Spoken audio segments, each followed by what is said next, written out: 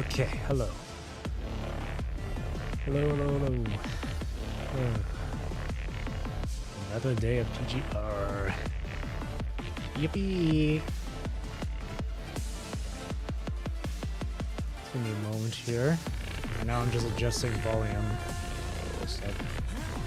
I just slightly turned up the BGM. Turn up voice here. I think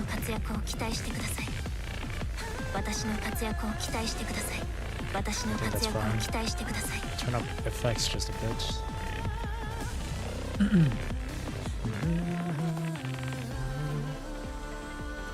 Alright. Today we're going to go through floating record, or I'm guessing the E for ER is like extra record or whatever. Sands of Wrath. The Noctis patch. Cool. I like how that we had just before that was number 21 Pharaoh, and now we're getting into Noctis's. So I like that. We're gonna get the full. We're gonna get all 3 characters done of Cerberus. Alrighty. And this is the last floating record they have for now. I'm guessing for the future A ranks it might be the same. Because this looks like this is where all the A ranks. Oh, I say A ranks, but there's also no one. I guess A ranks and uni frames. Anyway, let's go straight into it. Don't know how long this chapter will be. But considering all the past chapters, I'm assuming it's going to be 4 hours, 5 hours long, this one. Alrighty. Dusty Memories.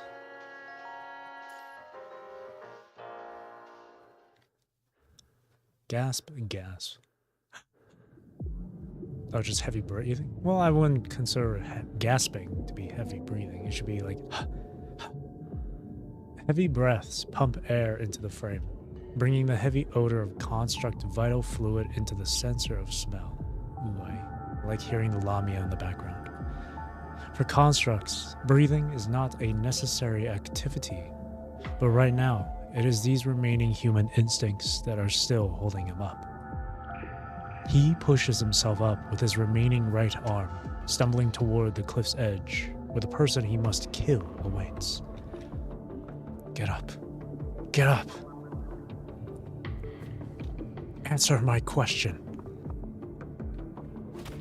Gnashing his teeth, he throws a punch at the man struggling to get on his feet, only to find his opponent still maintaining that infuriating silence like he always knew. Silent, reserved, calm, and reliable as always, his one and only brother. Yet, that silence is deeply hurting him at this very moment, as he is unable to vent his anger and sorrow. You just won't say anything, huh? Fine. Clenching his teeth, Noctis picks up a heavily damaged katana and holds it up, trembling. Okay then. Just die! Well, that was a little extreme.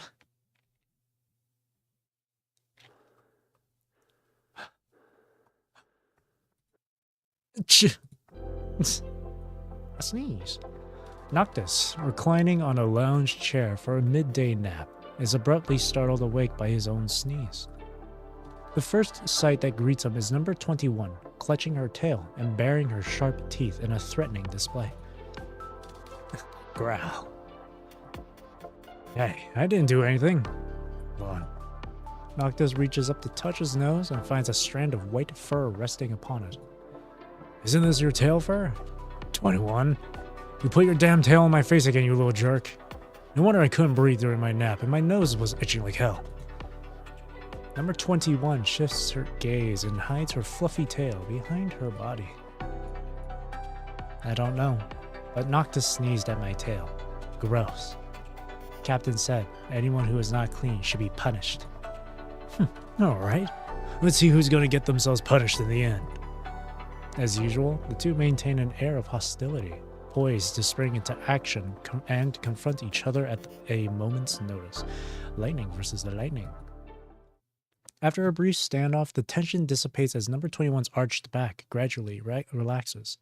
She lowers herself onto the floor, stretching her body in a display of boredom, while Noctis releases a weary sigh and unclenches his fists. I'm not feeling up to anything right now. I want to go outside and play. Due to number 21's unauthorized release of her frame restraints during the event in the hetero zone, she and her squad have become the target of the most troublesome faction, the Control Court. Before the Control Court reaches a conclusion, the members of Cerberus must remain confined in a restricted area surrounding their lounge. Hey, 21. You caught wind of what those Control Court guys were saying, right? If they actually find any evidence, what's going to happen to Vera?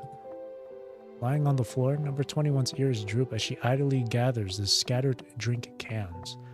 A moment of silence envelops the room before she finally opens her mouth to speak. The pink-haired person with the strange vibe said, "If it's true, I will be removed from the squad for investigation, or they will dismiss Captain from her position, making her leave." Number 21 blinks, her gaze shifting toward the door of the Cerberus lounge. Today marks the final day of the Control Court's investigation, yet Vera, who had gone to the Control Court, has not returned. If they manage to endure this day, the Control Court will no longer have any right to intervene in the affairs of the task force. I don't want to be away from Captain. Noctis sits on the lounge table, crossing his legs, his brow furrowed tight. However, before long, his usual unbridled grin manages to break free, spreading across his face. Ha! That's why you're just a little kid who can't live without Vera. Anticipating number 21's typical response of being provoked by his words and starting a bickering match, Noctis is taken aback, when instead she meets his gaze with a serious expression, shaking her head. It's not true. I'm different now. It's not because I can't live without the squad or Captain, but I want to stay here and stay by Captain's side. Different now. Good talk, huh? Noctis playfully tosses the empty drink can he holds into the air, watching it as it gracefully rolls through the air. By sheer chance, it lands perfectly on top of the pile of cans that number 21 has just stacked up. Oh, did you see that, 21? Isn't it impressive? Number 21 only takes a quick glimpse and answers him with the most faked applause. Noctis, you're too bored.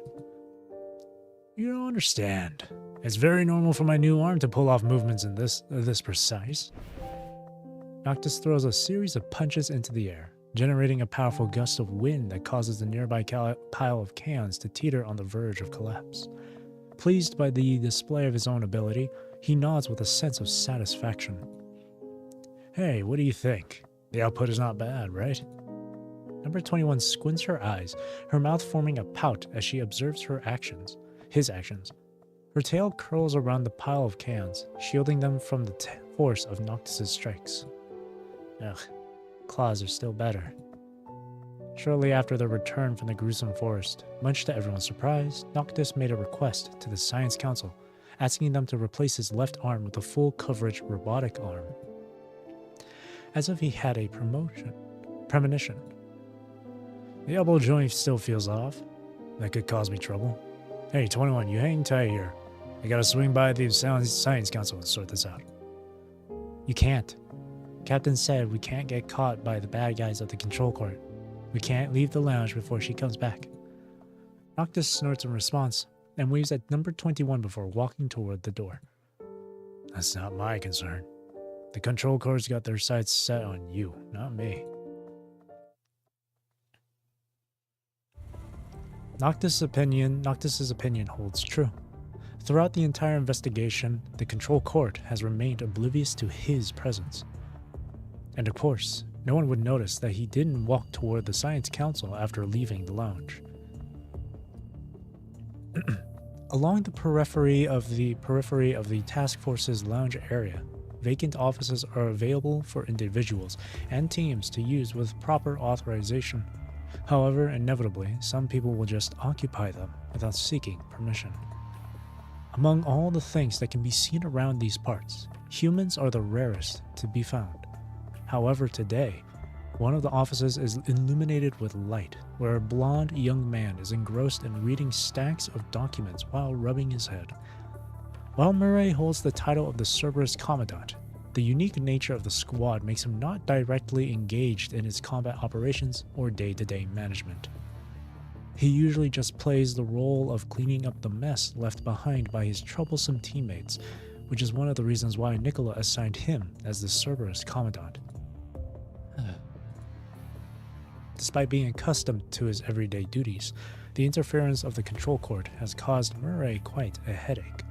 It takes even a toll on his stomach, which is protesting against the past excessive consumption of coffee. So, Corona plays a part in this, right? Standing before Murray is Noctis, who has managed to elude the surveillance of the control cord and make his way here. Well, all I can say is it's probably a good bet. Violation in this case isn't that serious, to be honest, but for some reason, the control cord just won't let it slide. But I'm just a commandant. There's not much I can do about the control cord's investigation. Murray speaks in a slightly awkward manner, even though he has already thought through all the solutions. But if things go down that way, he will undoubtedly find himself in trouble as well. The female construct of the control cord is indeed quite rough to deal with. During the Hetero Tower incident, Murray had a chance encounter with Ishmael, but he senses that there is more to her than meets the eye. That's why I'm not expecting anything from you. The thing I asked you before, did you get it done? After a brief moment of hesitation, Murray retrieves a key from the inner pocket of his jacket and pushes it toward Noctis on the desk. I know asking is unnecessary, but have you really made the decision? Don't even bother. Concerned that Murray might retract the offer, Noctis swiftly takes hold of the key and secures it in his pocket. Alright, this key is exactly the same as the one held by Vera. The fake data has already been inserted, where you were the one who activated the unlocking program. Oh, that's right. I didn't consider that. Thanks. Let me buy you a drink next time. Wearing a bitter smile, Murray gazes down at the contents of his cup, which have changed from black coffee to a soothing Kowloon tea per Lee's request. Thanks, but no thanks. I'm doing this to help myself as well. I'm just saying. Maybe I'll never get a chance to see you again after this. Who knows? If Noctis claims the responsibility of unlocking Number 21's restraint program, it is highly likely that those Corona people in the control cord would be rendered powerless to intervene against Vera and Number 21. But as the person responsible for the event, Noctis will probably not be allowed to stay in Cerberus. It's not my first time anyway. I don't care where I end up. Those two are different. After all, Cerberus will no longer be Cerberus without any of them. Murray raises his gaze, fixing his eyes upon Noctis, but eventually suppresses the urge to voice his thoughts to him. Oh, by the way, for that other thing you needed my help with, I've got a lead as well. As Noctis examines the picture that Murray has presented, his expression turns serious, his attention captivated by an exceedingly faint figure captured within the image. Murray initially wondered why Noctis approached him suddenly, expressing a desire for his assistance in fabricating evidence to shoulder the entire blame for this event. Upon reflection, Murray surmises that Noctis may be seeking an opportunity to leave Cerberus and investigate the individual in the picture, who was once his fellow member of the Purifying Force. Some task force members spotted a construct that looked like the one you've been searching for. They say they saw him during a mission near the clean zone, and here's the location. I see. Thanks. Noctis nods to Murray, tucking away the photo and the note containing the location. He offers Murray a not-so-standard military salute before exiting the office. Caught off guard by the salute, Murray is shocked, as he has never witnessed such a gesture from Noctis or any other member of Cerberus before. Oh well. Murray releases a sigh, a long-absent genuine smile gracing his face as he savors a sip of his hot tea. Am I more like a good commandant now? Lost in thought, Murray taps his temple for a little while. He then opens a desk drawer and retrieves a business card he had received recently from it, carefully examining the name printed on it. Okay, one last security measure. Using a specially modified secret channel, Murray dials the number on the card. Hello? Hi, is this Murray? It's Lesty. Returning a favor. Everglade Justice available. New Oakley.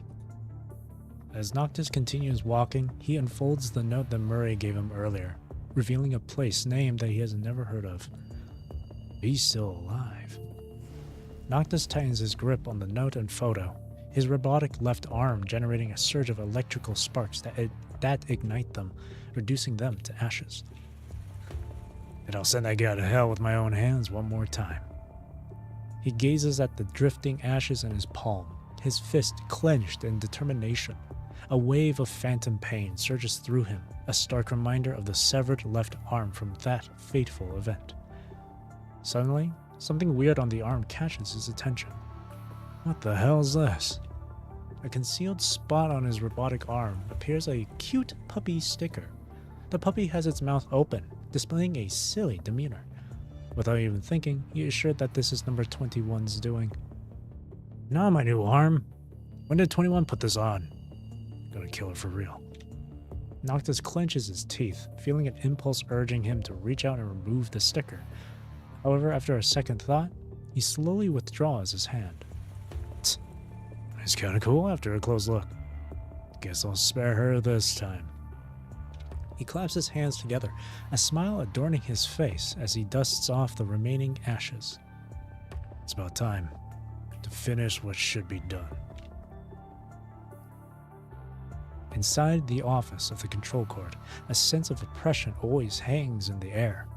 The immense pressure exerts its force, causing individuals burdened with their own inner demons to become terrified even before the staff begins presenting their evidence. However, the red-haired construct remains clearly unaffected, sitting with elegant poise in a chair and calmly sipping black coffee. It's a bit bland. Construct's taste receptors aren't the best to begin with. Make sure to serve up a stronger blend next time, alright? Hearing Vera's provocative words, the construct of the control court remains unfazed, upholding her customary smile without displaying any visible reaction. It appears that you're well aware that today is the final day of our investigation, so you came here to the control court to cooperate with us. Can't be a drag on the important work of the control court after all. But first things first, you gotta bring some evidence to the table. We will. Vera's face tightens into a frown, her smile fading away. What? The smile on Ishmael's face stays unchanged as her fingers gently tap against the table.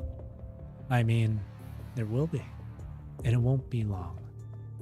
Before long, the office door is opened. A control court construct nods at Ishmael, hands her a memory unit, and leaves in silence. Although you all claim to not remember the details of the battle, we can still find out what happened on that day with this. What are you going to do? This backdoor program allows me to extract the combat data recorded in the restraint. While detailed data is unavailable, we can still find out clearly who disabled the restraint. Only Kurono has access to number 21's frame information. Control Court has clearly received their help. What? Number 21 finally has her mind stable. Are you going to drive her crazy again? We are not the ones that decide whether this will be used or not. You are. Vera gives Ishmael a furious, silent stare. We still have some time today. Take your time, Vera. Maybe you will be able to recall something about that battle soon. About you, about number 21, as well as the place you call Hetero Zone and the new hetero creatures bred there. Sorry to let you down, but there's no need. Before the auto door opens, a hand pulls it open with brute force. You are Noctis from Cerberus. Even Ishmael is slightly perplexed at Noctis' sudden appearance. Noctis, what are you doing here? Get lost. Ha, Captain. I'm not here for you. Ishmael notices someone familiar behind Noctis. Lesty. Did you bring him here? Hearing her name, Lesty barely squeezes through the gap between the door and Noctis into the office. I'm here. Are you mad at me? Ishmael lets out a slight sigh. She rarely does so, before continuing to speak. No, but I believe I have told you not to bring unrelated personnel into the control cart today. But Noctis isn't unrelated. He said he came to turn himself in. Ishmael rests her chin on a hand and stares at Noctis in silence, not displaying much interest. Turn himself in. That's right. I was the one who disabled 21's restraint. Everyone becomes speechless for a short moment. Vera finally speaks again with her hand on her forehead. Enough, Noctis. Do you even know what you're talking about? Of course I do. The joke's on you, Captain. You didn't even notice that I swapped the key. Laughing out loud, Noctis takes out the magnetic restraint key that he prepared. Ishmael, this appears to be identical to the key we retrieved from number 21. But no data could be extracted from the key found at the battle site, as it was severely damaged. Lesty, check it. Lesty gives Ishmael a quick, cheerful salute and leaves with the key. Mr. Noctis, I have no idea where you got this, but I must remind you that perjury and forged evidence are both serious offenses. Ishmael calmly sits back in her chair, turning her smile toward Noctis. However, if what you said was true, then you also must be punished accordingly. Noctis glances at Vera out of the corner of his eye, then waves his hand nonchalantly. Of course, I will bear the responsibility. Alright. Can you please describe what you did? I had contact with Vera's weapon container not long ago, and swapped the key at that time. She has been holding on to the fake key all along. Of course it was a lie. Noctis steals a glance at Ishmael to observe her reaction, but finds no unusual response. She just sits there quietly, waiting for Noctis to continue. I then found some technicians, from unofficial sources of course. They helped me to gain access to it. Why would you do that? It's very simple. Just think about it. If your teammate is a maniac who could go berserk at any time, you would want a method to control her, right? Murray told Noctis how to answer these questions long ago. If that's the case, why did you disable number 21's restraint at that time? Because 21 and Vera were holding out the most powerful enemy. If they failed, we would be next. I wanted them to at least buy me some time, so I disabled 21's restraint. Perhaps she could even finish Vera off for me, then nobody would find out about the fake key. Vera can no longer hold back her chuckle. Really? I never knew you were so smart. You flatter me, but I have always been. Vera has no idea what Noctis is doing, but she vaguely senses that he has a plan. Instead of stopping him immediately, she chooses to sit back and watch. Then why did it take you so long to tell us the truth? Because you have been investigating everything and everyone. It's only a matter of time before you get me, so I figured that instead of getting busted, I should just turn myself in. At least my penalty would be less severe. It could have saved both of us a lot of time if you figured it out earlier. Ishmael closes her notebook terminal and smiles at Vera. It's for the credibility of your testimony. I think we will soon find out. The office door is opened again as she speaks. Leslie has returned with the magnetic key. She walks to Ishmael and whispers in her ears. This key seems to be genuine. Or at least it is identical to the one we have. The record inside shows that it has only been used by Noctis indeed. I see. Thanks. Ishmael takes the key from Leslie and puts it on the desk without even looking at it. Noctis, we have investigated this key. It is indeed a genuine one, and we only found your usage history inside. But according to the combat operations report submitted by the Grey Raven Commandant, 2 of you were together throughout the entire operation. When did you activate the magnetic key then? Noctis becomes speechless. It seems he has never thought about that question. Ugh. Vera shakes her head and gives Noctis an enough look. But Leslie suddenly lets out a short exclamation, as if she has remembered something. Oh, my bad. I was too busy this morning, forgot to tell you. The Grey Raven Commandant modified the operation report. Hey, Tin Can. Good day to you. Don't worry, Grey Raven Commandant. There are only 2 of us in the room now. As Leslie claps her hands, the room suddenly goes dim. The screen that was previously playing the combat report loses all the images, as if it is experiencing strong interference. Now all the eavesdropping and surveillance devices, if there was any, should have gone silent. Sorry, but no. The control court lady specifically picked a time to visit you when all the Grey Raven constructs were out for missions. The reason for her visit was also quite intriguing. I won't change the combat operation report. Why? I've been begging you for so long. Leslie lets out a sigh and naturally sits opposite to you. What's your purpose? Purpose? It wasn't really my purpose. I was just asked to do it. Leslie curls her bangs around her finger, mumbling with her cheeks puffed out. As a member of the control court, even if she only holds a junior position, there is still no need for her to get herself into trouble for no reason. Is that so? May I know who asked you? I'm not allowed to disclose that. Still, I can't just let go of it. Anyone with common sense can tell that this investigation was all because of Corona's report. I don't know why they want to target Vera so badly. Resting her chin on her hand, Leslie giggles and looks at you.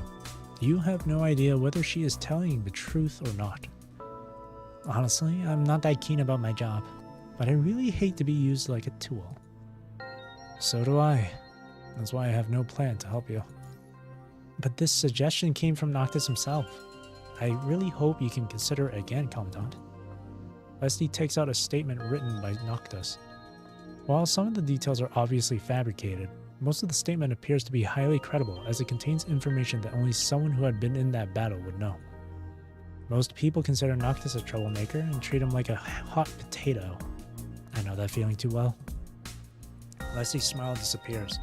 She hands you the operation report once again, now with a rarely seen serious look. I don't know what Cerberus means to Noctis, but if he is so determined to do so, he must have his reasons. Leslie pats herself on the thigh and gets on her feet. The usual cheerful smile comes back to her face. Well, I'll excuse myself here, but I'll leave the report here with you. I think I have done what they asked me to. Looking at the operation report and Noctis' statement, you let out a sigh, but grab the pen eventually. Ishmael browses through the Grey Raven Commandant's combat operation report. Part of the content has been modified. Most importantly, it now clearly indicates that Noctis went solo for a certain period of time. All the evidence has aligned. It seems there's nothing that we can refute. Ishmael looks at Vera with a flawless smile. I apologize for wasting your time, Cerberus Captain Vera. She then turns to Noctis with an even brighter smile. As for you, Noctis, considering the multiple acts of insubordination you have committed during the combat, including unauthorized actions and disabling fellow member number 21's restraint without permission, the final sentence will be sent to you later, but there's one thing I can tell you right now. Unfortunately, you will never return to Cerberus again. Yeah, no. Noctis casually waves goodbye and pushes the door open and leaves without even looking at Vera. That's a good memory you have, Vera. Huh, not anymore. After seeing Vera off, Leslie asks Ishmael a question nonchalantly. Are we going to just close the case like this? I think so. The end result should make those people happy. After all, the evidence is conclusive, isn't it? I really don't understand why they are so obsessed with Vera. But speaking of which, you also seem quite interested in this case. Why? Ishmael casually glances at the mission report. It mentions the Heterozone, a special red tide area generated from inver-hetero towers, also the birthplace of new hetero creatures. Can I ask you a question, Lesty? Why do you always answer my question with more questions? Oh yeah, go ahead. Lesty giggles, but her eyes still focus on Ishmael's every action. Do you think humans are animals? Humans evolved from animals, right? Of course they are animals. What about constructs then? Do you think we are humans?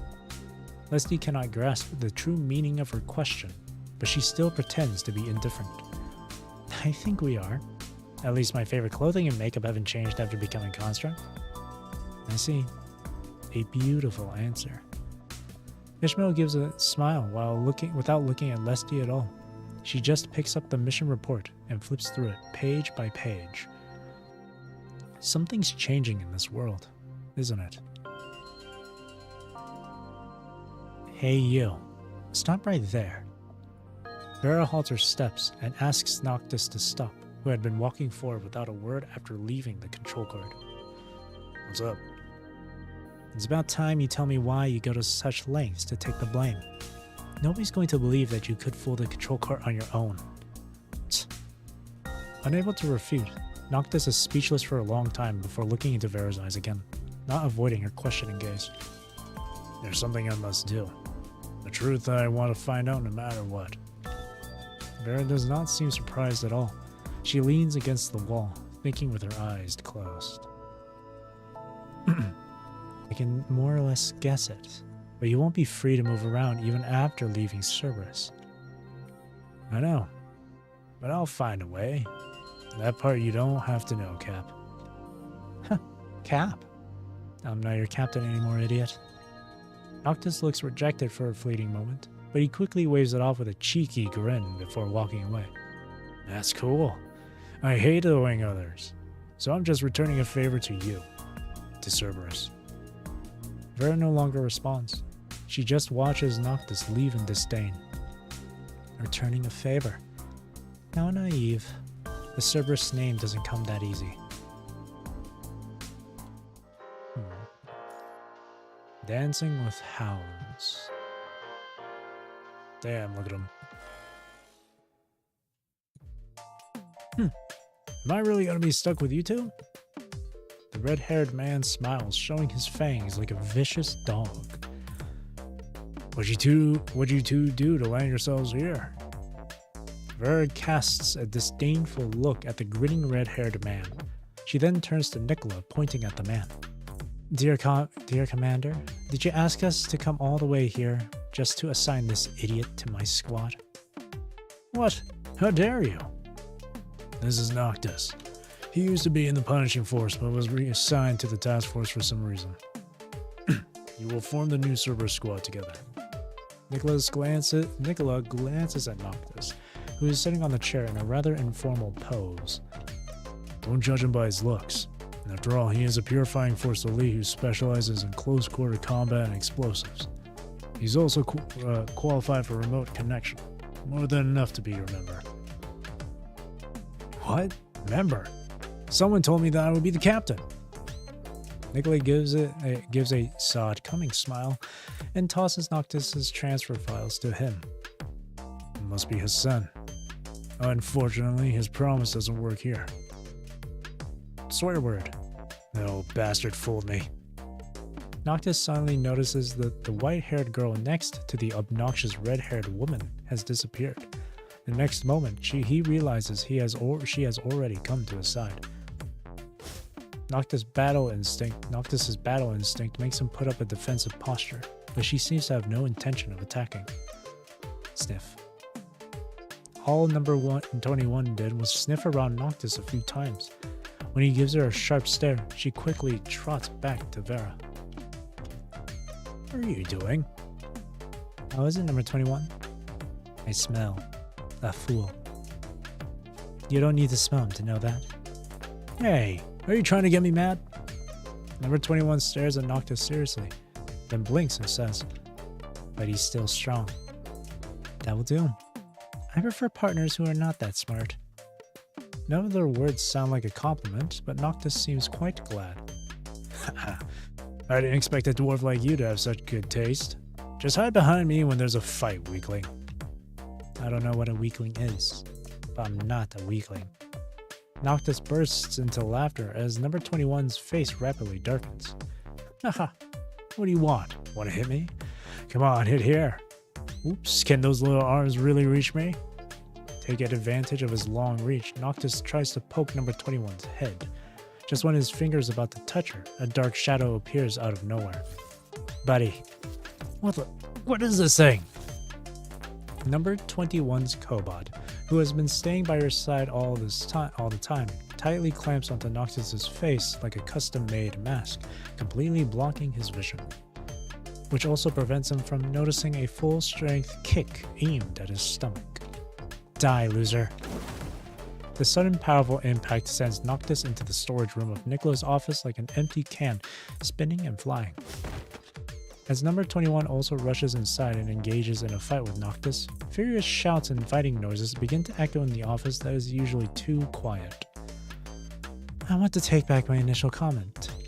Despite the intense fight, Vera continues to lean against Nicola's desk, reading through Noctis' documents as if nothing happened. Told you it would be a great candidate. I'm not talking about Noctis, it's you. I'm impressed that you have the guts to choose us as your direct subordinates. You seem to be a lot braver than those bureaucrats. Nicholas snorts and smiles nonchalantly. Just do some regular task force missions for now. Adapt and adjust yourselves as fast as you can. Soon you'll have a real mission to do. Vera takes the list from Nicola and carefully browses through it with a smile. She picks the first combat mission for Cerberus in no time. But there's another problem to be solved right now. Nicola opens a contact list on his terminal and finds a name at the very top. Celica, it's me. Can you ask the engineering force for someone who's not on a mission? Before he could finish, a loud explosion came from the storage room, followed by thick smoke. Wait, no.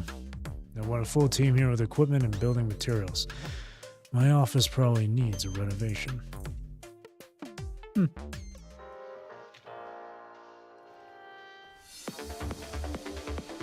The first mission. Hey newbie, go clear the place and set up the trap. I hope that isn't too hard for you. If you can't do it, you will clean the toilet. Huh? These enemies aren't even a starter for me.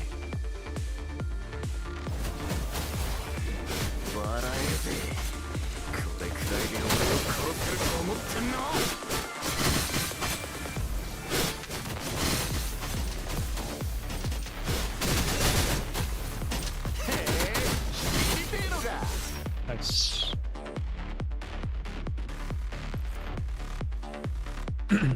Too bad I won't get to see you cleaning toilets with an apron. Number 21, report your situation. Number 21 here. I'm guiding the large corrupted toward Captain and the dumb newcomer, arriving in 15 minutes. Set up your mind, newbie.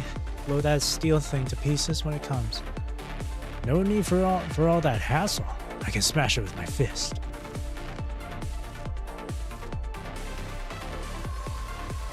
Buddy and the big chunk are on the way. Run, buddy, run!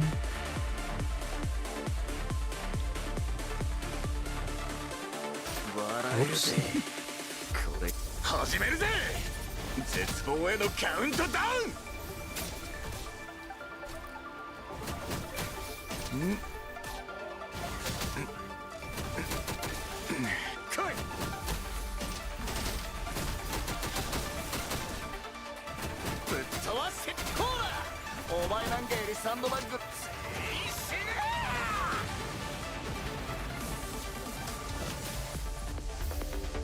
You're pretty good as a newbie, but puppies should listen to their master. Stop calling me a bloody newbie. The name's Noctis. If you want me to call you captain, you have to beat me first. Oh, we're fighting. Yeah. Oh. 始めるぜ。絶望へのカウントダウン。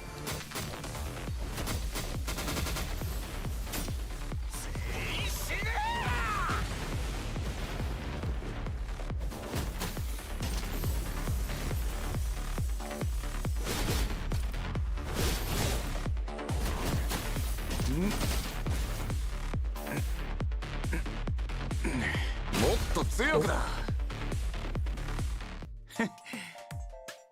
飯食ってねえのか。 Oh, why is he still talking? Where am I? Noctis slowly opens his eyes. He gets really confused by the sky that seems extremely close and decides to space out. Captain, he's awake. Noctis hears a voice over his stomach. He feels even more confused, but suddenly remembers why he ended up lying here. You're quite tough. Number 21's full strength only knocked you off for 3 minutes. Well, if you were on the battlefield, 3 minutes are more than enough to kill you or turn you into a corrupted. Get off me! Noctis' hands and feet are tightly tied together, so he can only wriggle around, trying to shake off the construct standing on his belly. I'm standing on a caterpillar. Despite Noctis' desperate struggles, number 21 just spreads her arms out and maintains perfect balance. I ain't no caterpillar, at least a centipede. Fuming with anger, Noctis curls his legs to make a kip-up move in Kowloon martial arts, using his core strength, bringing himself back on his feet. Finally thrown off, number 21 does a somersault in the air and lands firmly on the ground. Noctis exerts all his strength to break the steel rope that ties up his arms. He quickly strikes a fighting stance against Vera and number 21, albeit his still tied-up feet make him look more funny than fierce. Gee, the rope is used by the support force to tie up large cargo. Can he even break that? That thing will never hold me back. It was supposed to be a one-on-one. I would never lose to you if you didn't cheat. Still looking for excuses. Noctis is such a sore loser. Shut up! Smiling, Vera walks to number 21 and pats her on the head. It's a member of mine. Number 21 is considered my weapon. Just like this katana, I was just using an available weapon against you. I think that makes perfect sense. Noctis opens his mouth, but cannot find a word. He just feels something is not quite right. Noctis is in fool indeed. Besides, nobody would fight with dignity in a real battle. How did you even survive until now in the Purifying Force? Purifying Force members often have to face the most desperate, vicious enemies in their missions. I know what you mean. Unlike the mindless corrupted who will only charge directly at their targets, the Purifying Force would do anything to survive, no matter how despicable. The victory was mine, but if you are too much of a loser to take it, you are always welcome to challenge me again. With his hands on the hip, Noctis lets out a sigh and punches the steel rope binding his feet loose. Number 21 and her cobalt immediately move to Vera. Whatever. I'll listen to you. But don't get me wrong, I didn't lose to you. It's just that. Noctis looks at his robotic arm. The damage marks on it are still clearly visible. Like someone, I made the promise, and I'll stick to it no matter what. Vera returns her katana to its sheath. She smiles and gestures to number 21 so that she can relax. I like this guy. Yeah, all three of them are wacky when they're together. They're wild animals. They're wild doggos. Well, as the captain of Cerberus, I'd like to give you a piece of advice. You want to go back to the Purifying Force to investigate the murder of its ex-captain, right? How did you know? Because I have a brain and eyes, and I also know how to use my weapons. You seem to like the type easily influenced by anger. It's your weakness, but it can also become your strength. While you are in Cerberus, find out the real target that you should unleash your anger on. That way, maybe you'll get one step closer to the truth you want. As Vera is about to leave, she pats on number 21's back, signaling her to follow. Left alone, Noctis is still pondering Vera's words. 'Cause I think. Cerberus. From evil hunting hounds to puppy watchdogs, huh? Noctis looks at the Cerberus emblem on his new coating. It is a symbol of the Hellhound. Despite its 3 ferocious heads, to most people's surprise, it is a guardian. What are you still doing there? Hurry. Noctis scratches his head and quickly follows along. You can drive, right? We need to drive to the shuttle pad. Hearing the voice calling him from afar, Noctis sneers and points at his nose.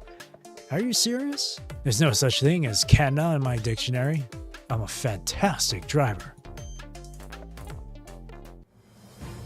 I'm sure you are. Defector.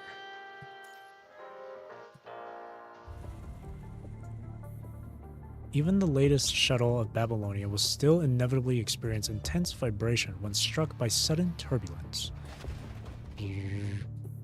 Does this guy even know how to fly a shuttle? My brain is getting all screwed up. I'll make a better pilot. Unable to endure any longer, Noctis finally explodes, complaining loudly. Huh, you wish. If you run away, we'll have one more defector to hunt. Don't increase our workload. The Purifying Force member's comment stirs up more chuckles inside the cabin. Huh. Want me to beat you up, don't you? Just as Noctis is about to walk up and punch him in the face, another Purifying Force member nearby gently intervenes. Who is this dude? He looks cool. Alright, that's enough. Don't forget the Grey Raven Commandant is also here. Don't worry about me. I'm just hitching a ride. Lee and Liv are both in Constellia, helping the engineering force to repair the damage from previous battles. Meanwhile, Grey Raven will also be representing Babylonia to meet the local mechanoids, as well as the first batch of residents relocating there. You are on your way to merge with them. You just happen to be on the same shuttle together. As an outsider, you do not really have anything to say about the Purifying Force's internal affairs. We're comrades after all. Be nice to each other if you can. The Purifying Force member sighs and gives Noctis a hostile look, but finally quiets down. I was just joking. Does he have to? Frustrated, Noctis also sits down with his arms crossed. After the Control Court made their final decision, Noctis was forced to leave Cerberus unsurprisingly. He is once again a member of the Purifying Force that he served before. The penalty seemed somewhat lackluster for the level of investigation. Perhaps Noctis was never the target of the Control Court to begin with, or someone helped him behind the back. Didn't expect you to know these guys so well. Compared to the last time Noctis served in the Purifying Force, he hardly knows any of the members now, at least not in the shuttle. I only met them once. You were there too. Perhaps you once fought together when Bianca was trapped in Copperfield Aquarium. The Purifying Force members are a lot nicer to you than Noctis. How modest of you. I wasn't at Copperfield Aquarium, but from what I heard, if not for you, all the Purifying Force there would never have survived. I'm so lucky to have met you today. The name's Damon. The Purifying Force member who calls himself Damon extends his hand toward you. Compared to other Purifying Force members who are usually silent and reticent, he seems a lot easier to deal with. Shake the hand. After Damon pulls his hand back, he reaches out to Noctis again. What? Just like this Commandant said, since we are comrades now, for now, shouldn't we try to get along with each other? Noctis glances at him and sneers, showing no intention of shaking his hand back. Damon, huh? I have no interest in getting along with you. We just happen to be on the same mission. Knowing each other's names is more than enough. Damon's expression freezes for a split second, his hand trembling slightly. He's right, Damon. We don't need to get along with him. Even though he's now assigned to the Purifying Force, we are essentially watching him. Another member spoke up. You remember him, as you once fought alongside each other in the battle at Copperfield Aquarium.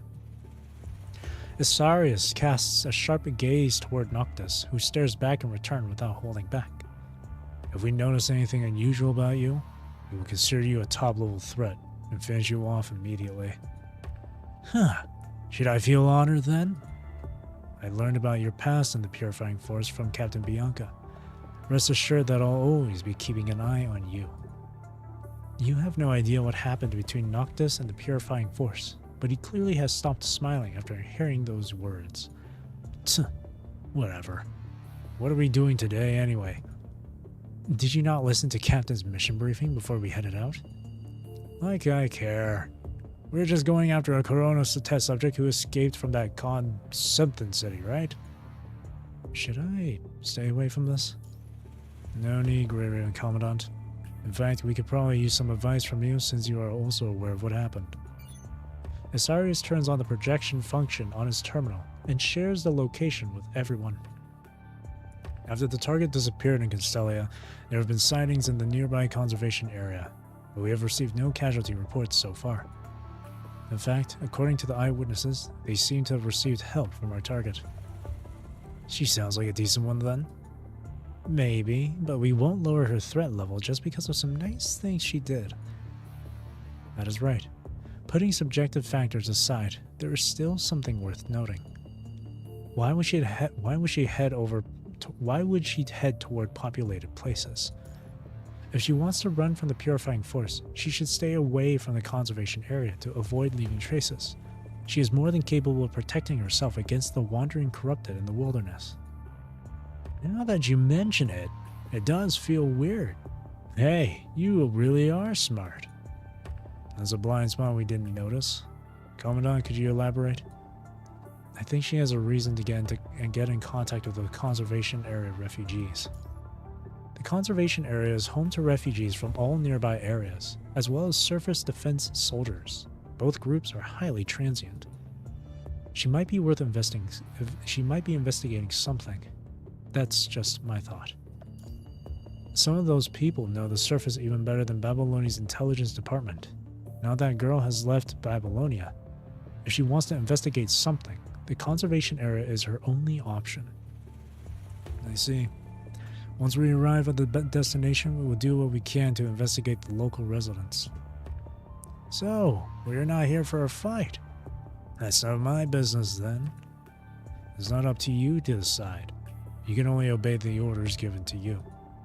Noctis makes a sigh of disdain. He then glances at the coordinates on the image projected from the terminal. Wait, these coordinates. Is there a town named New Oakley about 300 kilometers to the east? Asarius has keenly sensed Noctis' unusual interest in the town. What are you up to? Just trying to understand the mission target, duh. Isn't that what you guys told me to? Fine, I'm out. Just call me when we arrive. Noctis crosses his legs scornfully, but he keeps staring at the coordinates out of the corner of his eye. Noctis pretends to close his eyes and zone out, but he is clearly thinking about something. This action itself is a very rare sight. You feel a little worried. You're hitching a Purifying Force shuttle to the surface in a few days, right? How did you know? Don't answer my question with another one. Yes or no? Yes, but just out of a convenient coincidence. The Purifying Force hardly moves together with other forces as their mission locations are usually classified. Still, this mission just so happened to be relatively public, so it did not matter much. Noctis is also in the Purifying Force now. If you ever see him doing anything abnormal. Abnormal? Anything that seems off to you. Try to stop him from doing anything dangerous if possible. Sure, I will. Vera is still wearing the same hard, distant look, but somehow you feel she is a little relieved. Are you worried about him? Worried? Not really. Guess I just don't want my handy weapon to break. Vera's gray gaze becomes sharp again. You know what she is about to say next is all serious. If you cannot stop that fool, just stay away from him. Did I make myself clear? I mean, sometimes you seem even more oblivious to danger than number 21 and me. You take a glance at the map. The shuttle is not far away from the conservation area. Other Purifying Force members are quietly discussing their plans after reaching the destination. Noctis, on the other hand, still keeps his eyes closed and pretends to be dozing off. He seems not interested in the discussion at all. Everything seems okay, until Noctis' eyes become wide open with confusion. Hey, do you smell something? Stop it. I've had enough of your nonsense. Stop getting on our nerves. Noctis seems to completely ignore his words. He just keeps sniffing around in the cabin. Noctis? Is everything alright? The smell.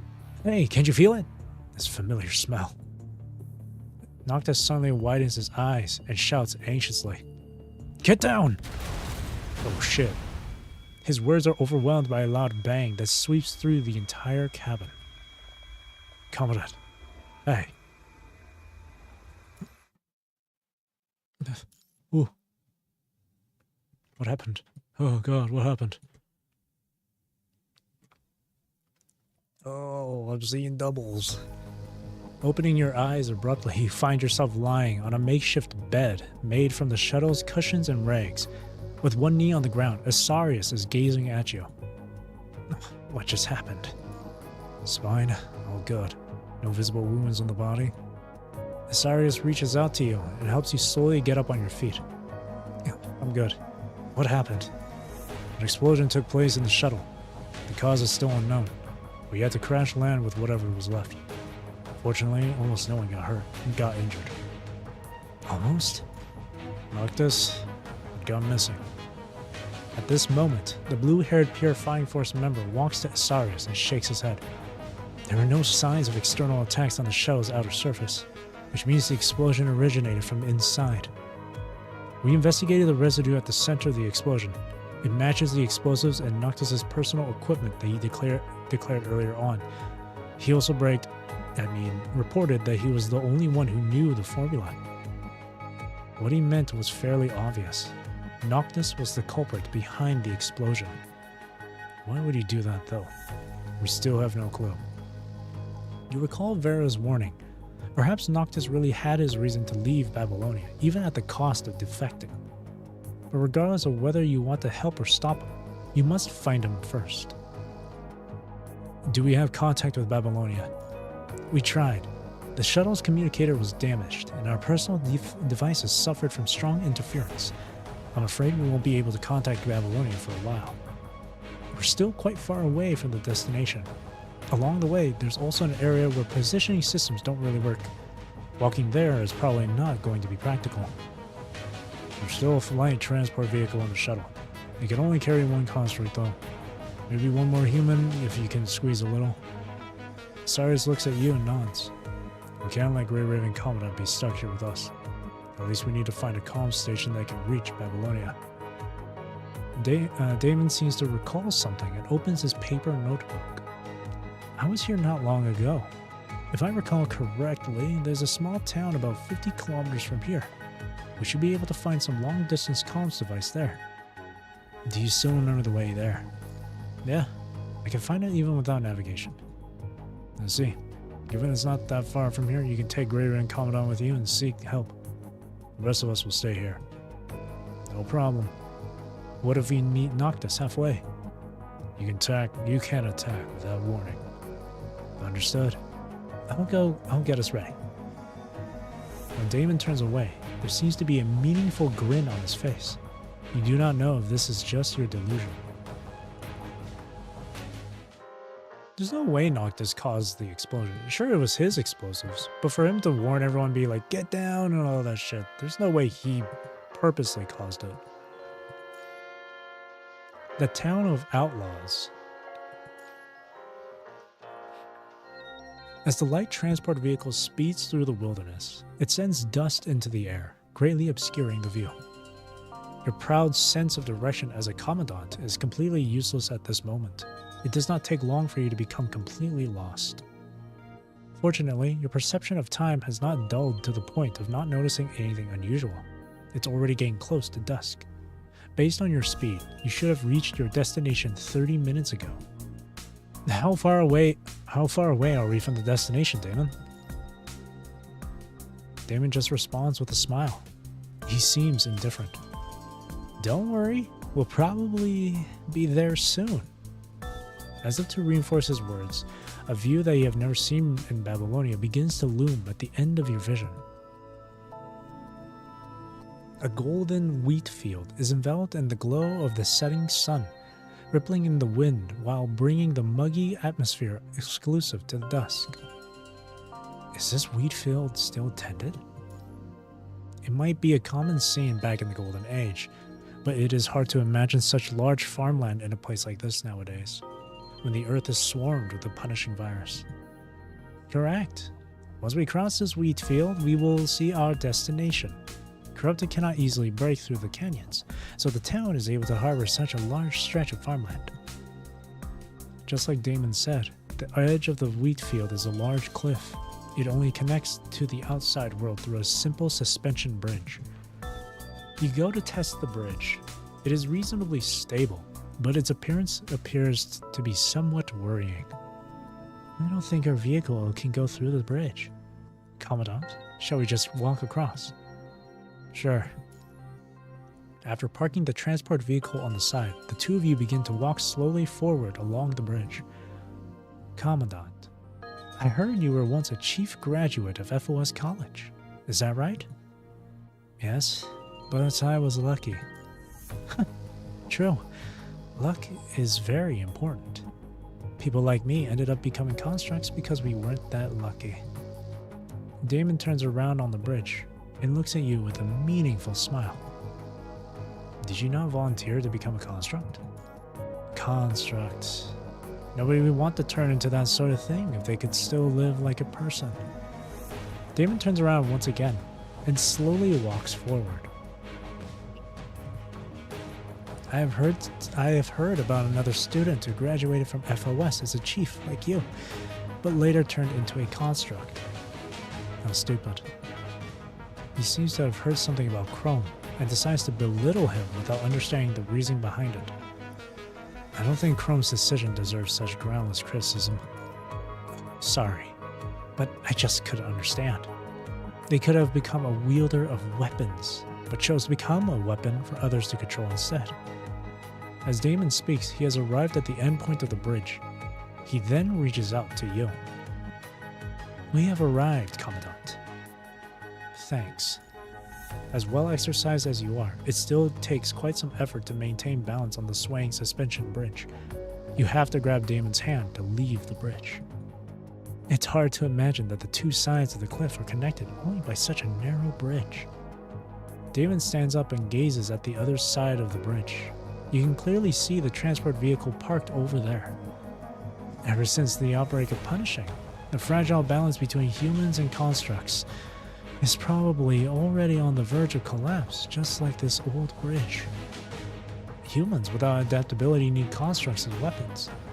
But constructs, on the other hand, don't really need humans that much. Don't you find it unreasonable that constructs, who are supposed to have superior power, still have to listen to frail humans? Damon smiles and takes out an inconspicuous black device. It's about time to break this false balance. Let's start with the disappearance of our forged hero, Grey Raven Commandant. Damon presses the button on the remote, triggering a violent explosion in the transport vehicle on the other end of the bridge. The bridge nearby is also engulfed in flames. What are you doing, Damon? I wouldn't ask such a stupid question if I were you. You try to connect to Asarius' signal in secret, but there is no response. Forget about asking for help. We are outside the signal range of your terminal's short-range communication. The Purifying Force would never hear you. Just surrender, will you? No wonder he is so confident. Even if the Purifying Force members realize something is wrong, they will never find this place. And if they do, they will not be able to come over after the bridge is gone. Damon waves his hand. A few constructs emerge from the wheat field. There are no clear signs of identity on their outfits, but you can easily tell that they all come from Babylonia. Defectors. Why are you colluding with them? Right. The Purifying Force is meant to exterminate all the defectors. That's the justice of you humans. You just stand on a moral high ground making us kill each other. But who cares? Who cares about whether a weapon is soaked in blood or not? If you have doubts about the mission, I'm sure Bianca would. Shut up. She has a kind heart that shouldn't belong to the purifying forces, Captain. But that's what makes her vulnerable, so you can use her. That's why you assigned her to the position in the first place. The two renegade constructs slowly walk to you, drawing their katanas. You have witnessed this scene numerous times, only that this time the blades are targeting yourself. Stay back. Don't get any closer. You pull out the pistol and fire a warning shot, but they completely ignore it and even begin to sprint towards you. There's no other choice. I have to open fire. I wouldn't do that if I were you. Generalissimo wanted to spare your life, but I can't guarantee they will still hold back if you resist too much. Generalissimo? You have no time to wonder who this Generalissimo is, as the constructs are already within the range of your pistol. Bang, bang. 2 shots are fired, but they only hit the leg armor of one of the constructs. What? Still pulling your punches at this time? How arrogant of you. The renegade construct sneers and tries to walk again, only to find his legs unable to move. Commandant was aiming at our dust-proof device. The design of these old model construct frames never thought about the possibility of fighting in different surface elements. Their leg armor is meant to be dust-proof, but just barely. However, these renegade constructs have obviously been on the ground for a prolonged period without maintenance. A large amount of sand and dust have accumulated in their dust-proof devices.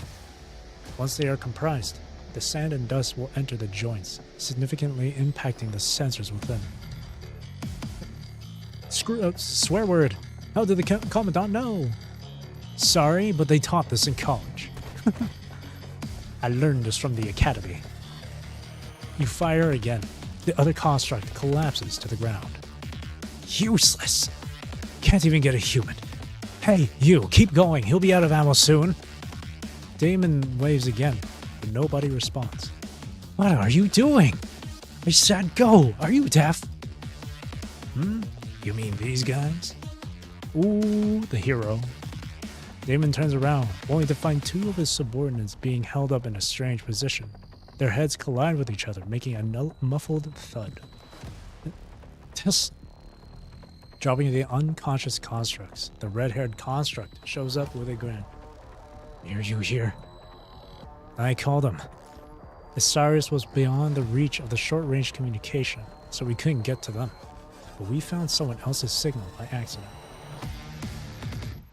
Hello, Chris not found. Hello. You did not know whether the defected Noctis would still respond to the distress signal, but you had to take the chance. Huh? So you were the one calling for help? Bloody idiot! Why didn't you destroy the terminal after deserting? Oops, sorry. I actually forgot. Besides, I wasn't deserting. Call it a tactical retreat. Noctis approaches Damon with a malevolent smile. I did expect to find a culprit who tried to set me up. What a coincidence, don't you think? But you're not supposed to know the formula of my explosives. Less. Noctis has rarely looked so serious. His eyes lock on Damon with a death stare. Who's behind you? Tell me now. Noctis continues to push forward. Cornered, Damon looks at you, only to see a gun pointing at him.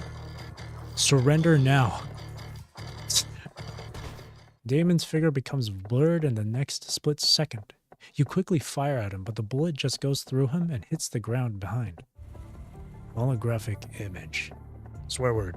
He got away. Considering you are standing next to a cliff, he could only have escaped to the town.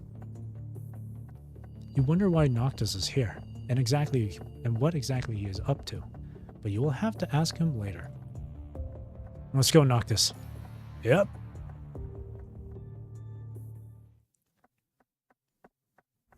This town ain't big enough for the 2 of us. After crossing the wheat field, you soon see a sizable town. The buildings inside are mostly made of wood, but look quite old-fashioned. They look drastically different from the buildings in the conservation areas, which are either built with Babylonians' help or have existed since the Golden Age. Hey, have you noticed? The people here are all kind of strange. I don't think we get to say that, though. What the hell? guy's shirt? Like Noctis said, although the local residents seem to be minding their own business, they are all glancing in your direction. They're just humans. Some of them look like constructs, too. Where do they come from, though? Noctis. Noctis has no intention to respond to you as his attention is quickly diverted by the locals on the roadside. Haha, look! There's even a super weird mechanoid! Did they all live here? Noctis pats on a mechanoid cleaning up dried wheat straws and bursts into laughter. Hey, Noctis! Stop calling me! What's up? Noctis turns around and realizes he has been surrounded by many locals. What is this guy's shirt? The dude in the middle! He's an Idol fan, look at him! Or a Magical Girl fan, look at that shit. Their empty hands are now wielding all sorts of weapons. Even the mechanoid has a clinking machete in his hand. Oh, okay, that's terrifying. Wee! Being surrounded? I cannot think of another possibility. Not surprised at all, Noctis strikes a combat stance, with his eyes rapidly scanning over the armed residents. So, which one should I take on first? The masked big dude with a chainsaw? No, don't fight. What? They have already brought up weapons. Do you think they just came to chat with us? Just leave this to me. At this moment, the crowd slowly moves aside to make way for someone walking toward you.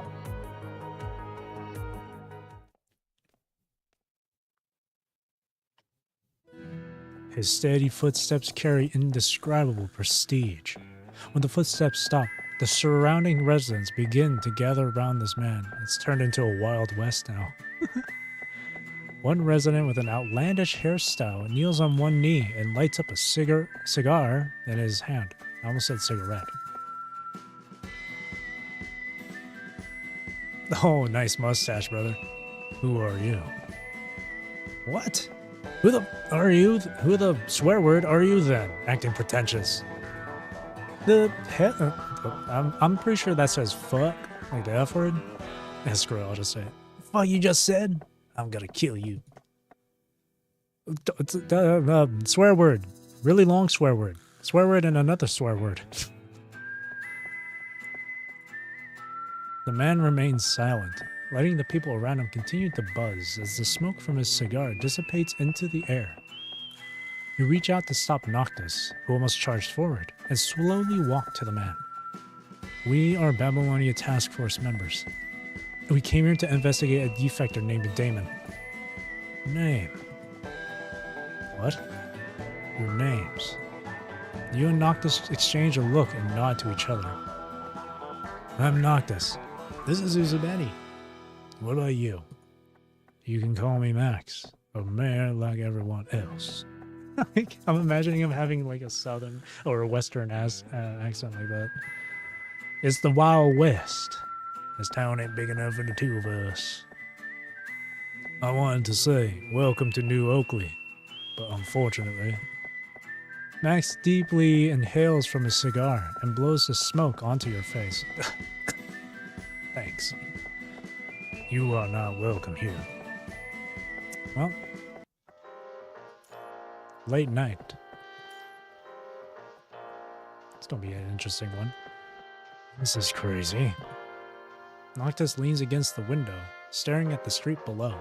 It is already late in the night, but there are still quite a few people wandering. At least 5 are watching us. The entire town would know if we ever go out. With a sigh, Noctis sits back on the inn bed and lies down in boredom. How are we going to catch up to that bastard like this? Max arranged, or forced, you to stay in the inn he picked. Like he said, everything from Babylonia is not welcome in this town. You will not be able to find Damon by searching through each and every house. That mayor did mention that the town would be temporarily closed. I heard that the town would be closed for the annual Harvest Festival. No unauthorized personnel can leave and enter the town easily, so there is a high chance that Damon is still inside the town.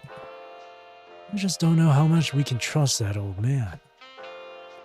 By the way, Noctis, I have something to ask you. Noctis crosses his arms on the bed with a different look. Perhaps he has already anticipated your question. Ask whatever you want. It's up to me whether I want to answer them or not. Alright. First of all, you didn't blow up the shuttle, did you? Will you believe me if I say no? Noctis sneers and laughs, but soon becomes serious again. I'm the only one in this world who can mix that kind of explosives. Or I am supposed to be the only one. Supposed to be? Yeah. Other than me, only 2 people are supposed to know this formula, but they both died right in front of me. Like very dead. Noctis looks at his own reflection in the window. The marks of that battle are still visible. But I'm not so sure anymore. Damn it. Why would Damon set you up then? How am I supposed to know? What was he even thinking? Who is this Generalissimo he mentioned? Some great guy. Maybe. I don't know shit. And Noctis is getting a little annoyed. He suddenly bounces up from the bed. Wait a minute, why am I the only one answering your questions? It's not fair. I have something to ask you, too. Oh, right. You have no idea why he's suddenly obsessed about being fair. First one. Why did you show up with that guy at that place? As expected, Noctis was unaware of Damon's intention. You have to explain to him again what Damon did. You must be that guy's target all along. He just wanted to pin it on me. I'm gonna skin him alive and make him regret installing a pain sensor. Okay, your turn now. Ask me. Tell me about New Oakley. You mentioned this name in the shuttle too. So, you sure are a sharp one. Why did you know this place before we even came here? Noctis remained silent for a while before speaking again. It's related to the 2 dead people I mentioned earlier. One of them was Nigel. I knew him well back in the Purifying Force, and he was the last one I killed as a Purifying Force member. Nigel, you have never heard of that name. None of the Purifying Force members ever talked about him either. To put it simply, someone saw him in a small town on the surface. The name of that town just happened to be New Oakley. From Noctis' reaction, this Nigel guy definitely means more than someone he knew well to him. Damon could be related to this guy you are after. Exactly. That's what I thought too. There's no other way he would know my formula. Noctis starts to get excited as the truth gets gradually unraveled. Alright, my turn. Why would Damon go through all that effort just to take you to this place? Good question. If he simply drove the vehicle away from the Purifying Force's crash landing site, he would have caught you off guard and probably had a better chance. Still, he insisted on coming to this town first and blew up the bridge. It raised an alert and eventually led to his failure. Perhaps he did not specifically arrange for an ambush here. Rather, his men were always stationed around this town. There could be other defectors like Damon living in this town. Are you saying that this town is full of their people? Probably not. Right. We probably wouldn't have survived till now if that was the case. Marin doesn't like us, but at least he hasn't harmed us. So we're back to the same question. How are we going to find him? This is not going anywhere. It's my turn to ask now. Okay, bring it on. Why did you run away? Noctis did not see this coming. He looks a little shocked. What? Why? I told you I came here to check if Nigel was still alive. Why didn't you talk to others first? Talk? Nah, it's my own business. I don't need to get them involved. In fact, both the Purifying Force and I are already involved. So are Vera and number 21. Come on, what does it have to do with them? They are worried about you. Vera, worried about me? You must be hallucinating. Noctis almost fails to hold back laughter, but he just sighs and keeps his mouth shut. What a bloody mess. I chose to investigate alone because I didn't want to bother them. Let's find a way to go back to the Purifying Force tomorrow and explain to them. Hell no. I'm never going back. And neither can you. Noctis is very adamant about it. Still, you can tell that he's no longer as impulsive as he was at the beginning. You're just too naive. Some of those Purifying Force members could very well be related to the defectors. I just don't want to suspect our comrades without grounds. I know. Neither do I. Still, you can't completely trust someone even if they are your closest family and friends. Anyway, I'll go to the town tomorrow and continue investigating. They probably won't like us doing so, but there's no other way. But I'll keep an eye on you. Disgruntled, Noctis lies down on the bed and closes his eyes. Whatever you like. Thinking too much is not going to help. What you need the most right now is to rest and keep a clear mind. Good night then.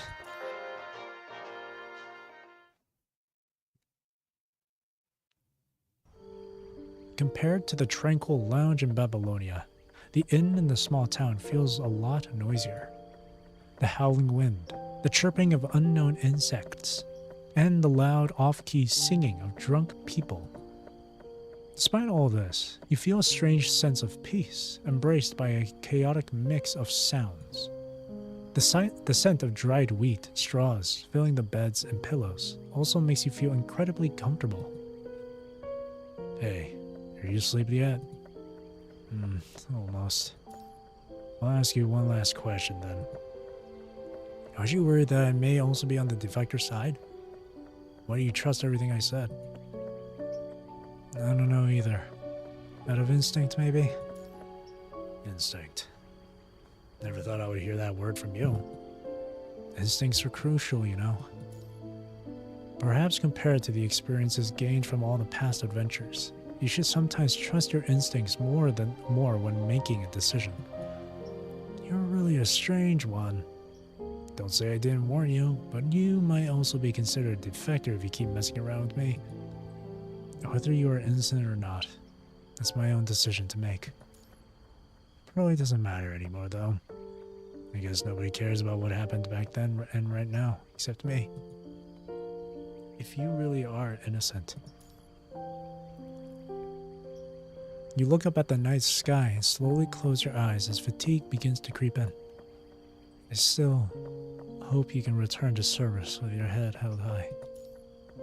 Enveloped by a sense of relaxation, you gradually fall asleep. Why care about me so much? This thing has nothing to do with you.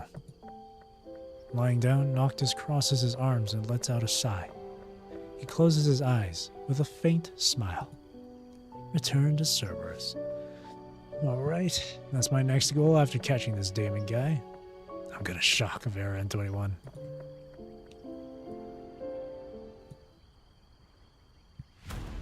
Watanabe and the officers of other departments rarely come together, but today they have gathered in the Forsaken HQ.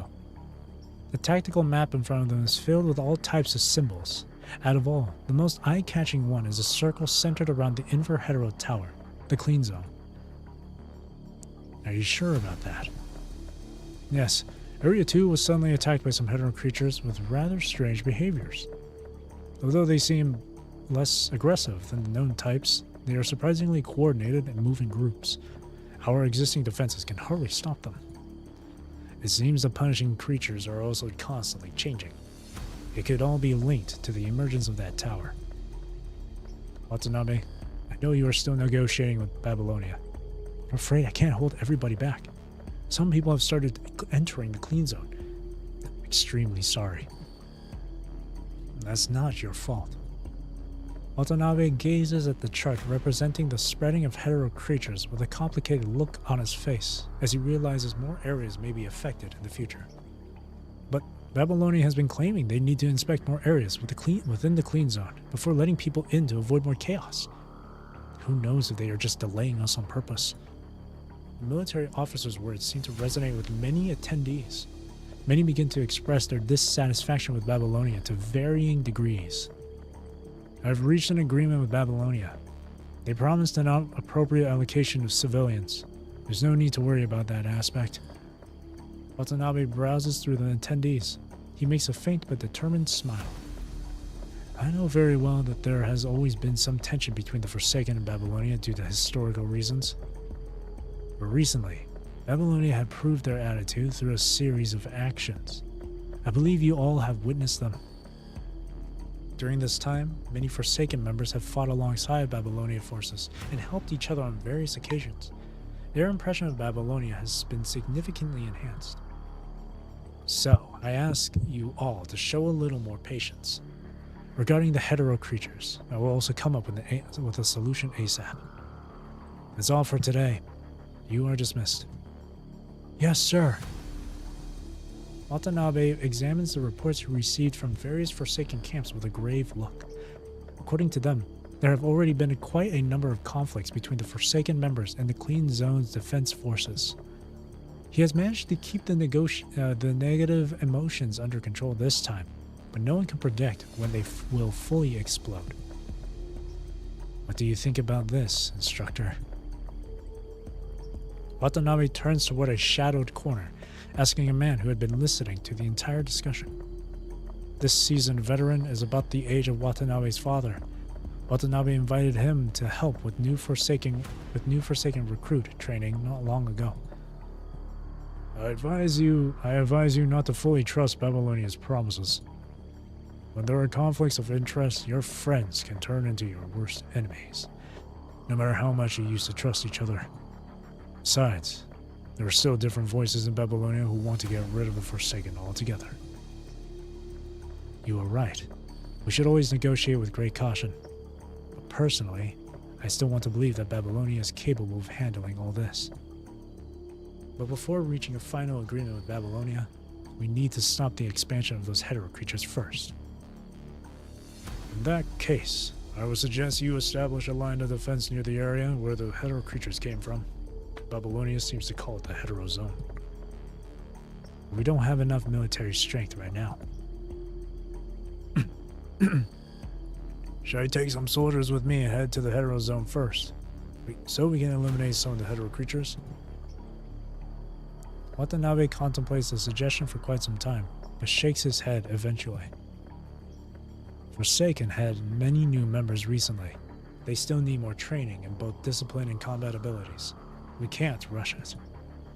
And since we're trying to regain the Forsaken's confidence as a whole, I think I should lead this operation to better boost the morale of our forces. Stroking his beard, the man nods with a smile. I'm glad to see you considering things more thoroughly now, Watanabe. Just do as you wish then. Alright.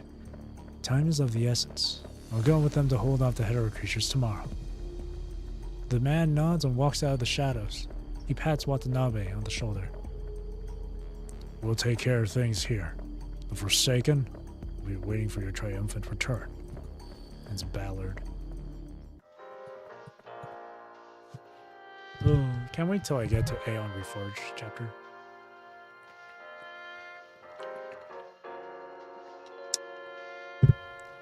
Ooh. New blood. How far am I on this? 25%. New blood.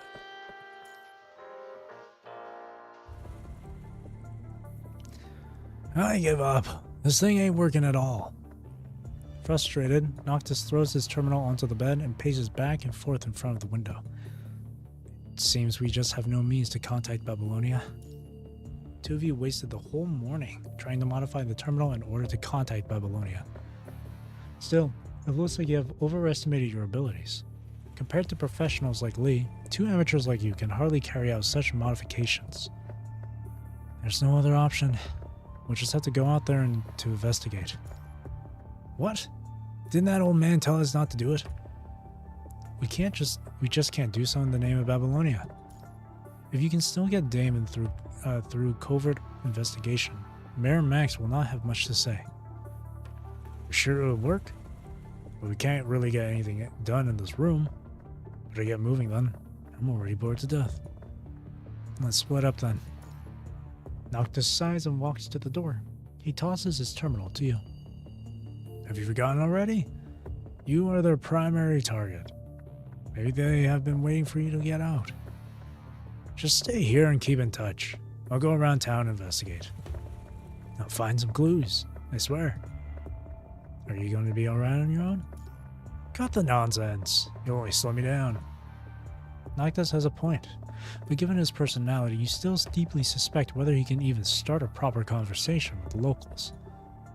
Perhaps you should just start praying that he will not engage in another conflict.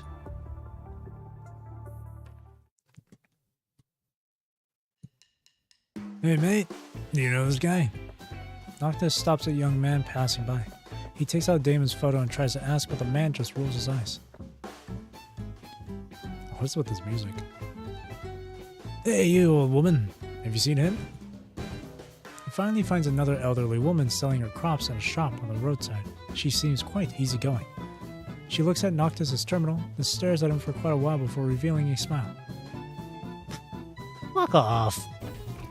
With a voice that is way too loud for her age, she pulls the door closed with great force, shouting Noctis, who is still clueless about what just happened, inside.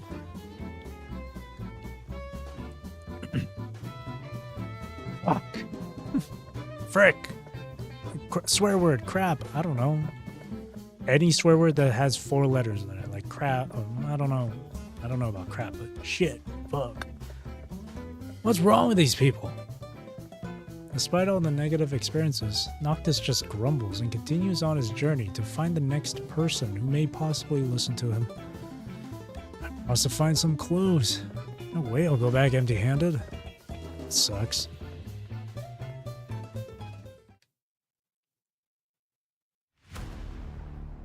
Meanwhile, in a dark corner that Noctis has not noticed, the person he is after already has his eyes on him.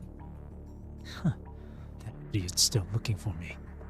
He would never imagine that I'm just right here under his nose. With a smug smile, Damon pats the shoulder of the person next to him. Wouldn't be so smooth without your help, Fan. I grew up in this town. Nobody knows the people here better than I do. The Babylonian outsiders will have a hard time here. The Forsaken troops will soon pass through here. Since you have helped me, you are our friend. Rest assured that we will keep the locals unbothered. I don't care about the uninvited outsiders. It'll be great if you can drive them both away. But no matter what, I won't let anything harm this town. This is the last thing that can remind me of Mother. That's easy, but I still don't know about your father. He seems to want this town to remain neutral. We warned him many times, but he refuses to give in. He really has no clue who is providing shelter for this town. Due to their cooperative relationship, the Forsaken camp has been setting up gates to protect New Oakley from corrupted for years. He only clings to those old-fashioned ideals like neutrality and freedom. He must have forgotten how Mother died long ago. Damon looks at Fan with a hint of a smile. To him, those people with resentment cannot be any easier to control. As long as things can go smoothly this time, I'll recommend you to Generalissimo. He'll be able to join the Forsaken and seek revenge against Babylonia. Revenge against Babylonia. Is that really possible? We, the Forsakens, are just like you. Every single one of us hates Babylonia for some reason. After Generalissimo joined us, we have also been secretly accepting the victims of Babylonia. Soon, we will grow into a formidable power. Those hypocrites in Babylonia won't even be able to imagine what's coming for them. Damon points at the faraway tower glowing in blue light. There's a sharp gleam in his eyes. We deserve a place in the area under that light, but Babylonia has taken it all away. Are the Forsakens going to attack the Clean Zone? Correct. And this town acts as a crucial gate near the Clean Zone without the worries about corrupted interference. As long as you can allow the Forsaken troops to pass, our plan will succeed. Damon squints at Noctis, who is still wasting effort on his futile investigation. But right now, these two from Babylonia are our greatest obstacle. It will be a lot of trouble if they discover our plan before it is executed. Fine. Those scums will always disgrace this town. but now would be a good time to make use of them. Excellent idea. The locals here take action. Those Babylonia people would probably hold back due to their hypocritical rules. Van signals a few thugs hiding in a shadowy corner. Hehe. Swear word, swear word.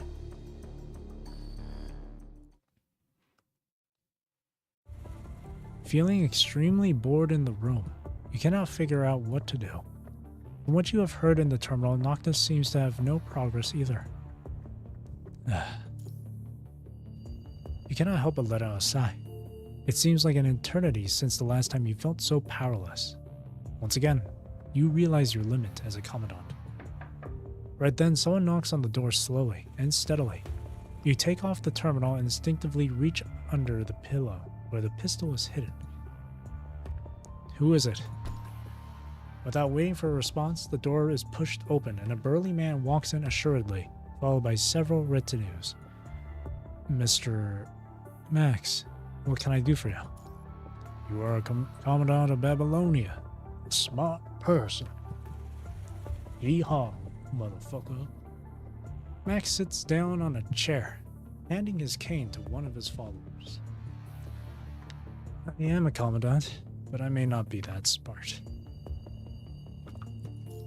He seems not surprised at the absence of Noctis, indicating that he must have picked this time when Noctis is not around. Then I hope your unintelligence won't bring you too much trouble. Rules you are used to do not work here. This place is a haven for criminals, thugs, scumbags, and people who couldn't make it anywhere else. These people, well, will not surprise anyone if they suddenly lose their lives in the next moment. Are you trying to get us out of here? That construct probably has some reason to stay, but I can tell you that you are different. He glances at the communicator you were working on just now. The screen still shows a Babylonian message title. You still want to return to Babylonia, don't you? That is why he seizes this moment and tries to convince you. Thanks for the advice, but unfortunately, I'm probably also a criminal now. If you fail to find Damon, you will not be able to explain why you went solo. Your joint operation with Noctis, who was a suspect, can only be interpreted as attempting to defect. Even if you stay here, you won't find anything.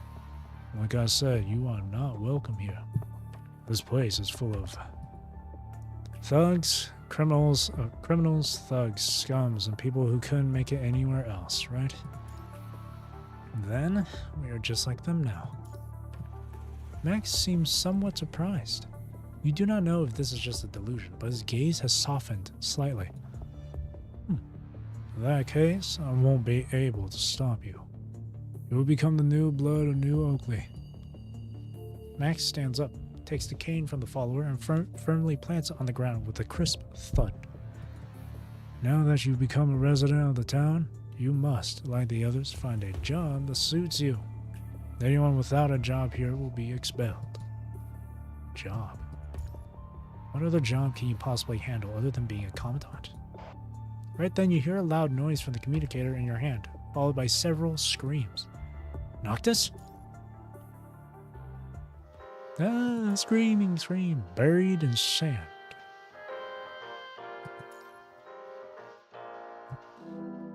What's the point of just giving this to me? In a decrepit camp, a construct smashes a metal object into the face of the other construct. The construct, wearing a purifying force emblem, silently picks up the name tag from the ground and wipes off the dirt on it with the not-so-clean cuff of his uniform. I'll take it back if you don't need it. He puts the name tag in his pocket and turns away. That all? Don't you have something else to say? No, I've said everything. Is he still alive? No comment. What did he do wrong? No comment. Did you do it yourself? The construct in the task force uniform asks one last question with a trembling voice. The purifying force member falls silent for a moment. No comment. He still replies with the same cold-hearted response. But the task force member already has his answer from his hesitation. It really was you. 3 of us grew up together. How could you? You purifying force bastard! All you do is climb up the ranks on dead bodies. Unable to accept the reality, he raises his fist, completely forgetting the other construct's identity as a purifying force member. Sorry, but I can't just ignore that. Before his fist lands, it is grabbed by another stronger hand. What are you doing? Let me go! Noctis. I'm fine. Set him free. Huh. Do you really think I'm helping you? The red-haired man shows a sinister smile with taunting eyes under his wind goggles. Honestly, I don't like either of you, but I just dislike this guy more. Stop being wishy-washy. Move aside. Noctis shows no courtesy even to his colleague. Where was I up to? Right, you called him a purifying force bastard. I'm not as nice as the others. Apologize or get beaten up. Which one will you choose? Did I say anything wrong? You purifying force people always get merits from killing our own folks. We are all constructs. What gives you the right to determine our fate? What nonsense are you spouting? Your fate only depends on whether you are loyal or not. I wouldn't feel bad at all to kill a traitor. Then tell me clearly, what did he do wrong? What would I know? We were just following orders from above. You're just a puppy wagging your tail to your master. What did you say? Noctis raises his eyebrows. Those who know him well would know this is a sign of him resorting to violence. You must have enjoyed yourself in safe zones while we risk our lives fighting corrupted in the front line, huh? We never have to worry about being infected or lack of supplies. When we become too weak to fight, you just come to get rid of us. You filthy scavengers. Ballard used to be a hero. But he has now become a watchdog for the powerful ones, slaughtering his own people with you pups. Fine. You don't need to apologize. Noctis lets go of his hand. Noctis! Sensing what may happen next, the Purifying Force constructs warns Noctis. Even if you beg me, I'm going to beat you so hard that you only have one breath left. You know what? I've had enough of you. Stop. Sorry, my hand just slipped.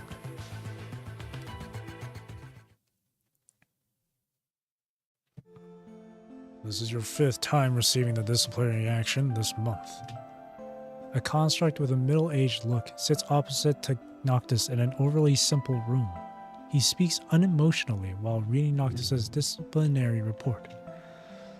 It was his bad for saying things he shouldn't say. Noctis never fears anything or anyone, but the man's scrutinizing look still makes him feel like sitting on a hot chair. He was not even asked to sit, though.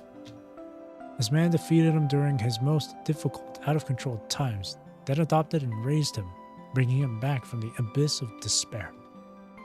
But after spending such a long time together, Ballard is still a man of mystery to Noctis. Still, it does not mean there is any estrangement between Ballard and him. Quite the opposite, Noctis has nothing but unspoken respect for this man who almost gave him a second life. Captain, can you take them off already? I feel like my head is getting flat. Noctis is balancing a stack of steel plates on his head like a circus performer. To avoid them from falling on his feet, he has to stand straight. You can only take them off when I say so. You can't really change your temper, so this is all I can do.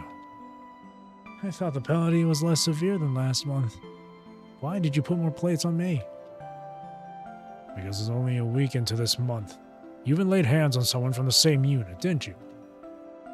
Because that sissy guy was helping an outsider against me. I was just trying to protect the Purifying Force's dignity. Hey, why did you put more plates on me, Cap? Noctis barely keeps his balance under the suddenly increased load. He has no energy left to argue back. If you continue to act this way the next time, it will be the control court coming for you. I won't be able to help you then. Let others say whatever they want. Don't make the situation even more unstable. What we are doing may not be understood by others. Still, it's necessary justice. The 3rd evacuation has just ended. Too many people are trying to do their dirty deeds under the table. Someone's got to keep an eye on them. That is why I proposed to establish the purifying force in the first place. The purifying force was supposed to be a silent watch, just like its emblem. But your personality is way too... Seeing Noctis still struggling to stay still with many steel plates on his head, Ballard shakes his head. Maybe I should send you back to Bianca's squad, so you have more time watching and learning from them. No, don't! Noctis sounds like a dog whose tail has been stepped on. He probably would have already jumped up if he didn't have the plates on his head. Please, don't put me in her squad ever again. You don't know how much I suffered under her. She has a rule for every single thing.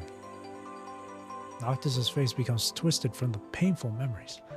Even if I was late for a little while or landed a couple more punches on the tough suspect, she would make me write 2 or 3 pages to explain. I feel like my frame has aged 10 years just by staying with that stubborn and cranky one.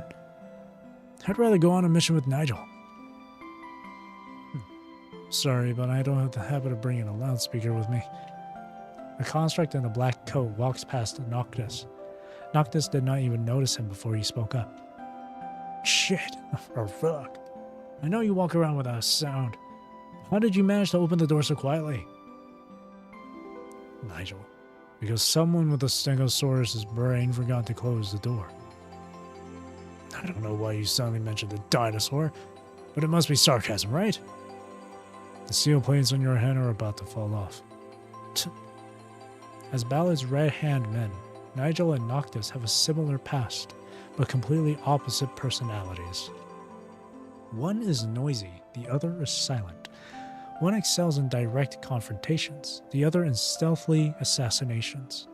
One is known for getting frequent disciplinary actions, and the other never fails to kill his target but remains unknown. Their personalities make them incompatible, yet their similar experience makes them like brothers. Did you find out everything? Yes. Yeah. Noctis, your punishment is over. You can go back now. Alrighty. Noctis immediately puts the steel plates down as soon as Ballard finishes his words. It's finally over. He rubs his red hair, making it all fluffy again. Found another group of guilty guys? It's time for me to come into action. Noctis flexes his wrists, eager to get involved. These targets don't suit you. They need to be handled covertly. Ballard speaks as he flips through the list submitted by Nigel. Just stay on standby for now. Wait until your accumulated penalties are cleared. Alright. Noctis may have boasted about don't underestimate me in front of someone else, but he just cannot utter those words to Ballard. Close the door when you leave. Nigel speaks unexpectedly as Noctis walks past him. I will. Noctis gives his taciturn brother a friendly hand gesture and slams the door shut.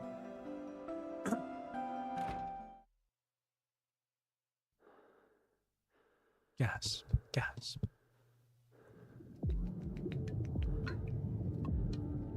Oh, this again. Heavy breaths pump air into the frame, bringing the heavy odor of construct vital fluid into the sensor of smell. For constructs, breathing is not a necessary activity, but right now it is these remaining human instincts that are still holding him up. He pushes himself up with his remaining right arm, stumbling toward the cliff's edge, where the person he must kill awaits. Get up. Get up! Answer my question! Gnashing his teeth, he throws a punch at the man struggling to get on his feet, only to find his opponent still maintaining that infuriating silence like he always knew. Silent, reserved, calm and reliable as always, his one and only brother.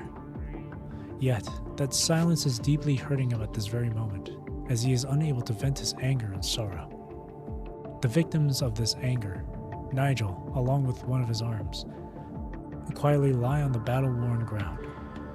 Not far from them is the origin of his sorrow. Ballard, the person that Noctis respects the most, lies lifeless at Nigel's feet.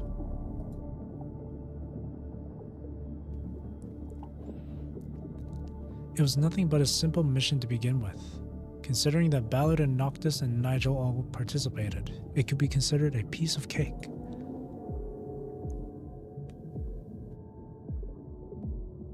however, just as Noctis tied up his target to a concrete pillar while muttering how long it had been since he last had such an easy mission. He lost contact with Ballard and Nigel together.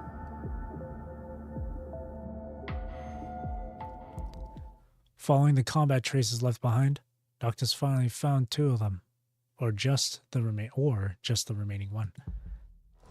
Having no time to ponder why Ballard fell next to Nigel's feet, or why Nigel pulled his battle staff from Ballard's chest, Noctis' body moves first. Charging over like a beast, Noctis chops off Nigel's arm, which still has vital fluid on it. Nigel soon recovers and picks up a katana from the ground with his foot. It is so fucking loud. Let me turn it down, Jesus. Nigel! Despite having his left arm separated from his body, Noctis rams his forehead into Nigel's, as if he is not feeling any pain. Why? Using every part of his frame, Noctis completely disregards the damage to himself with every strike, leaving no room for Nigel to utilize his mobility. Katanas have snapped from collisions. The temperature of their frames continues to rise from intense actions, stirring up their mind. Slowly, the man in black has been pushed to the cliff's edge. You just won't say anything, huh? Fine! Clenching his teeth, Noctis picks up a heavily damaged katana and holds it up, trembling. Okay then, just die! And now, there we go. Watching Noctis coming at him, Nigel sighs, as if he has given up. This is probably our last conversation, so I'm only going to say this once. Use your brain and think. Who else other than Ballard can give me orders? Nigel utters an unusually long sentence, but Noctis has not lowered the broken blade. It can't be. Yes, someone above. Nigel affirms Noctis' unspoken guess. Why? Because he crossed the line. Because they found him annoying. Way! Captain will never betray humanity. Maybe. But to some people, seeking equal rights or even privileges for constructs can be considered a betrayal of humanity. Even at this moment, Noctis can only hear a hint of self-mockery in Nigel's tone. There is no sign of emotional changes on his face. Of course, that is not the most important point. What matters most is that the purifying force has already ripened, but Ballard has become a scarecrow that is standing in their way. What do you mean? Ballard hadn't told you anything, had he? That makes sense, though. Otherwise, you would have gone into an argument long ago. The situation in Babylonia is very complex. There are a lot of problems that cannot be exposed. Sometimes, it's a lot easier to eliminate the problem maker than the problem itself. But when Ballard refused to let them use the purifying force in such a manner, he became a problem maker too. Even so, you wouldn't. Besides, you never used your poison on me just now. You must have a reason, right? Noctis grits his teeth, looking for a reason. Maybe Nigel was threatened. Maybe it was Ballard's own plan all along. Or any reason will do, even if it does not make much sense. Do you think Ballard could easily be dealt with? I finished all my poison in the battle with him. If you don't want to believe it, just forget what I said after you kill me. Other people will take care of the rest. Just pretend as if you know nothing. Joel! Nigel's indifferent tone stings Noctis' already battle-worn heart. He forces himself to not swing the blade, squeezing out every syllable between his teeth. No. You are coming back with me. Whoever asked you to kill Cap, I'll take their names out of your mouth and make sure they get the punishment they deserve. That's the justice Cap believed in. Noctis, you really are too kind for the purifying force.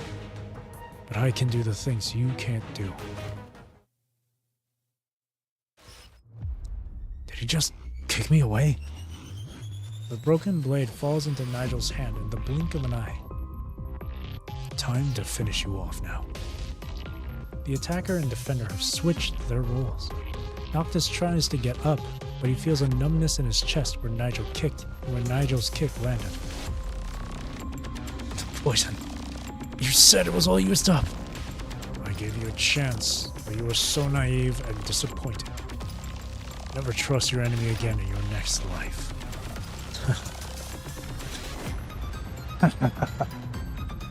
Noctis suddenly bursts into a hoarse, sharp laughter that sounds like a desperate roar from the underground. You don't want to come with me. The sensor on Nigel's head was severely damaged from the previous battle, significantly compromising his perception. So he did not notice that Noctis left an inconspicuous rock before he was kicked away. Let's die together! Boom! A violent explosion engulfs Nigel and Ballard. It also sends Noctis flying.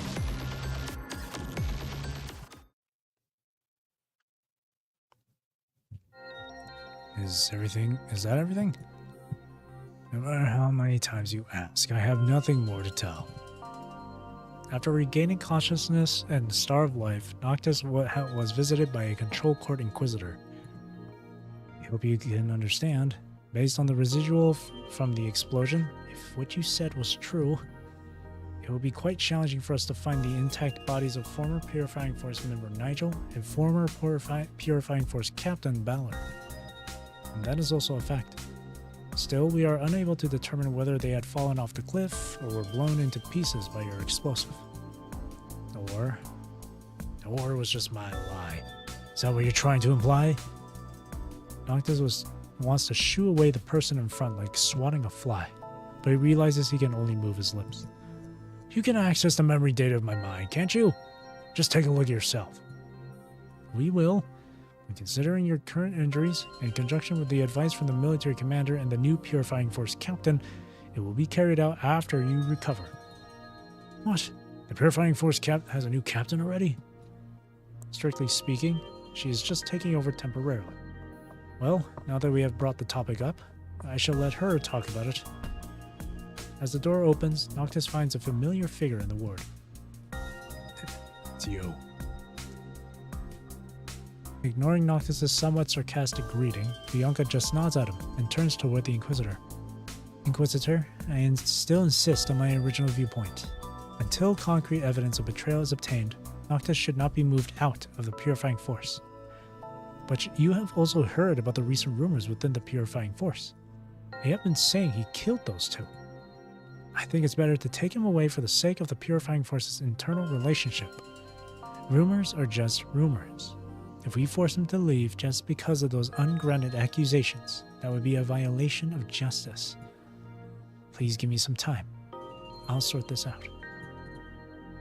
Watching the two of them arguing, Noctis suddenly recalls the conversation he had above the cliff. Of course, that's not the most important point. What matters most is that the Purifying Force has already ripened. The Ballard has become a scarecrow that is standing in their way. Ballard hadn't told you anything, had he? It makes sense, though. Otherwise, you would have gone into an argument long ago. The situation in Babylonia is very complex. There are a lot of problems that cannot be exposed. Sometimes it's a lot easier to eliminate the problem maker than the problem itself. But when Ballard refused to let them use the Purifying Force in such a manner, he became a problem maker too. Noctis, you really are too kind for the Purifying Force.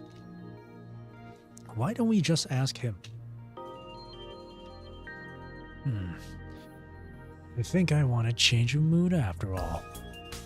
With a somewhat mocking tone, Noctis wants to stretch like he always did, but the immense pain all over his body stops him from doing so. Besides, I really don't want to work under this woman. Spare me, please. Noctis. Noctis turns his head away from Bianca's gaze, pretending to be distracted by the devices on his bedside. Basically, I don't want to stay in the Purifying Force anymore. Can you just let me go, dear Captain? Alright. I respect your wish. Still, I will take care of the rumors. One more thing. Just take this as if I'm talking to myself. Running away is not going to fix any problem. Bianca has left. Once again, there are only Noctis and the Inquisitor in the ward. Why are you still here? I thought you had already asked all your questions. The Inquisitor turns off the video camera on his chest and closes the screen. Actually, I have a suggestion regarding your new assignment. It was also President Hassan's suggestion. Sunset and alcohol.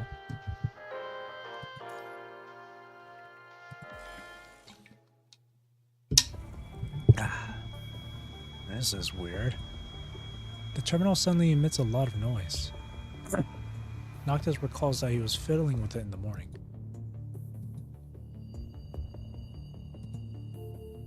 Hello, Commandant? Can you hear me? Hope I didn't break it. Unlucky. How unlucky. Noctis is feeling rather gloom due to the faulty terminal and having no progress in his investigation. Still, his alertness is unaffected. A group of people is coming at him. How convenient. Just when I'm having a bad mood, there are sandbags coming my way. Now straight into it.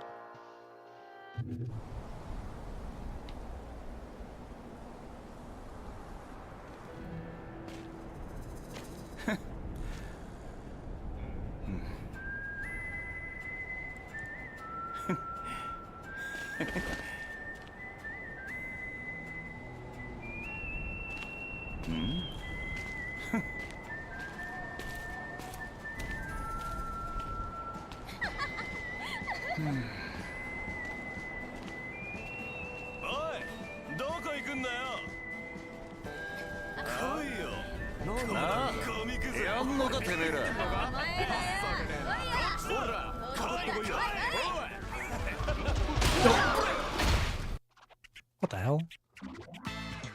What's with this hairy creature now? Has it become herbivores? Keep watching. Eat. Did you hear me? Our newcomers seem hostile.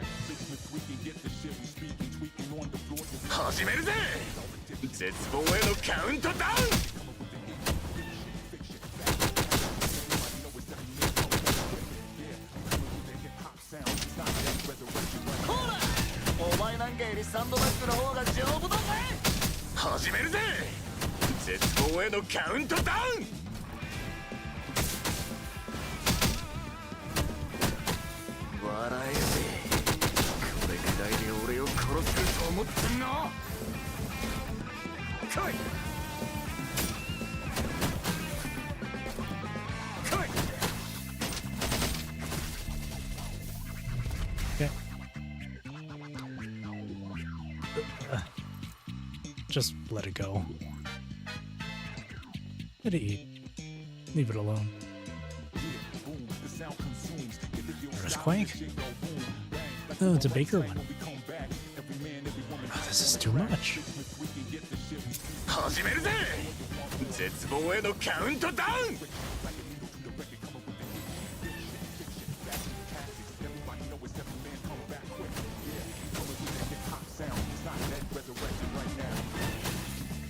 I have no idea how to play this guy.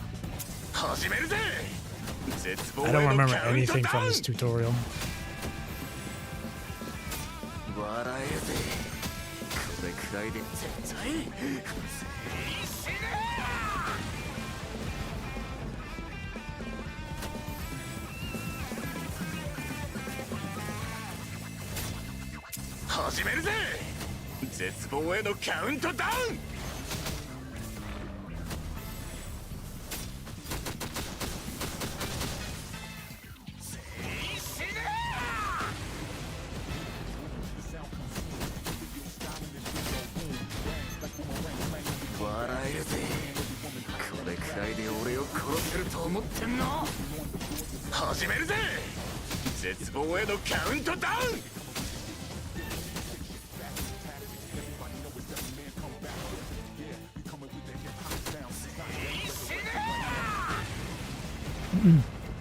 Yeah, I really don't remember how to play this guy.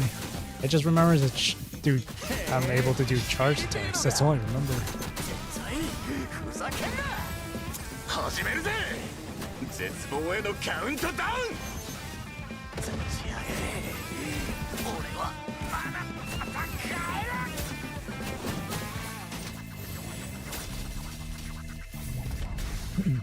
I need a replays tutorial.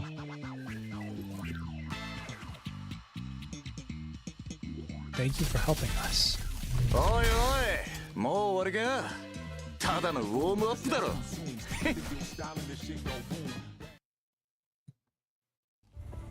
All of a sudden, the terminal begins to emit nothing but white noise.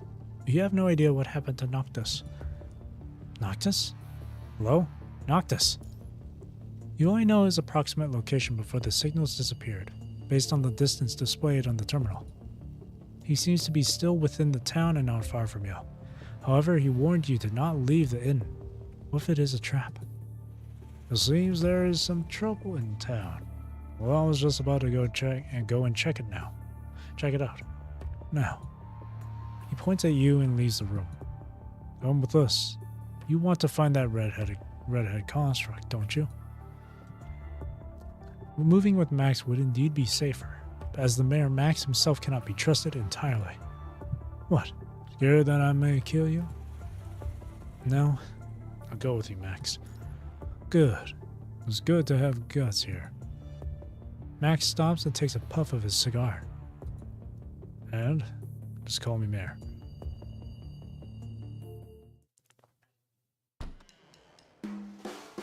As the door opens, a deafening noise and a strong warm scent of alcohol gush out, as if you have entered another world parallel to the quiet street. My voice is feeling a bit coarse from doing those, like, harsh voices.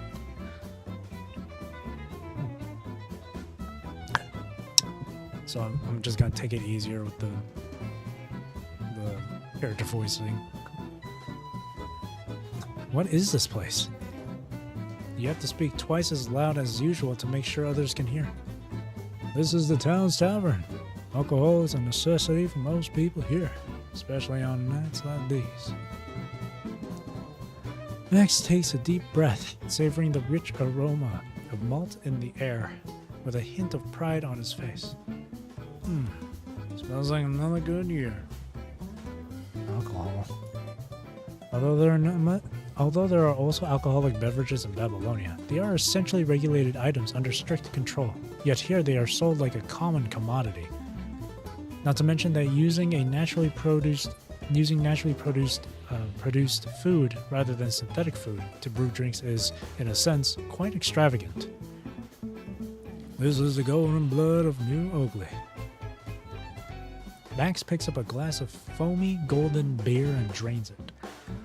Nowhere nearly as posh as wine, or as mellow as sake, but beer is just a simple beverage of joy and freedom.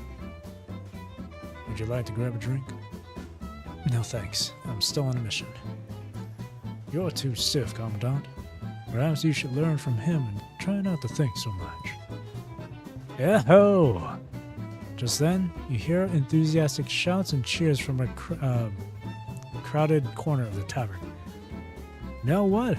I fought tons of those hetero creatures in that bloody forest. Didn't take me more than a punch to finish them off.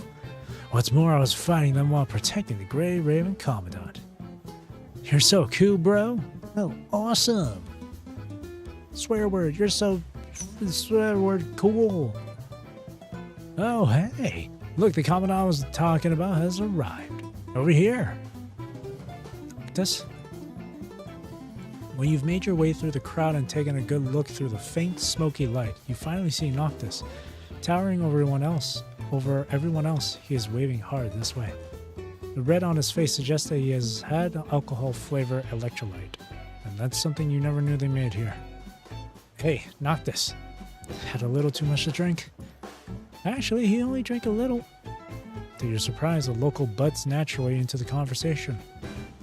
Oh, I sure never knew he couldn't handle alcohol.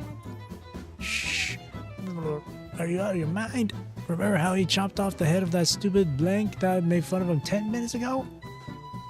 You're glad that Noctis didn't seem to hear what had been said about him. You guys seem to have a lot of respect for him.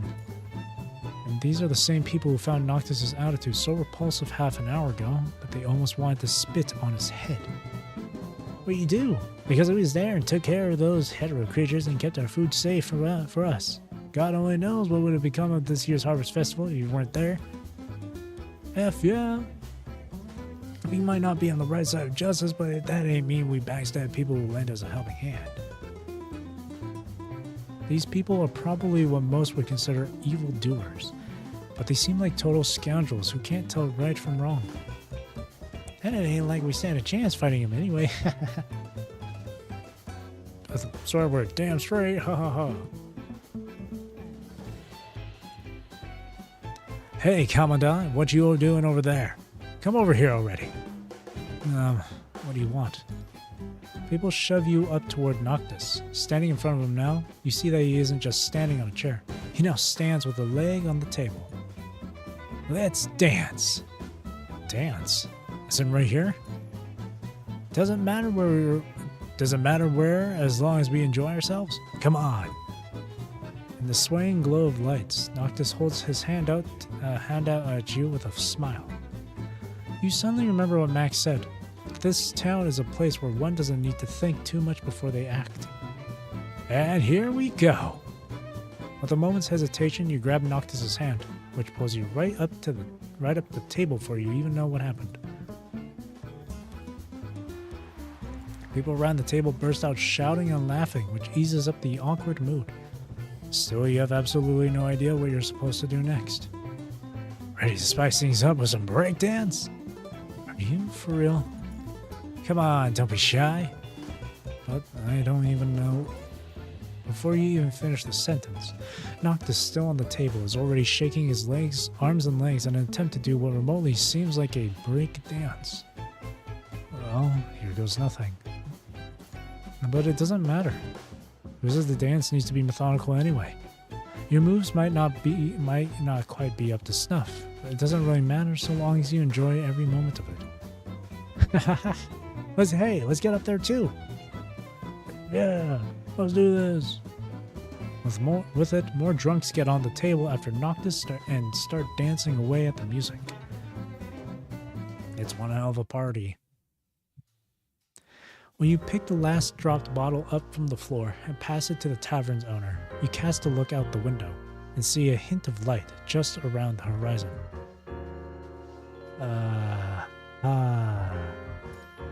How time flies. Oh, that was a yawn? You can't help but let out a yawn, feeling a chill down your spine as you recall that FOS disqualifies anyone during an operation for laying out so much as a yawn. Ugh. On the floor now, however, lie a bunch of people, including Noctis, their arms and legs sprawling every which way. Jeez, look at this guy. He's only been in town for a day, he's already acting like he's been living here all his life. Wouldn't have had any doubt even if you had told me he was from here. So, how do you like this place so far, Commandant? I just never saw myself breakdance on a table. Well, that's life for you. Etc. And like I said before, you'll need a job if you want to stay here to look into that guy by the name of Damon, says Max as he nods at the tavern's owner, who reciprocates the gesture with a friendly smile. Probably a good idea for y'all to get yourselves a job here. I'm sure they can use a few extra hands here during the Harvest Festival.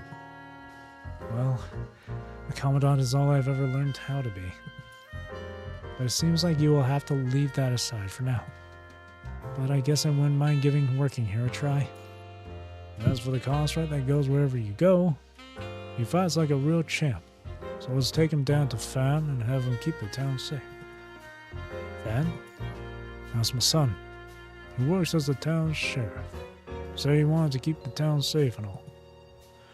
Maybe he just thought he might be able to help y'all if you want to look into something. That's if he wants to, though, of course. Of course. Now, here comes your first task. Get all these drunk bastards out of here. With it, Max turns around and leaves. The tavern's owner, on the other hand, rolls up his sleeves and reveals legs with bulging muscles, a physique that hardly befits his appearance. Single-handedly, he picks up one of the guys off the floor and flings him out the door. Why am I even here? Goofy.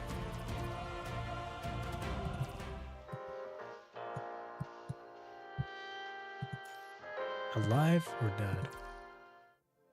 Oh, we're not even halfway. We're close to being halfway. It's just it's a lot of dialogue. Right here is like a lot of dialogue to go through. 5 minutes of it. Alive or dead? Meanwhile, at Oasis. Our leader left with a team of our men to take care of the animal creatures that showed up, and we're having trouble getting hold of them because they're a strong magnetic disruption where they are. How many times are you going to make me repeat that? We already asked the instructor to come down and he's on the way here, but you can go ahead and tell me what you need while we wait. Nope, not gonna do that. You don't seem like you're in charge here. The mayor said I need to speak with the one in charge, says the man in the bizarre outfit as he takes a swig from the flagon around his waist. Whew, boy, this is my first time delivering a message. This sure is making me nervous. Hey, you aren't supposed to drink here. Don't sweat it, this is just wheatgrass juice. See, I can't take alcohol. Wait, you're from New Oakley, but you can't drink? Seeing the suspicious look on the soldier's face, the man quickly corrects himself. Well, I can't really drink when I'm out on an official errand now, can I? Says the man as he burps. He twists his flagon open to let the soldier smell its content. It smells anything but alcoholic. Want to take a sip? Want a sip? Think I'll pass. The soldier shakes his head. Well, that's a shame. Glug glug. The man takes another swig of what he claims to be wheatgrass juice, filling the air with a crisp aroma. I thought you guys were on friendly terms with Babylonia, no? Heard from some guys from out of town that you've worked together a few times but taken some loss. Most of the guys that they send down from Babylonia are constructs and are good to go again with some quick fixes. But I ain't gonna fly with you human soldiers, no? Have they ever treated you people at all? Or do they just go poof when they're done and go puff when they're done with their business? We'd have still gone to help those people even without Babylonia's help. I'd stop sticking my nose into people's business now if I were you. The soldier clutches his gun, and as he does so, he can seem to feel the heat coming from the blood-tainted name tag in his pocket. Come on, man, chill. I was just saying. Say, where's the guy I'm supposed to talk to? Is he still on his way? I am right here. How can I help you today? Oh, that was Ballard. As a steady voice comes from behind the man, the soldier standing before him salutes the person behind him. Sir Ballard. Hello, Broly. What's up? I heard we had a friend hailing from New Oakley ready to share some intel with us. After saluting the soldier, Ballard turns around to face the man. I am the one in charge of the Forsaken when Watanabe's away, so feel free to talk to me. Feeling intimidated by Ballard's stern demeanor, the man quickly stands upright as he fastens the flagon to his waist. Yes, I came to share some very important intel with you.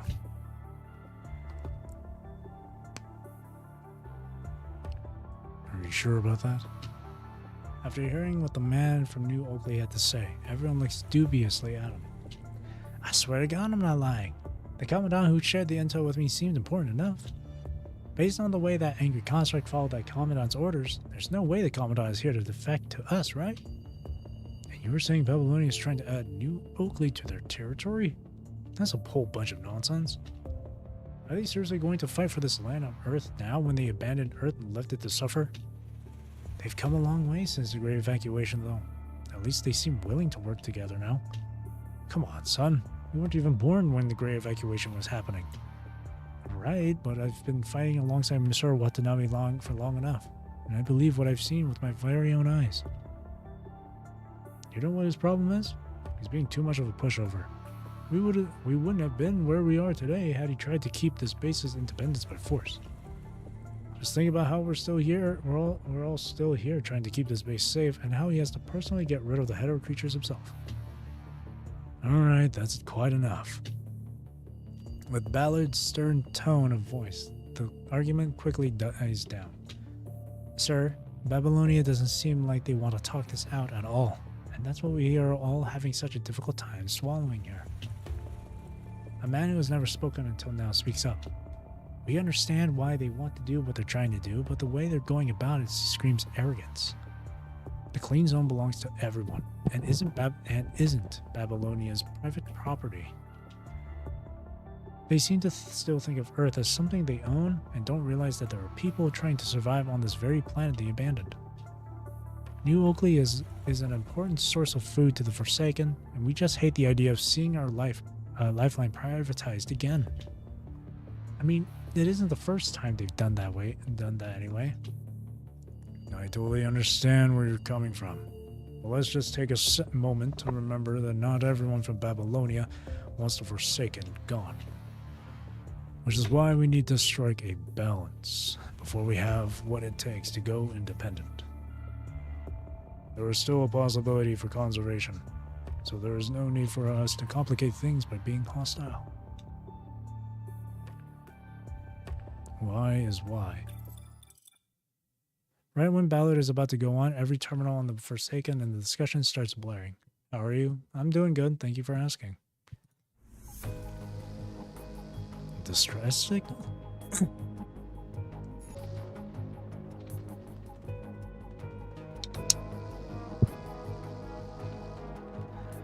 The terminals all show the face of a young man now, one that looks slightly dorky without a mask on. His name tag reads Zong. Watanabe has taken a team of Forsakens with him to build an area of defense where hero creatures had previously been found, and Zong was one of the Forsakens that went with Watanabe. Assault. All channels. Disruption is so bad that all that's coming from Zong's side of the line now are odd phrases, gunshots, sounds of explosion. Zong, aren't you with Watanabe? What's going on? Purifying force. Severely winded. Help. As the video shakes violently, Zong keeps his eyes down. It seems like he's dragging something. Right then, from behind Zong, everyone sees a shrapnel shell coming straight at him with trailing smoke. Zong, drop down now! Before the video turns black, the Forsaken see Zong drop down. Stopping by before we go into solo realize I'm gonna watch you for a little bit. Yeah, no problem. With it, the video turns black, and everyone present falls silent. The silence, however, doesn't last long. The Forsaken that was shouting at the top of his lungs just moments ago stands up, his chair creaking against the floor. Dude, what the hell? Without saying anything, the Forsaken walks out the door. The person with whom he was having a heated argument just moments ago stands up too and follows him outside. Where are you going? I don't know about you, but I'm totally ready to give Babylonia a piece of my mind here. As he spits out the words, the other guy beside him nods in silent agreement. Are you trying to freak everyone out now? Come back and sit down already. Ballard! The Forsaken points a finger at Ballard. Think no one knows what you've done? You were the one who founded the Purifying Force back in the post-pandemic age. Finding it hard to let Babylonia go now, huh? I'm just as good as dead to the Purifying Force. Ballard remains unfazed. But you're not thinking all of these through with a straight head. And that's definitely not something that either Watanabe or I have taught you. What if the video was fake? It might seem like the Purifying Force was attacking Zong, but what if that's not what he was trying to tell us? But it's got to do with them no matter what, and I'm sure they're keeping an eye on us as we speak anyway. Let's not jump to conclusions. But be that as it may, how exactly are you going to find them? Are you just going to shout at the top of your lungs so the entire world can hear you? How are you going to deal with them when you find them? Are you just going to do them in without a trial? And exactly how are you going to make sure nothing is going to happen to the border when you've met Babylonia head on? Ballard's shadow seems to loom bigger with every question, causing the air to grow heavier by the second. Feeling the weight of the truth in Ballard's words, the Forsaken says no more, his body shuddering all over. My maester, what exactly are we supposed to do? I'd have the video we saw just now analyzed by our technicians and start looking for survivors where Watanabe went to build the area of defense. It's Watanabe we are talking about, and you don't come across a guy as tough as him every day. We did take the initiative if Babylonia is really behind us. No, I don't mean that we are getting back at them. We're just trying to get back what's rightfully ours before they go any further with the clean zone. Be it getting them to do as we say or going against them, we'll need to first get our hands on a few trump cards. We'll need these trump cards to either ask them to spill the beans about Watanabe, or ask them to save him. I don't think Sir Watanabe would have agreed to this had he been here. But I think most people here will agree if this is something we have to do to save them. Right. Now, we gotta come up with a plan first. And as for our friend from New Oakley, Ballard casts a look at the man who is trying to sneak out quietly. Well, I thought I was already done here. Guess we'll need you to stay here for just a bit longer. Well, sure then.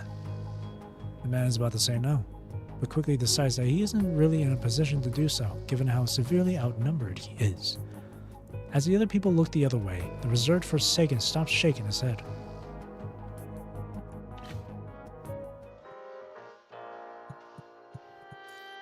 Harvest Festival.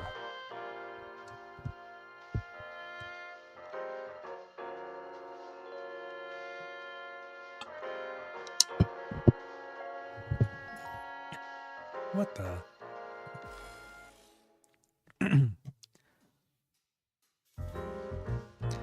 Hey, Commandant, give me the usual thing. A glass of ice water. This guy comes here every day and orders nothing but a glass of ice water. Sorry, but we don't serve ice water today. You whip out a sign and put it on the bar counter that reads, "No free ice water during the Harvest Festival." Wait, seriously? Right when the man's head droops with disappointment, you put a glass of alcohol-flavored electrolyte in front of him. Wait, I didn't order this, did I? It's on the house. I knew you were a cool person right from the start. Oh. Not a from Babylonia anymore? Well, don't think it's only fair for you to share. Don't you think it's only fair for you to share some intel with me now? The man finishes the drink with a few swigs, opening his mouth only after he is done wiping the foam off his mouth.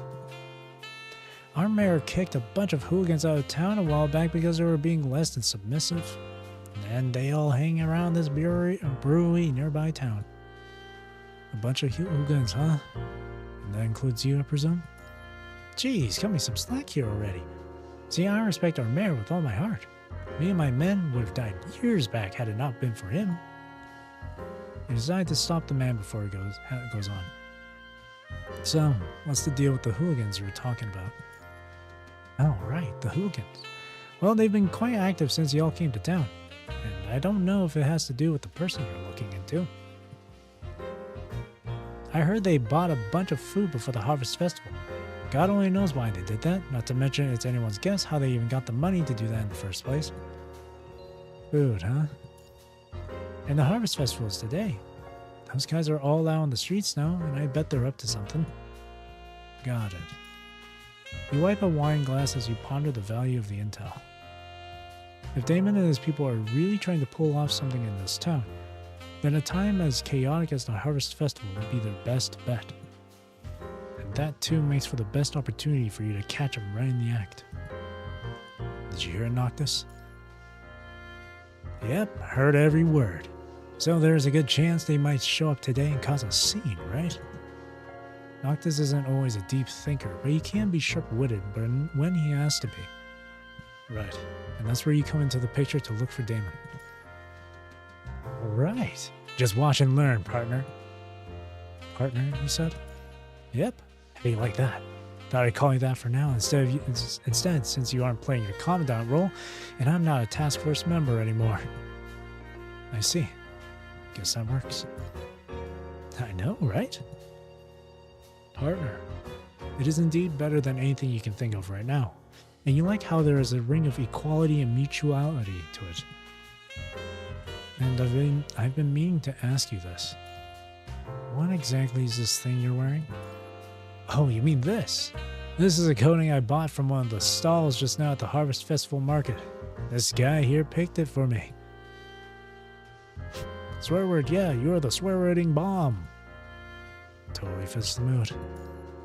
And the two of them don't seem out of place at all, walking right next to the rest of the festival goers wearing all sorts of crazier outfits. Hey Noctis, what are you doing over there?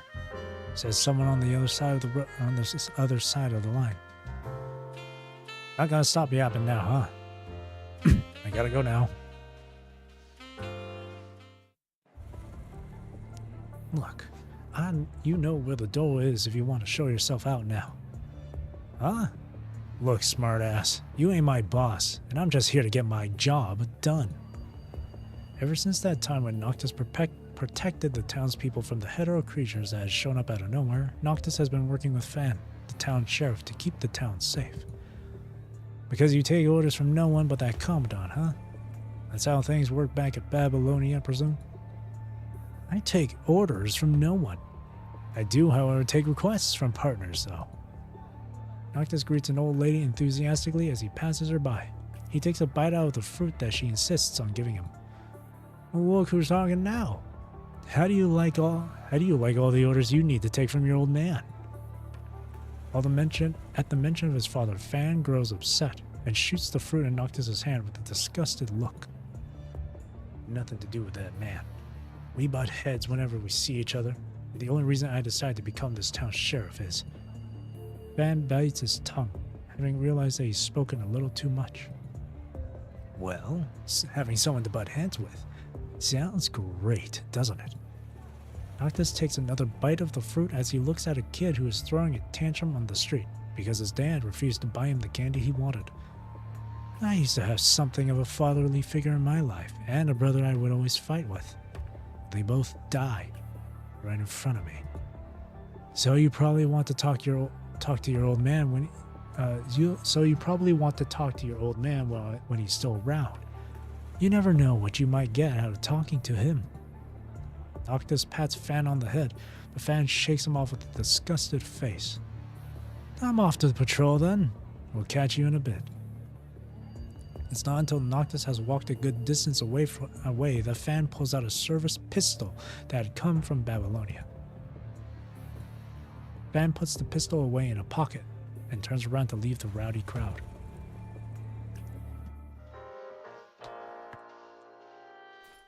Ore no deban da ze. Omaera wa mou shindeiru. 9 a.m. Remotely help Noctis investigate. What are they doing over there? I'll have a look. Sergeant was murdered last night. Talk about the mechanoid. That's the case. What did the guard say? Surveillance kind of faulty. Well, they break at the times we need them most. Hey, you two. Don't scare them, Noctis. Tell me what happened just now. Well, this is what happened. Data transfer in progress. A security mechanoid named Sergeant disconnected from the local area network last night. The sheriff is investigating it, saying that the mechanoid seems to have been abandoned somewhere. There are always a lot of people in the Tavern Noctis. Go ask the owner.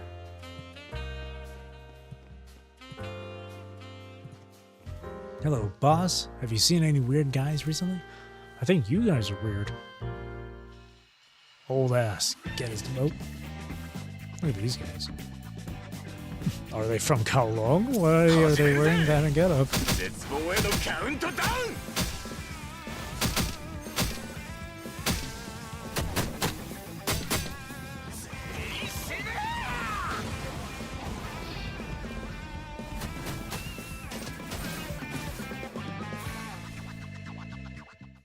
Sorry, boss, it's all our fault. Get lost. Look at them. There's no need for violence. I saw something weird last night. I saw the sheriff with an unknown construct last night when throwing out the garbage. I didn't think much because I was too sleepy, but looking back, I wonder why a sheriff was with an unknown construct on the eve of the Harvest Festival.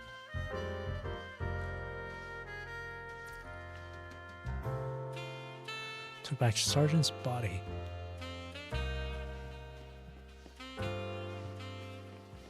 Is it a rat or someone purposely breaking it?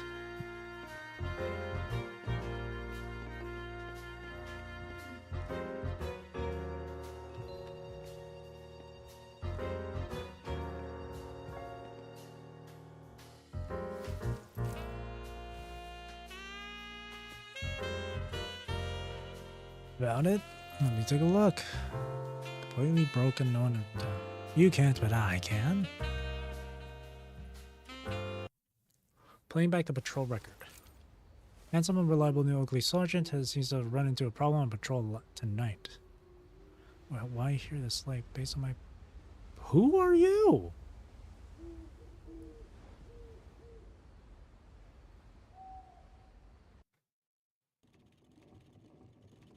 Determined as an outsider.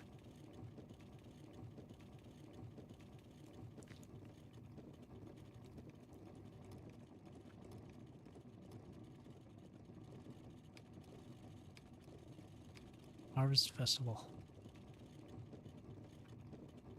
Recording complete. Uploading the data. Beep bop boop boop boop. All stars detected. Dead. Upload interrupted.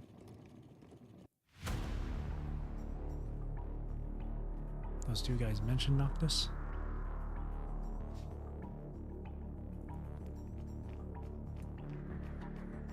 Damn, that female construct was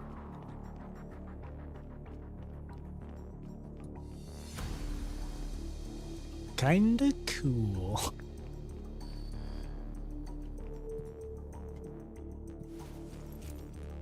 Talk nicely. Did you receive any message last night, buddy? Can I have a look? I saw you help the owner, I believe you. Good night, Broly. I dressed up as a sheriff on patrol in Area B, destroyed the security system nearby last night. You just need to follow up according to the plan. This is the key to shutting down the security system, don't lose it. Copy that. Tomorrow at Blood PM on the Harvest Festival. Team A, Team B, carry it out according to the plan. I'll need you to turn down the security system near the target. Got the list. April 7th, Kara Patrol Area, Area B. Warehouse area. Simmons, Area B, warehouse area. 9, today is Kara and A around the mayor's house. Simmons is at D, shopping street. Oh, that must be Damon.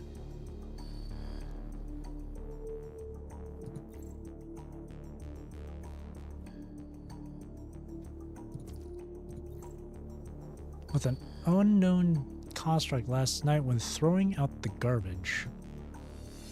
Didn't think much.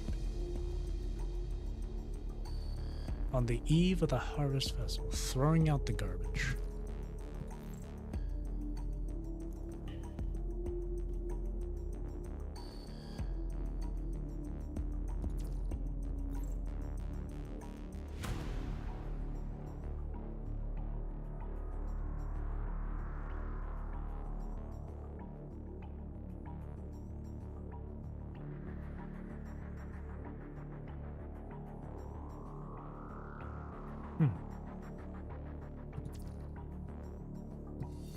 Start inferring.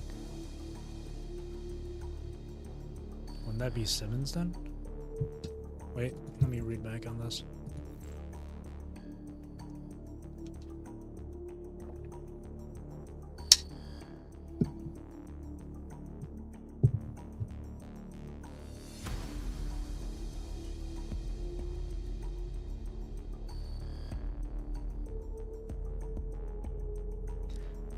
The male, dressed up as a sheriff on patrol in Area B.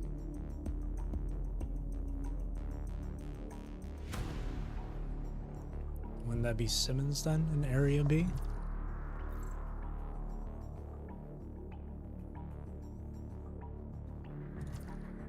dressed up as the sheriff. Okay, I see. That was them talking in the warehouse. It was the female construct and Simmons, the dude dressed up as the sheriff, talking. Follow up according to the plan. This is the key to shutting down the security system. I'll need you to turn down the security system near the target. Near the target. If it's the target, then it would have to be the mayor's backyard, wouldn't it?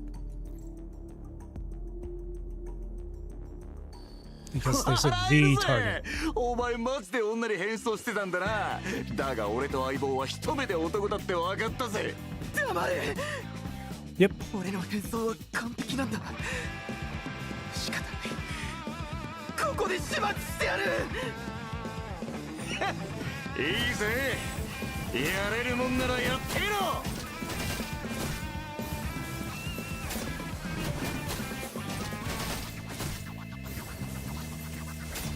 始めるぜ。絶望へのカウントダウン。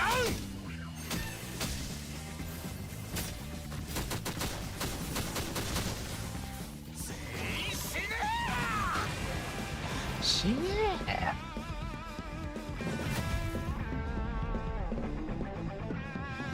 おいおい、もう終わりか。ただのウォームアップだろ。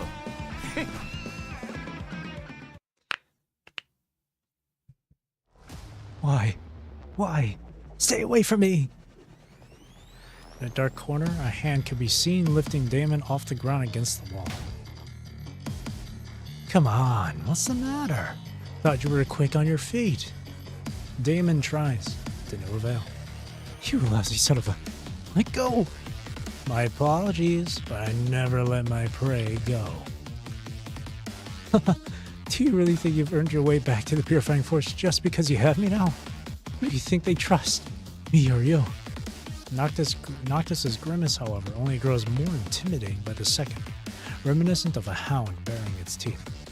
I never thought about going back. I'm not one of them now anyway. I'm just one of the hooligans in this town. Now, let me show you how we deal with people like you here. With it, Noctis tightens his fist and lifts Damon up the wall. His chest crackling with the enormous pressure, Damon can feel the excruciating pain in his mind that's coming from his artificial muscles. We're going to remove your limbs real nice and slow, piece by piece.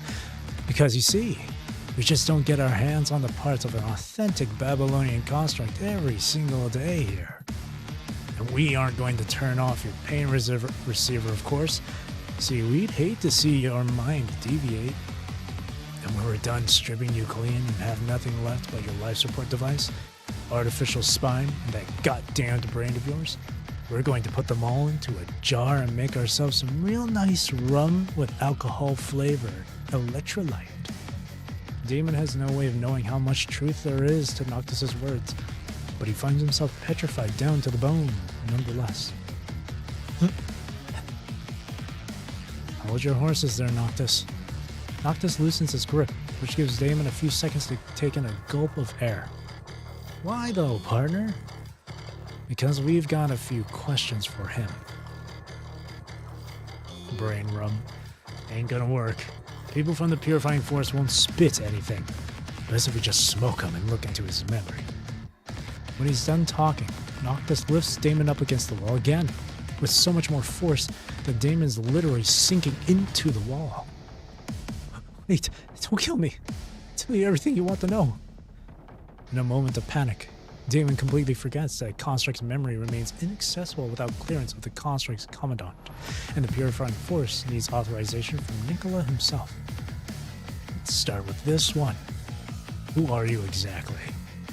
I am the Forsaken. Forsaken? Any proof of that? The left pocket of my coat. Noctis pulls a badge out of the pocket, something he has seen before when he paid the Forsaken a visit. Did Watanabe send you here? Watanabe? Nabe?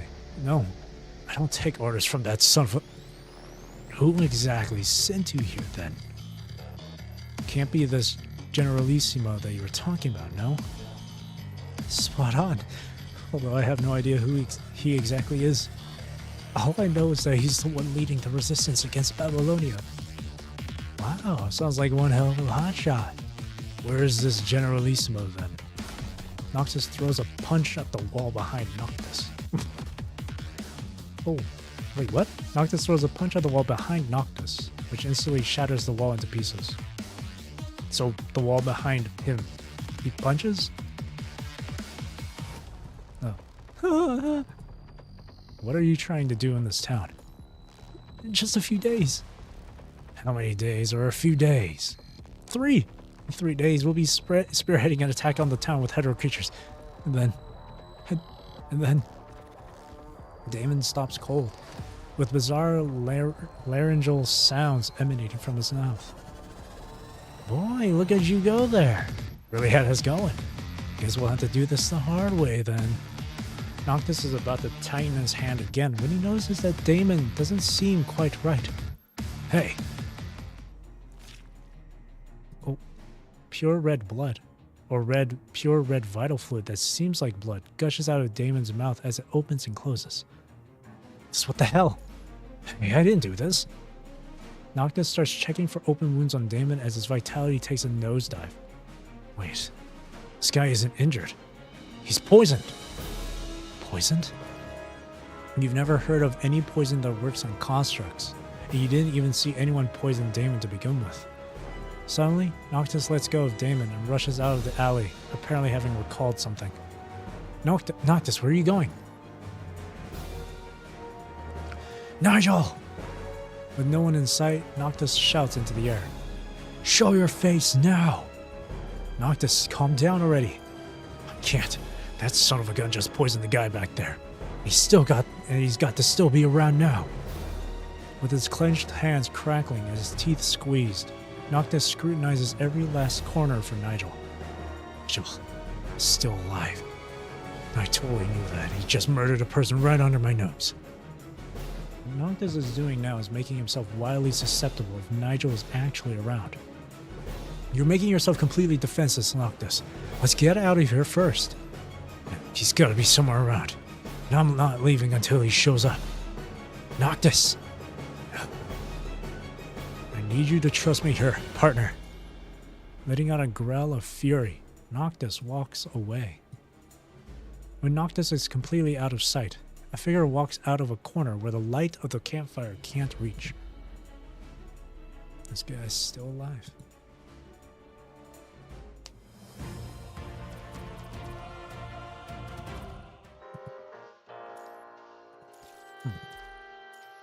Malicious visitor.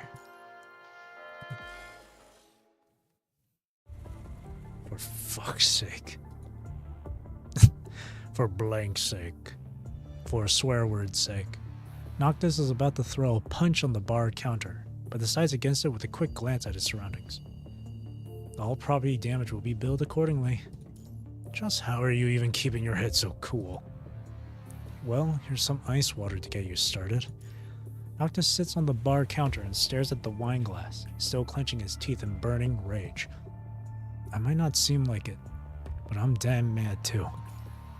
Damon might have been one lousy human being, but that doesn't give anyone the right to just take his life without a proper trial. But rage aside, I really want to know what Damon and his people are up to coming to this town.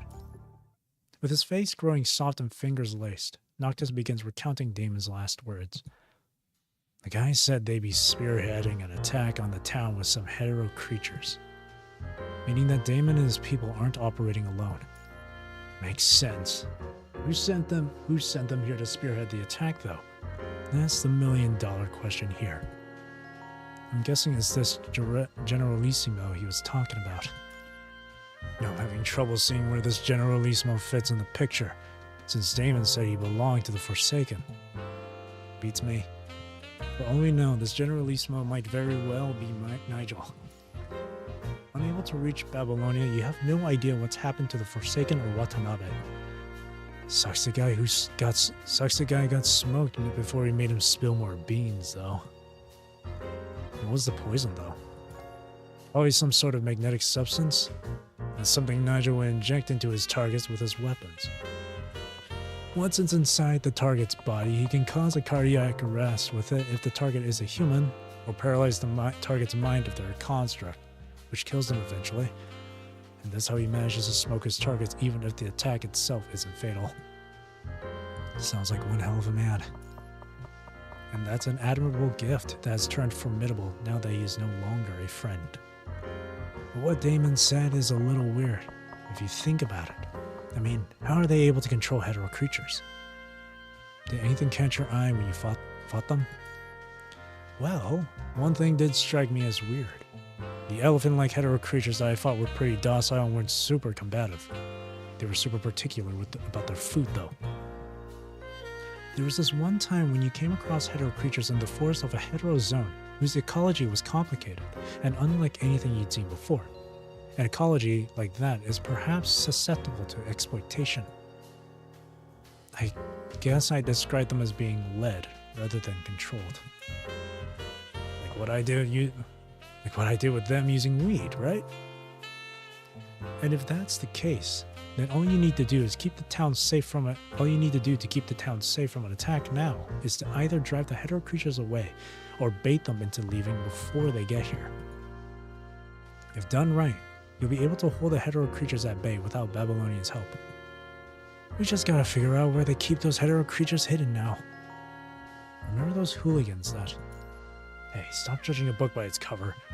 I know that's probably what the kids seem like, but they've never done anything morally condemnable, and wreaking havoc on the town is simply out of the question.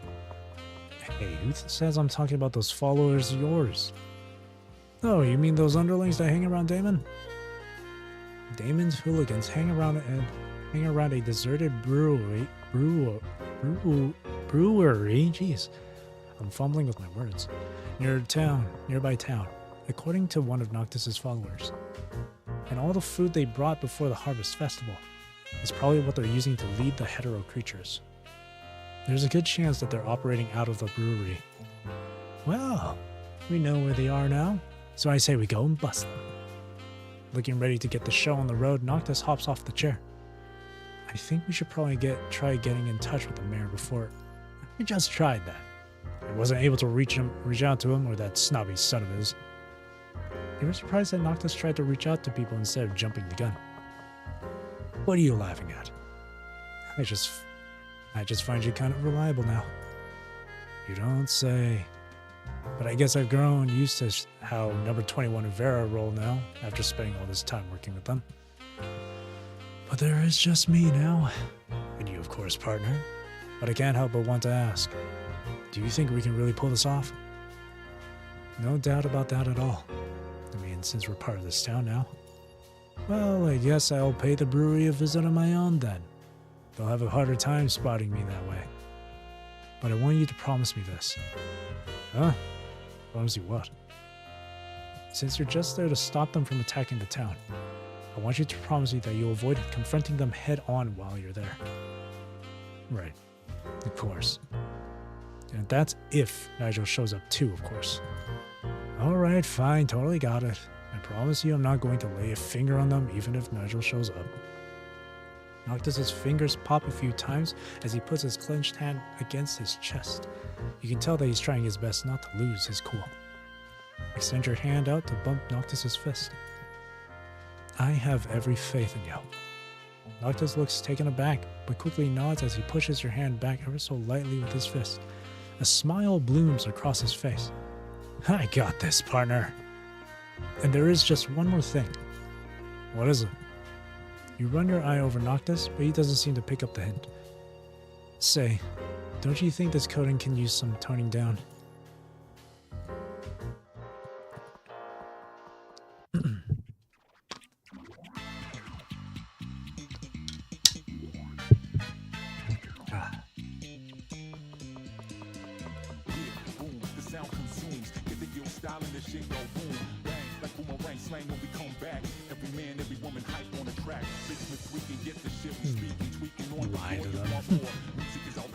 Well, I'm just hiding here. Otherwise, those crazy elephants.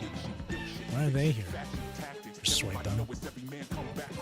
Leonard, this is the situation. Don't blame me. It's not safe here anymore. Run. Let's have a look around. Try not to get a head-on front confrontation. You picked the wrong people to mess with. 始めるぜ。絶望へのカウントダウン。へえ、笑えるぜ。これくらいで俺を殺せると思ってんの。死ね。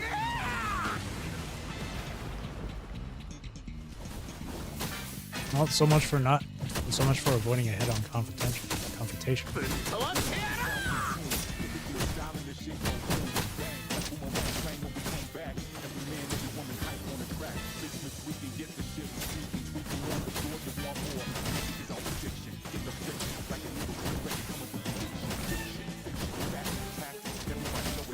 始めるぜ。絶望へのカウントダウン。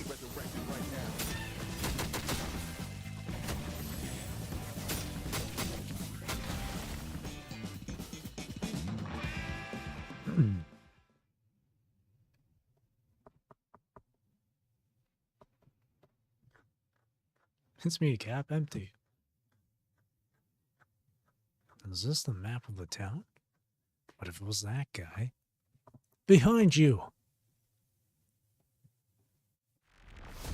Ooh! Shadow lurking in the darkness. Is this gas? It's food. Oh shit!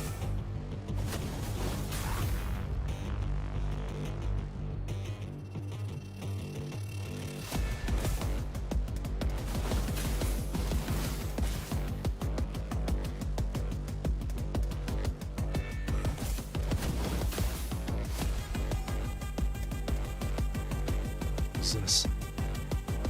Gosh, this should be the real plan, but the photo and symbol. Commandant. Uh-oh. おいおい、もう終わりか。ただのウォームアップだろ。 Hide and seek.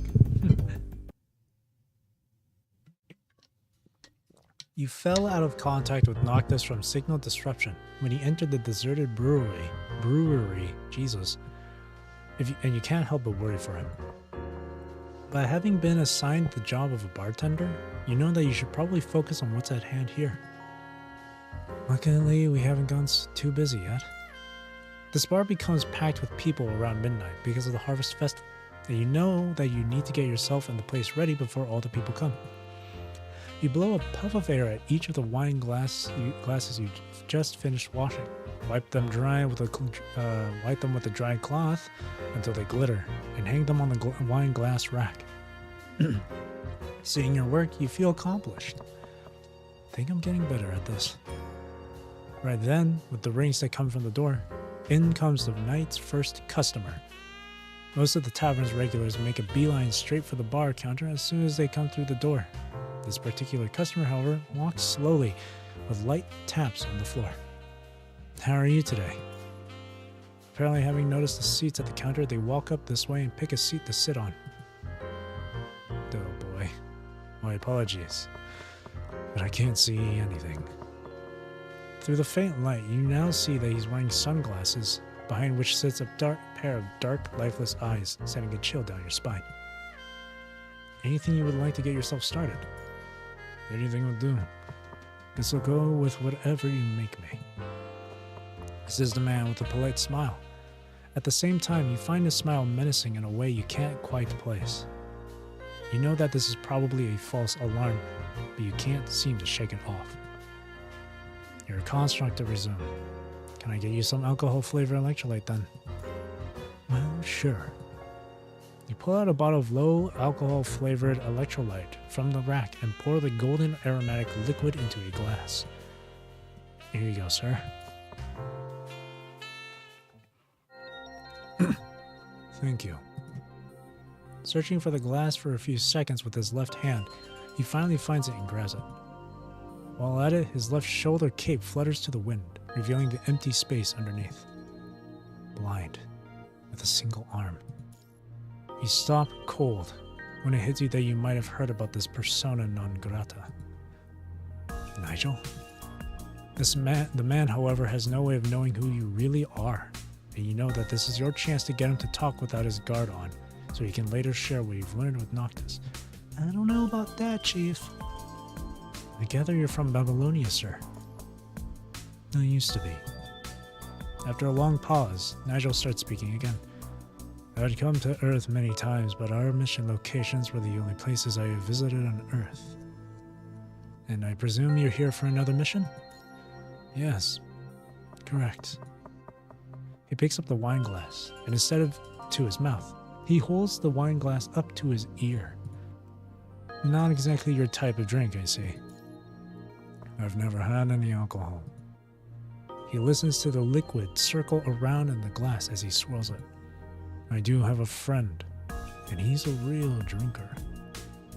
A friend, huh? The thing, though, is that he can't really hold his drink, but he doesn't give a damn what he does when he gets drunk. That's a quality he has that I don't. With a barely discernible smile, Nigel chugs the drink in one go. Don't think I'll ever get used to this. He puts the glasses down and stands up. One question for you before I go. Sure. What is it? What would you differentiate a construct from a human? That's one interesting question, I gotta say. You take as long as you possibly can with wiping the bar counter, all the while keeping your eye on Nigel. As a bartender, I guess the difference is that one takes alcohol while the other takes electrolytes. Is that so? Nigel leaves the money for the drink on the table and turns around. Say, how would you answer that question as a commandant from Babylonia, though? No sooner have you heard the question than you reached your hand into the drawer behind the counter for the service pistol in it. A second later, you feel a pang of excruciating pain coming from your left arm that quickly occupies the left side of your body. You have no idea when you even got hit. You haven't even taken your eye off him for even a split second this entire time. Your heart sinks at the numbness that quickly spreads across your body. What did you... Seems like Noctis has told you about me. Send him my way.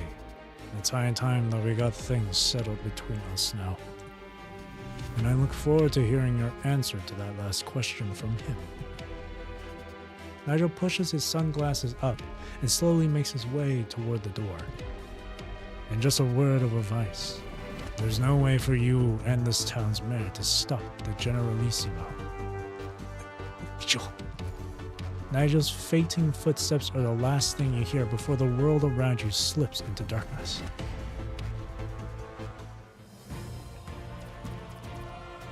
Damn it.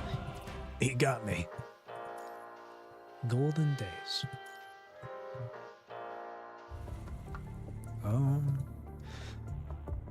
On the big desk in front of Max lies an open envelope with its letter in his hand. This is ridiculous.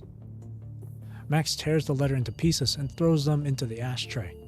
With the cigar he just lit up, he sets the pieces aflame, instantly turning them into ashes.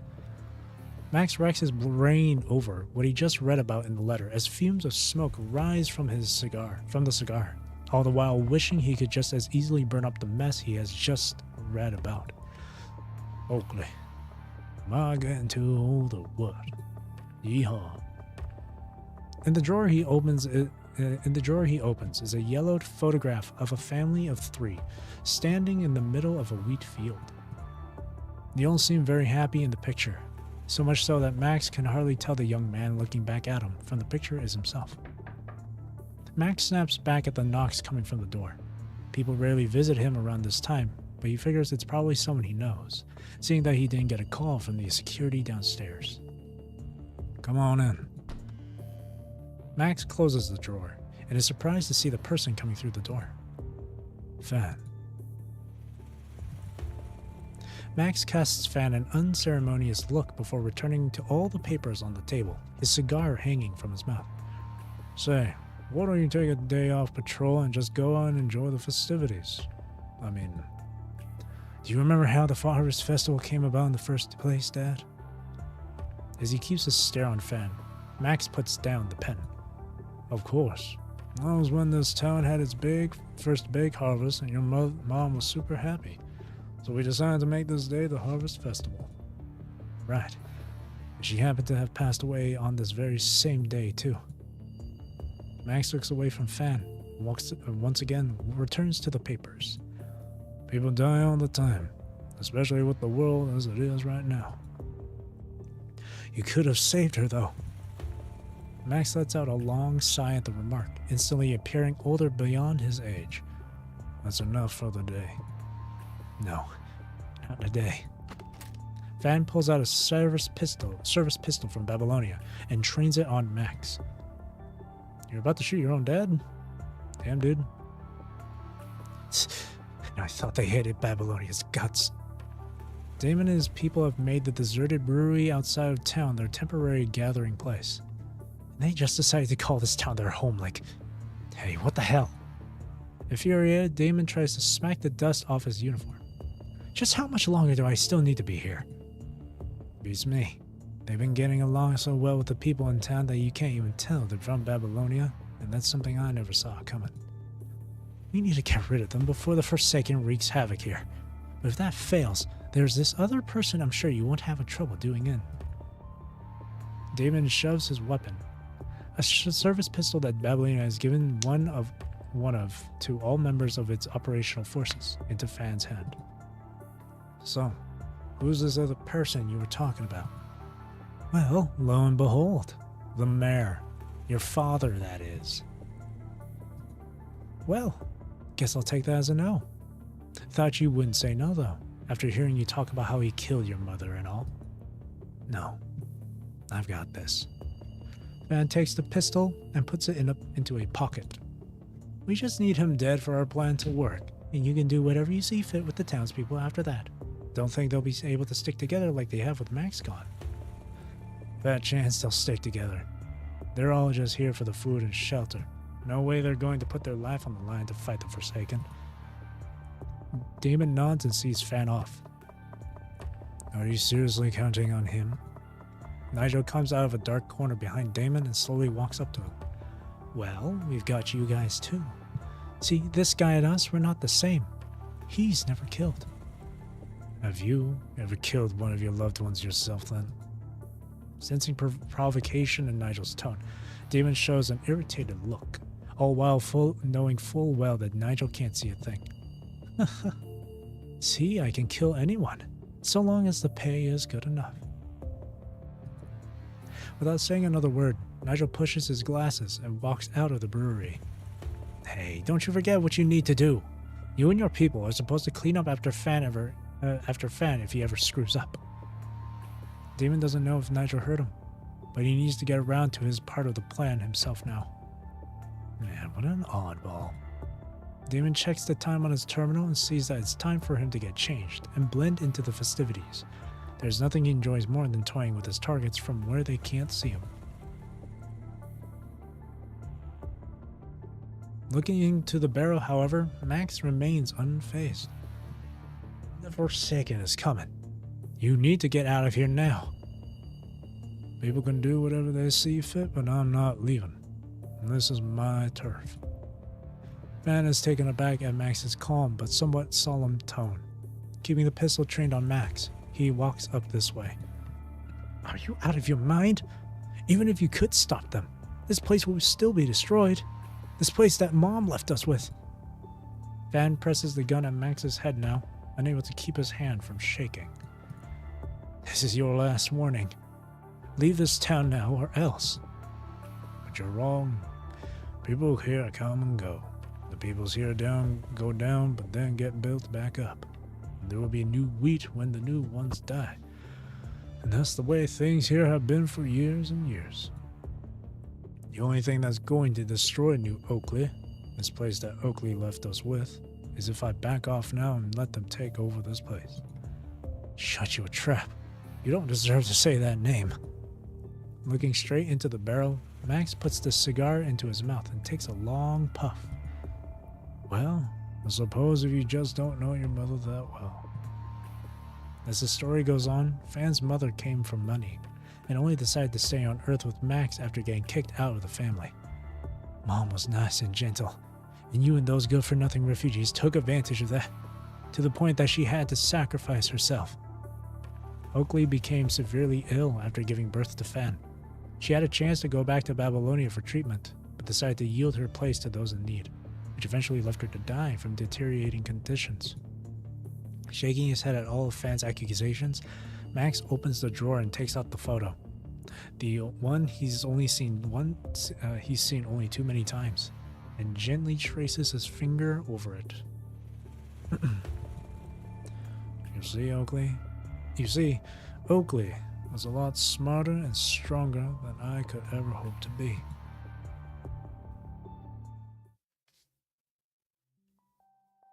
Hey, Max, check out this wheat. It's bolting. You're not supposed to be running with a baby in you. Let's make today the Harvest Festival. We'll all celebrate this day going forward. I want people living here to be happy day in and day out. There are only so many of us living here, though. That's not true, because I'm going to make this place accessible to all, so that people who want to stay here can stay and become part of this town if they recognize our principles of equality and neutrality. They'll be able to find work in a place they belong to right here in New Oakley, regardless of what they might have been in the past. New Oakley, you said? That's the name of this town. I thought we needed a name for this town first to make a recruitment. There's no way we would be able to expand the farming area with just the two of us. People want to see a sea of golden wheat fields and feast on bread. Not to mention we'll have to mash people and fend ourselves from the corrupted. So we got an endless list of things to do now. It's true that we'll be running into a bunch of problems, but we'll be solving just as many, and I trust that you'll be there for me through it all, Max. See this wheat? I'm sure my little town will be able to stick through thick and thin and come back strong, just like it. So, what do you say? Are you in this with me? Oh, of course. I'm not going back to Babylonia, Max. And if any of you ever try to talk me into doing that, says Oakley as she turns off the safety on her gun and aims it at the people around her. I'll kill you all and then kill myself. Hey, easy there with that thing. Holy blah, I think she means business there. But what are you going to do about your... Oakley shakes her head with a wry smile. I might be able to make a full recovery if I go back. Except they'll never let me leave. And I'll never be able to see everything and everyone I love again.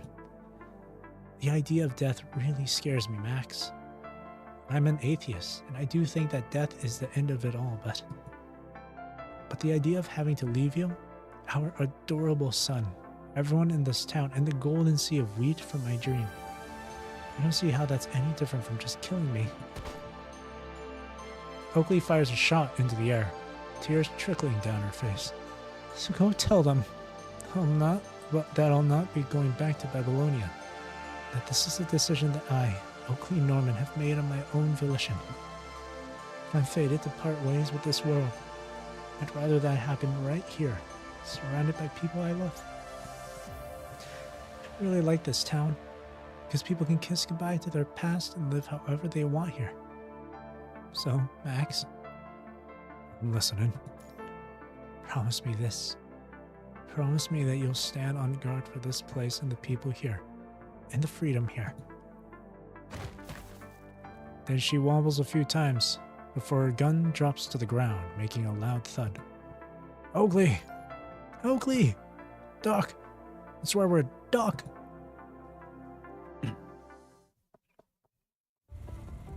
My kudos to both you and her, I guess. See, you and your mother are the only two people to have ever pointed a gun at me in my life. What if what you're saying is true? Why did you never say a thing? Because Oakley never wanted you to think that this place, and you prevented her, and you prevented her from getting the help she needed. She wanted you to see death as something that happens naturally. Profanity in my video game? And the fact that you made the decision to be turned into a construct only goes to show just how much you like her, and that you both never follow the path people have laid down for you. And just like how Oakley chose to stay here, so am I. I'll be keeping New Oakley until my very last moment. But you, fan, are free to go for a future you want now, being the big man you already are. Dad.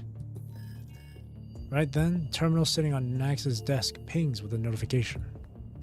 It's from that commandant from Babylonia. It's a message that reads, "Watch out, the Forsaken is coming." Something in the room catches his attention while he tries to decide if he can really trust this message. Almost out of instinct, he flips up his desk and flings it at Fan's side. The desk is sliced in half. A split second later, a dagger materializes out of thin air. With the dagger driven deep into Max, who now stands in front of Fan, blood soaks the right half of his body instantly. Dad!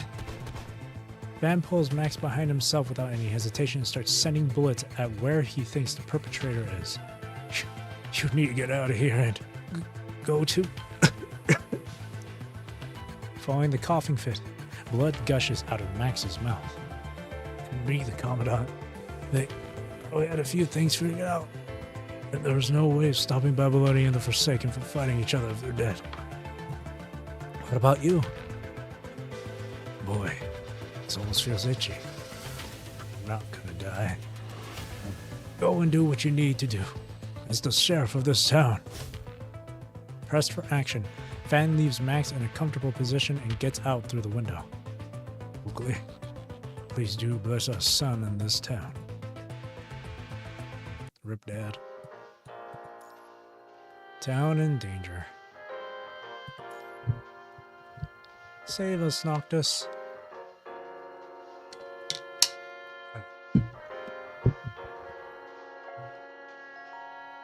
That animation is so good, so fluid, smooth. You're no stranger to injuries, but you've never once felt as weak as you do now. You can still think with a clear head, but the left side of your body is quickly growing weak from the numbness spreading from your left shoulder. If what Noctis said is true, this poison will gradually spread across your entire body and reach the organs, eventually stopping your heart. Literally dying by the second, you can now think of nothing more frightening in this world. But I can't die just yet. The mayor, New Oakley, and even Babylonia are going to be in deep trouble if you go down now. Damn it.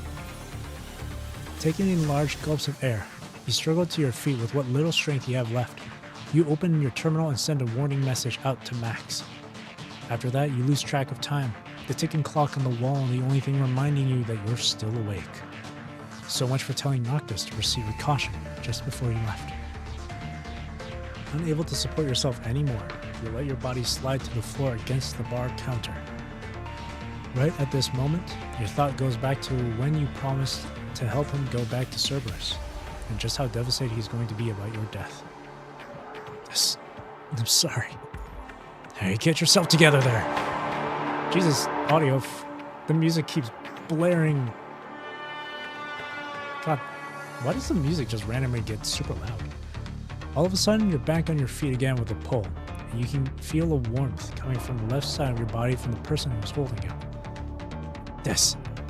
Damn it. Totally knew I shouldn't have left you here alone. With his arm, Noctis sweeps one of the table's clean of items, making a makeshift gurney. Not exactly a bad wound. The blood stopped too. So what the hell is... Noctis's pupils suddenly dilate as it hits him that the real issue here isn't the wound itself. It's that thing again. Did you get poisoned by him? Yes. Angel is still alive. The world. There's no antidote to that damn thing. Gnashing his teeth in absolute cluelessness, Noctis wishes he could travel back in time now and ask Vera to give him this crash course in first aid. Wait, no. We need to get back to Babylonia. Yes, I'm sure they'll know what to do with you. They'll probably try to get me, but I'm sure they aren't just going to leave you to die. This is the first time you've seen Noctis panic over trying to save a dying person. Listen, Noctis, yes, I'm all ears. And there, you need to go and save him. Are you out of your mind? Do you really think I'm just going to leave you here when you... You know, Oakley is going to be in deep trouble. They get him. God's sake, just worry about yourself already. You haven't been here for long, but we're residents of this town too, just like everyone else. You pass Noctis the terminal you just used to send Max the warning message. This, you figure, will help you remain in touch with them. We need to keep this town and everyone here safe. You understand full well that, at this moment, you're not a commandant. That doesn't mean you should just sit around when you need to take matters into your own hands. Right, of course.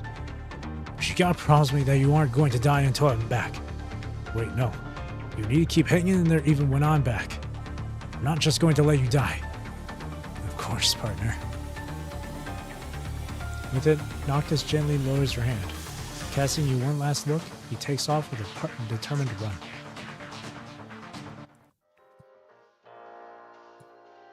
Alright, turn it back up.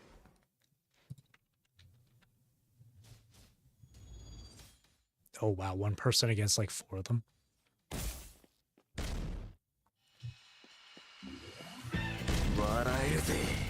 Not this again.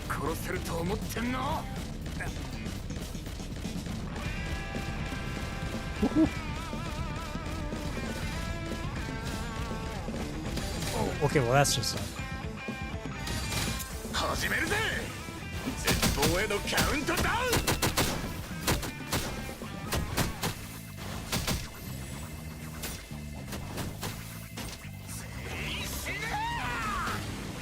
Bam! You okay? There's still someone alive. There we go. Hey, are you okay? Fine. Thanks for saving me. Easy peasy. Tch, these assassins are so annoying. They just keep coming. I can't help you. Let's finish them off. What? I don't need you. Just take care of your dad. Leave it to you then. Sure. Don't forget to call me if you're in trouble. I've confirmed their location and number with the drone's help. Oh, not bad, Commandant. The tactics along with the routes are ready. I've sent you everything, Noctis. Destroy them all. Don't let them hurt the residents. There are 3 routes to the combat area. The enemy has 3 regular combatants, 1 commander. Try to stay low-key, eliminate combatants first, see if we get anything out of them. I've sent the battle simulation data to you. Cough.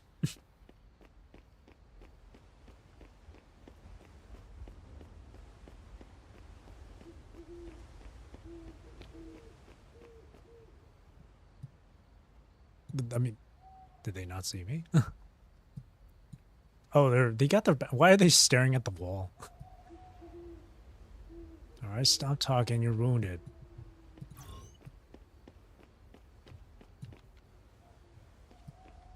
Are they just staring at the wall? Oh, whoops.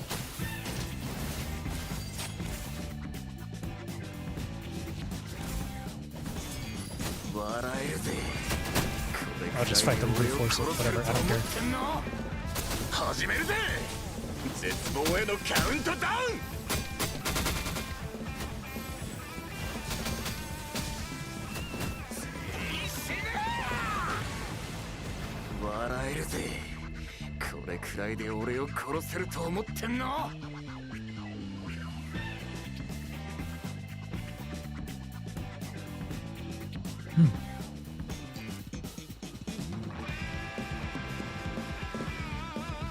No, I'm sorry. Huh. What is that? Don't kill me, please. Okay, but it depends on what you can offer me in exchange. I'll tell you everything I know. Let's say it out. Stop wasting time. Reinforcements are on their way.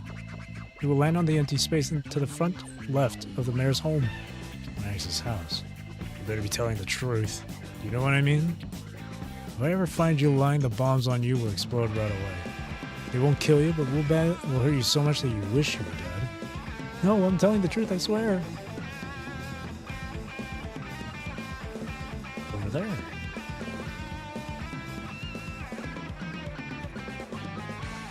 Oh, that was fast. Let's get the bombs ready over there to give them a nice surprise. Go, go, go.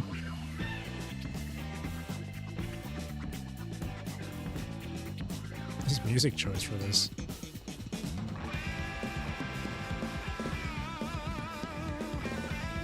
Seems like Howard wasn't lying. Alright, since we come to this point, let the bomb send you back home.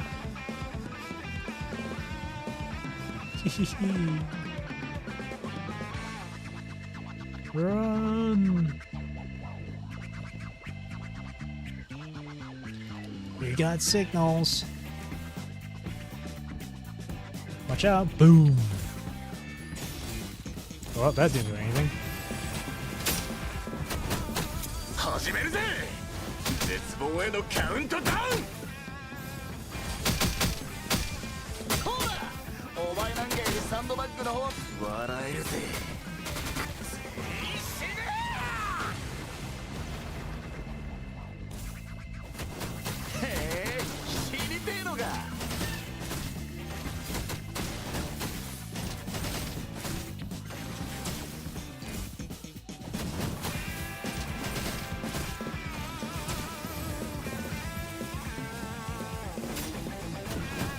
Keep juggling them.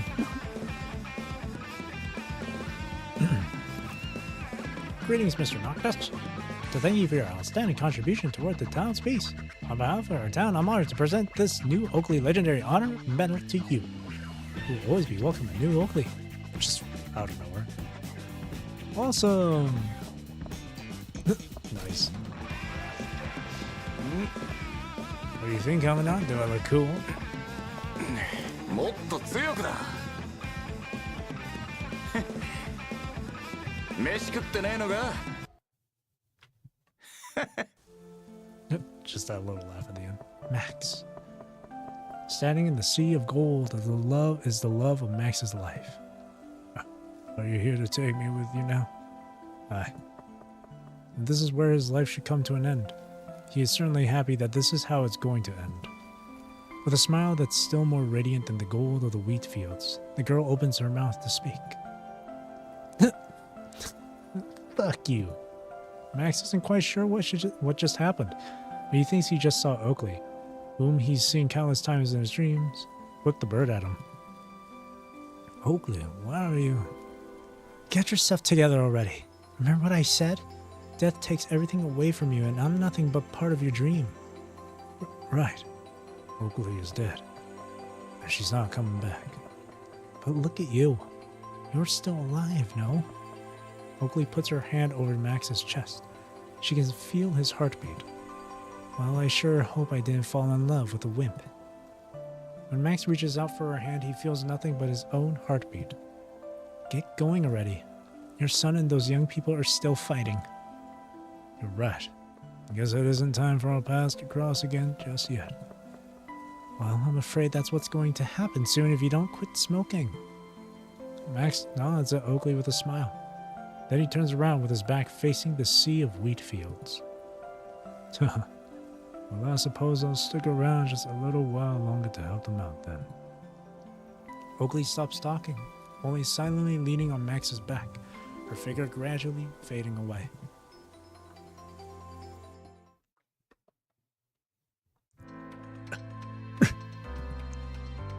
As his eyes fly open, Max coughs out the blood foam from his throat. Are you with me? Jesus, keep it down, will ya? Hurt in the shoulder, not the ear. Max can hear hurried footsteps as Fan dashes over this way, having noticed that his father has regained consciousness. Dad! Fan drops the pistol to hold Max's hand. This is probably the first time Fan has been this close to Max since Oakley passed. Unable to get himself in edgewise, Noctis shows a wry smile, knowing that Max will be fine. Son. Yes. Stop crying already. You look as ugly as your mom when she cried. Shut up. Max struggles to his feet with fan support, then turns to face Noctis. Thank you so much, Noctis. Don't mention it. See, it's my partner who sent me here to your rescue, saying that the town would be in deep trouble if they got you. Well, while things look as dire as they do, I'm impressed. Right. Except my partner's in an equally dire situation now, too, as we speak. Do we have a few words? With a nod, Noctis pulls out the terminal. The connection is established, but Noctis gets no response no matter what he says. Hey, partner. You still there? With every passing second, Noctis grows more anxious. How are you feeling? Noctis' worry quickly dissipates when he hears a familiar voice coming from the other side of the line. A split second after, however. The line is filled with an anguished scream. Oh. I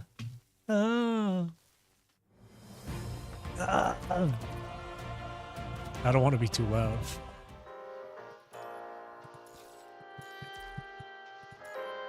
Three evil hounds. Hearing the scream, Noctis wastes not a single second rushing back to the bar, except it seems too late. Beside the table he has left the Grey Raven Commandant, two hazy figures stand in the faint light, working away at the person on the table with some sort of device. Swear word, let me go, let go now. Enraged, Noctis flings the terminal at hand at them as he dashes right up and sucker punches one of them. Clank. The clinks and clanks of metallic objects fill the bar as they travel through the bottles and glasses that the Grey Raven Commandant and Noctis have only familiarized themselves with not too long ago. Stay the hell away. Thought I'd pay you a visit knowing that you're mostly brawn and barely any brain, says the figure that stands next to the Grey Raven Commandant, showing no intention to stop. Noctis, however, is a little taken aback by the voice with which the riposte was uttered. Let him in, number 21. The powerful claw that's been holding Noctis in place loosens up. Captain is right. Noctis is all brain and no brawn. And you're stronger now. My bad. I thought you guys were trying to. But wait, I totally heard a scream over the line. Seeing Vera nod at her, number 21 pulls out a colorful bag of medications and hands it over to Vera. Think the Commandant here can probably clear your confusion for you. You feel as though someone has sucker punched you in the tummy in the heavy darkness, except that's not where you're feeling suffocating nausea, as your heart pumps the sensation to every last corner of your body.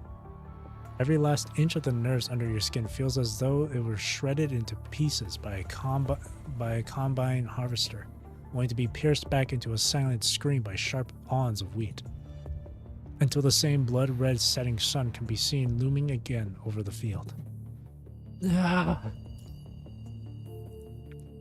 There. Is that what you heard, Noctis?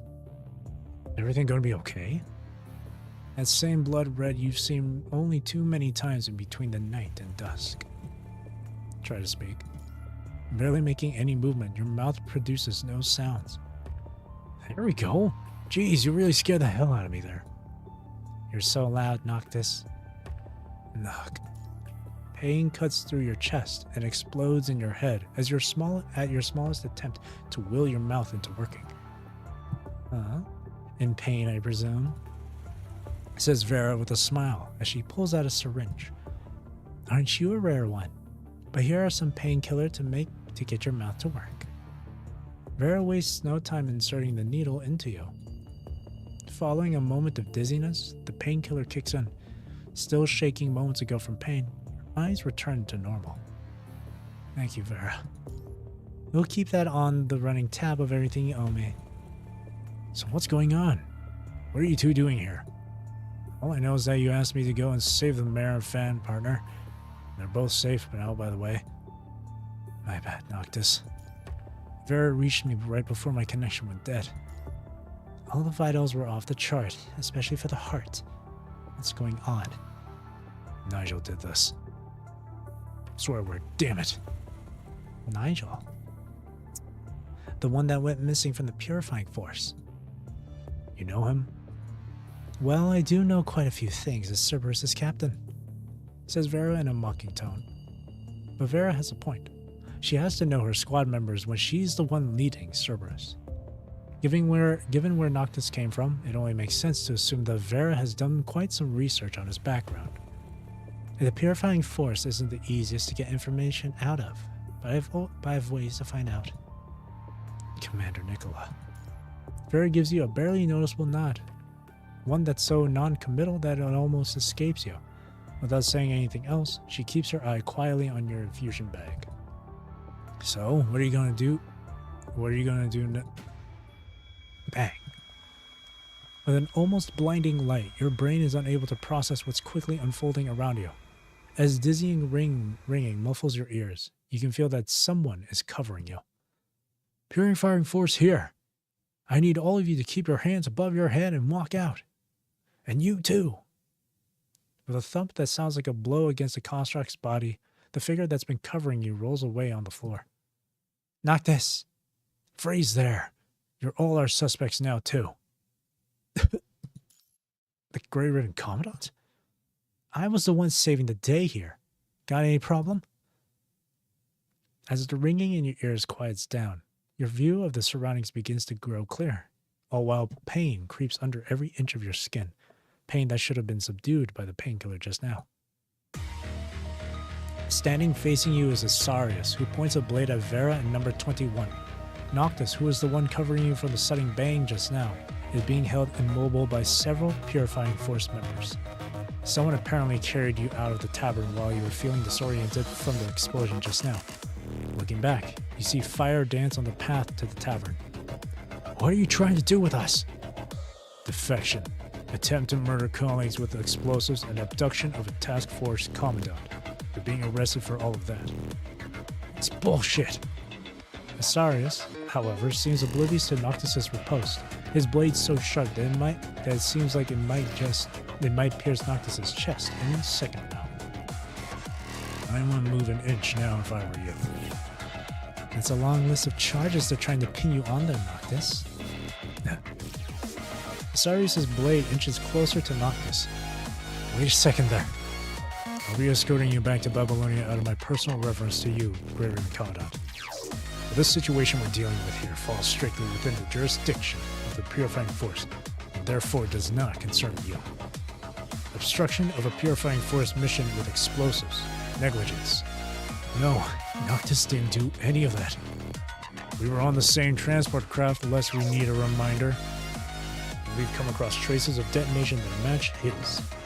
He isn't the perpetrator, please trust me. The blade in Asarius' hand seems a little less menacing now as he grows hesitant. We vouch for him as a commandant. Be that as it may, we still need to take him back to Babylonia immediately for investigation. You can't do that, because there are things I need to finish here. I'm not going back until I've had scores settled that guy, Nigel. All the more reason for you to go back with us and ask for help if he's still alive. But we're out of time here, because they're coming to destroy this town. All we need is just some more time.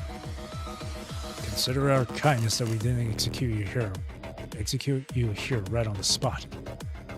Take him. Not gonna happen. Hiss. Cute. Squad. As Vera thrusts her banished spear in between Noctis and Asarius, number 21 wastes no time bearing her claws at the other Purifying Force members. Hey, what are you? Hey, you look as dumbfounded as some silly dog there. Noctis is Cerberus is Noctis. Only number 21 and Captain can be mean to him. That's cute. What's wrong with you two? This is my business here. I'm the one that caused all this mess. It ain't got nothing to do with you two. It's got to do with Cerberus now. Here's a friendly reminder for you. Dead or not, you're a member of Cerberus. Keep that in mind. Just because you spent a few happy days at the Purifying Force doesn't mean you can forget that. Noctis nods at them, a smile blooming across his face. Cerberus cannot be Cerberus without any of the three. The Cerberus members are all bearing their claws and fangs at the people standing in their way now.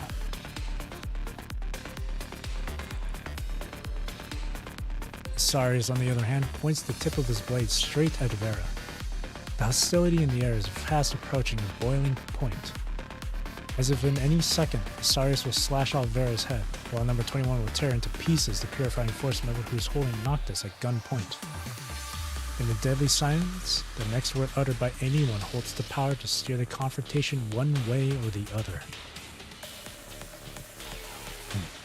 This will leave them be. Before you know it, Sarius has put his blade back to its sheath, with what you'd only describe as a light-speed swoosh. But why? We aren't here to babysit Cerberus. And besides, I trust this Commandant. Thank you. I'm only doing this because I have faith in what you're capable of. With a nod, Sarius gestures for the rest of the Purifying Force to lower their weapons. With it, Vera and number 21 too look hostile no more. After nodding your way, Sarius leaves with the other Purifying Force members, leaving you and Cerberus alone on the path leading to the now tumbled-down tavern. You try to get on your feet, holding Noctis' arm, but you find your effort futile with the excruciating pain in your chest. And pain again? But you're gonna pass out cold if we put more painkillers in your system. Guess we'll keep you sane with the pain for now. Vera shakes her head after checking your infusion bag. It's fine. We need to deal with what's at hand here. Number 21 and I only saw a few hetero creatures here and there and barely any humans or constructs on our way here. Also a few constructs with daggers, and they were all doing the same thing. Like they were a pack of wolves being led by a boss wolf. With it, number 21 pulls out a dark dagger and shows it to you. Those people only used to be assassins working for the Purifying Force. They all worked for Nigel, and no one really knows who they are. That sure sounds like a mess. Well, we're all ears if you don't mind bringing us up to speed here. Thank God we got some help. Noctis quickly loops number 21 and Vera in on what's happened over the past few days in town. And that's all the evidence we have so far, which isn't enough. Evidence, huh? Wait. Noctis suddenly remembers what he came across at the deserted brewery outside of town. Remember how you asked me to look into the deserted brewery? I found their hideout there, and figured out what they were up to. Noctis racks his brain trying to remember what he saw at the brewery, which proves to be slightly difficult with everything he has been through. Spit it out already, Noctis. Working on it. Let me help you sort out the events that have happened. Sounds like a plan. First of all, you went there to look into the hetero creatures.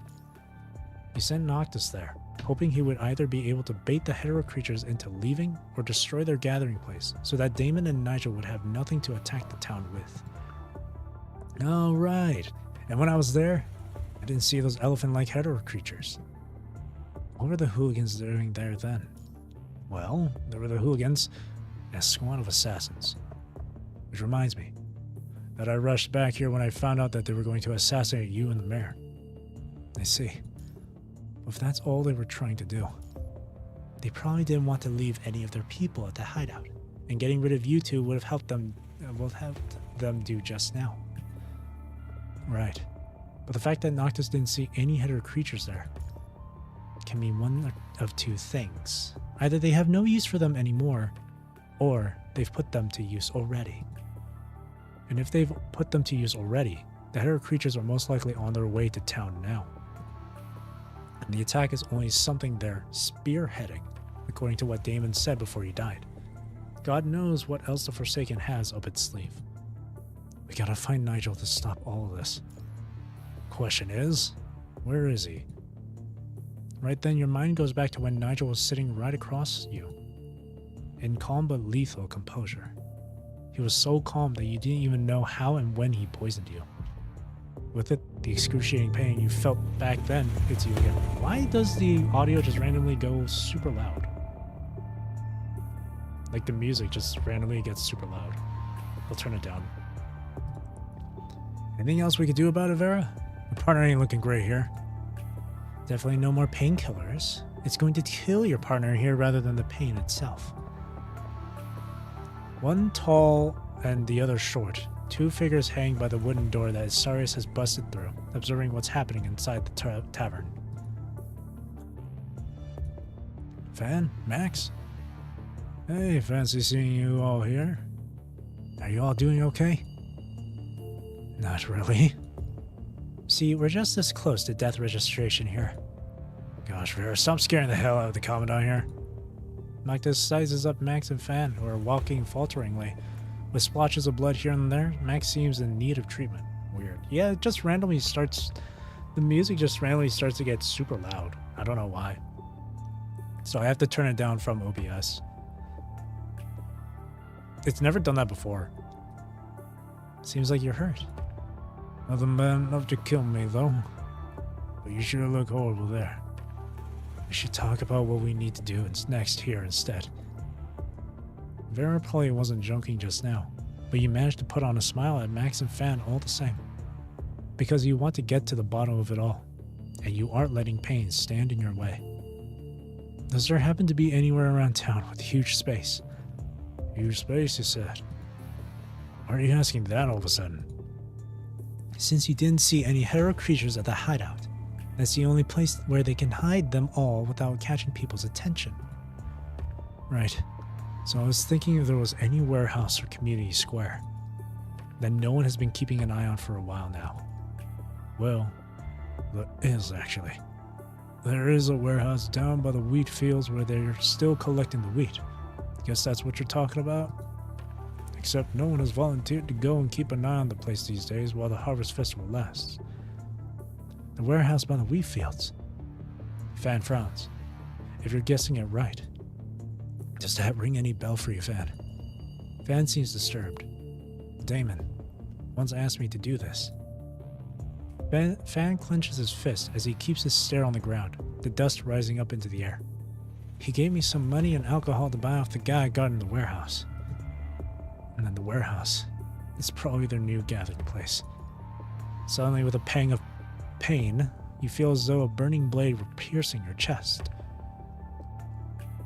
You nearly pass out from the pain, the world around you quickly going from white to black and back to white. Is there really nothing we can do now, Captain? Noctis and number 21 squat down right away to hold your body. Vera starts working away on the terminal hanging by your chest. This is going to be a handful to deal with. This poison has been attacking your heart. It won't kill you, but it will cause you a lot of pain. And that's the pain you've been feeling every now and then. I mean, as much as I like the look on your face when you're in pain, says Vera with a smirk. But I don't want you dead. Now, it's true that this condition isn't lethal, but it will still kill you if it lasts long enough.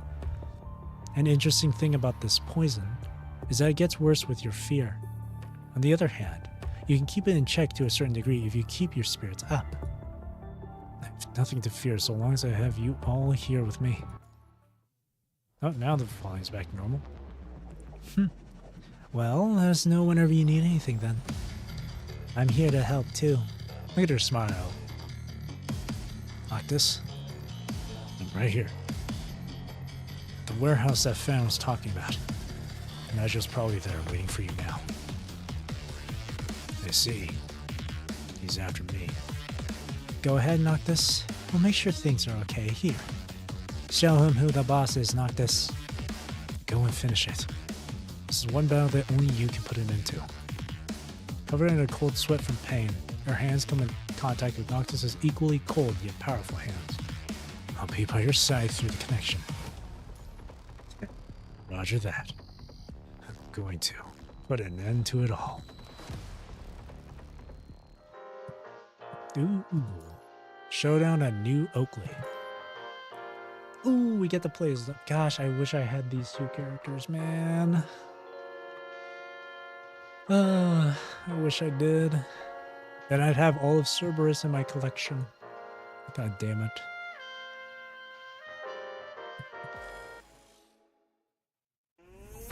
The sharp sounds of sirens blast through the air shortly after Noctis leaves, shattering the tranquility that followed the festivities. With it, the Inver device sitting on number 21 jumps to its end as she looks at the long road out of town through squinted eyes. Something is coming this way. Right then, you see someone running this way from town. Hey, what are y'all doing here? Y'all want to run now? There are a bunch of hetero creatures coming this way. But it should have been 3 days from now. Guess they decided to go ahead of time because we were sniffing around. The central plaza is growing crowded with people who have heard the siren and come out. All eyes are on Max now. Sir, some of the hetero creatures are in town now. They've setting places on fire. Between the wheat fields. Max shakes his head in resignation, unable to do anything about the influx of hetero creatures and the fires devouring the town. There is only one thing he knows he can do as the mayor of this town. Doing whatever it takes to make sure these people are safe, that is.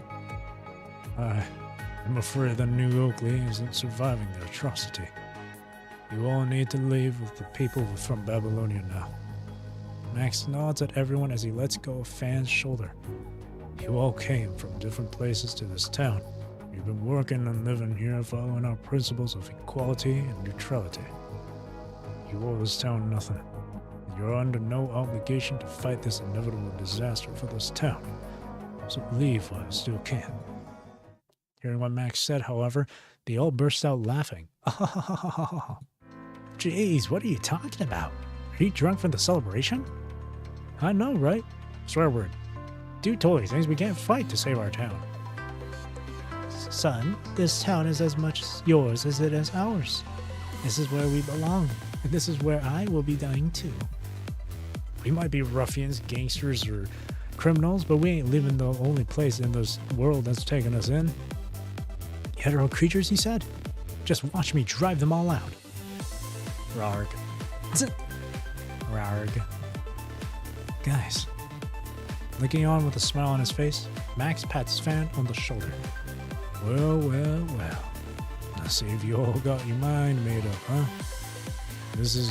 Guess this is gonna make for some good exercise after the festivities. Let's do this! With it, the townspeople whip out all sorts of weapons, and the owner of the tavern pulls out his jukebox, making the atmosphere festive all of a sudden. That's funny. Our bartender here will be in charge. Are we all okay with that? I mean, this is pretty much the only hope we have of winning this fight. Being the ragtag we are. Of course. Just leave it all to me. And those guys from the Purifying Force. Number 21, I need you to go and politely fetch those guys here for me. They damn well need to be part of this if they want to win. Roger that. The bird turns around, holding you with a gentle grip. She whispers into your ear. Oh? Look, I did tell Noctis that the poison isn't lethal, but I know. You better know it for real. Guys, they're coming!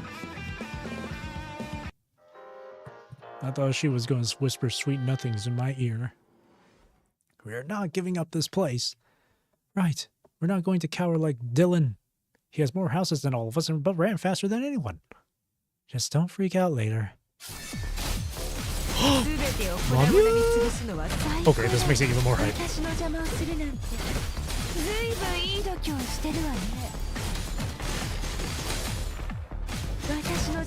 Like this, I know that the song is titled Lamia, but this feels like just as much as Vera's theme as it is Lamia's.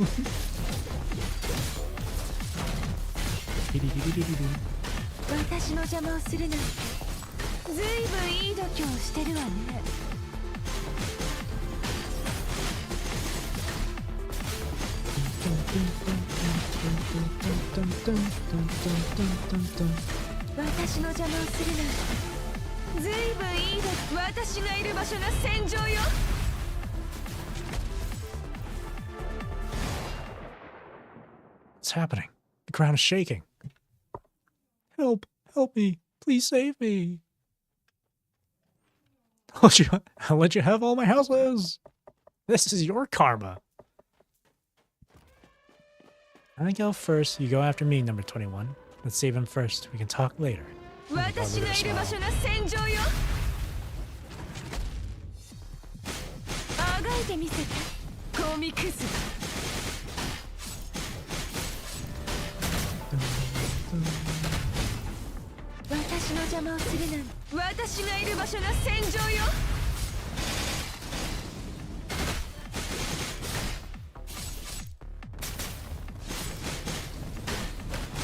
And the music audio for this chapter has been kind of weird. Sometimes it gets super loud, But then in like battle stages have been, well, just in this battle stage, it's super quiet. Yeah,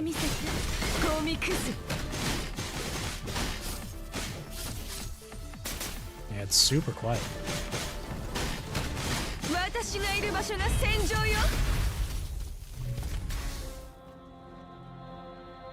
Something's not right.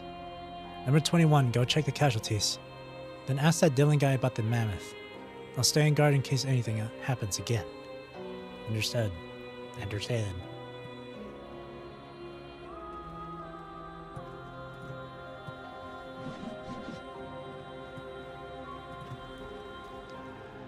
Fully damaged spine sensor unit. Severe loss of vital fluid. Unable to detect mind signals. Dead.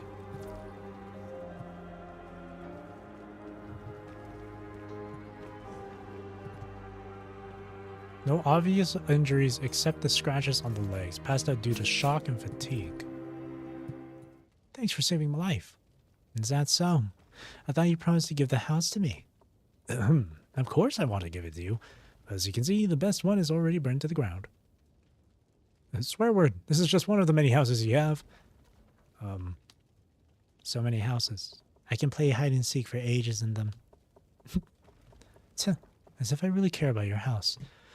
Back to the point, what's with these stupid monstrosities? The moment I stepped out of town, I saw several mammoths. About 3, maybe? They started to chase me before I could figure out what was happening.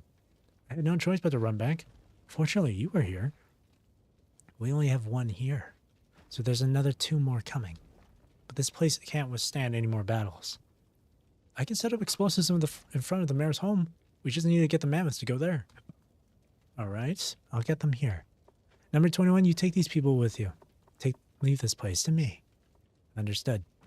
Good luck, Captain.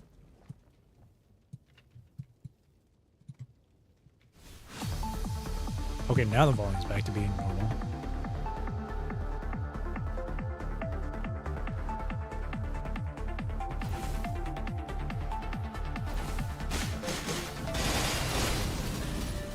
Oh. That was quick. A sound. Looks like it's pissed. Just have to lead it to the blast area.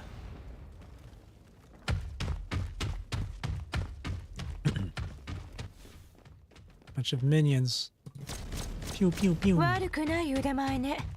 でも早く隠れた方が身のためよ。あいつらが来るわ。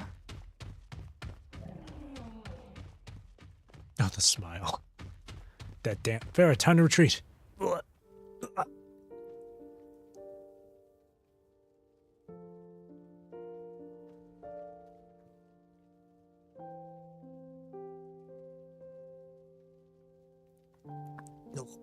Vera.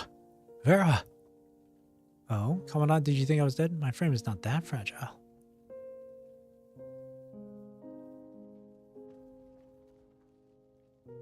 Glad you're alright. I thought.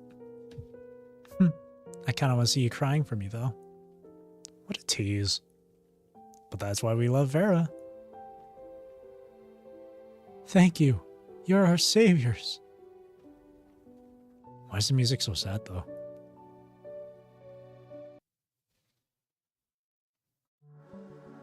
At long last, the townspeople drove all of the hero creatures away, and the Forsaken that had tried to breach the town have all been eliminated. Most of the buildings in town survived the attack, with only a few having been damaged. I just need the tavern to still be around by the end of it. It's all I need to live on. Swear word, do you even know what's coming out of your mouth? My wheat. They're all gone with the fire. The wheat fields outside of the town are now a sea of fire, having been set aflame by the hero creatures. Lucky thought we were done gathering most of the wheat. And as for what's gone, says Max as he walks up to the burned field and picks up a handful of ashes that's still warm. These ashes will turn into richer soil and bring us an even greater harvest next year. That's just like this town. You lose some, but you gain some, and everything will eventually spring back to life. Max tidies up his blood-stained jacket and walks up to Vera and the Purifying Force. We really owe all of you a big one. Likewise, There's no way we would have been able to stop them without all your help. Right, agree. With a knowing smile, Vera looks at Max. But if you really want to thank us, we'll gladly take this bartender back to Babylonia with us. What a choice. This is the best bartender we have in town. And the only one, too. But I guess this bartender of ours does deserve to go further than beyond this town. We have a deal then. Question is, where is this bartender in question here? Vera looks around, remembering still seeing the bartender giving out commands toward the end of the fight. Right then, out of a corner comes number 21 shout. Captain, I can barely hear the Commandant's heartbeat now. Huh? I was in the middle of everyone, like, in the crowd. How did they miss me? Out of my way now. Vera makes her way through the crowd in a panic. She has no choice but to go ahead with an examination in the tavern, for want of a proper medical environment. You've got to save this good soul, Missy. Yes, you gotta save this good soul. I mean, it's not like I know how it's done or anything. Swear word. Jesus, get these people out from me already, Asarius. Asarius doesn't like the idea of taking an order from Vera, but does the bidding anyway, after a moment's hesitation. He kicks all the looky-loos out of the tavern, with the other Purifying Force members. Captain, what's going to happen to Commandant? That Nigel's one hell of a man. This is worse than I thought. Grey Raven Commandant, can you still hear me? Nod. You managed to keep yourself awake, but can't say a word. The world as you see it starts growing blurry, to the point you can barely make out Vera's words anymore. He's connected with Noctis. When Noctis feels despair, it rubs off on the Grey Raven Commandant here, which speeds up the spread of this poison. Just what's up with that idiot? What did you say? Trying to pick up your words, number 21 straightens her info device. Commandant, must have performed a deep mind connection with Noctis. Are you trying to kill yourself? Your consciousness will be bound to his if you do that, and your dead meat if he weakens. He needs me. So you're choosing to trust him here, huh? The guy might not be the smartest of apples, but he's got a will as strong as iron. That much I'll give him. Sighing with a wry smile, Vera has made up her mind. Well, let's give it a try then, and see what sort of miracle you two can bring about.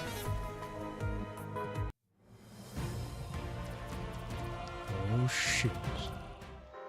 Here it is, the final battle. Raging Fist.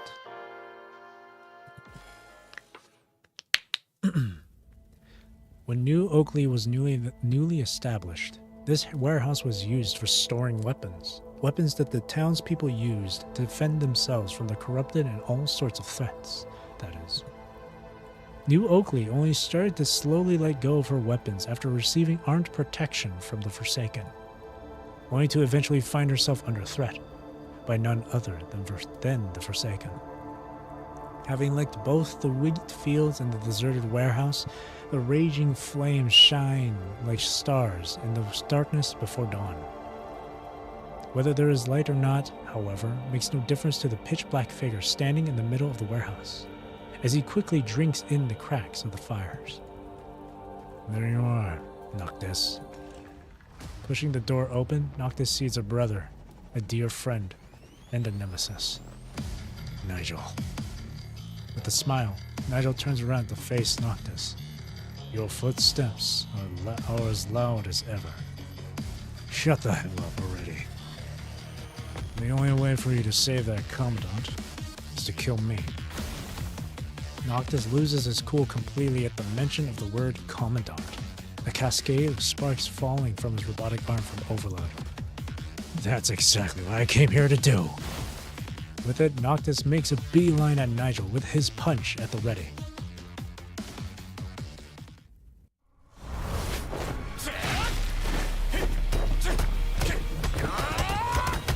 Oh, crazy animation. Ooh.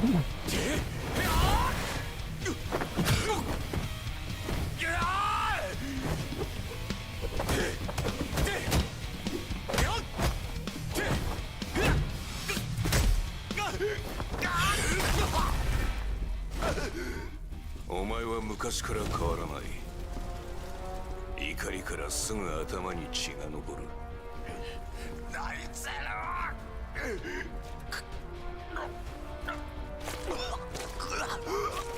毒は武器のみに付着してると思っているだろう。俺の話を疑いもしないな。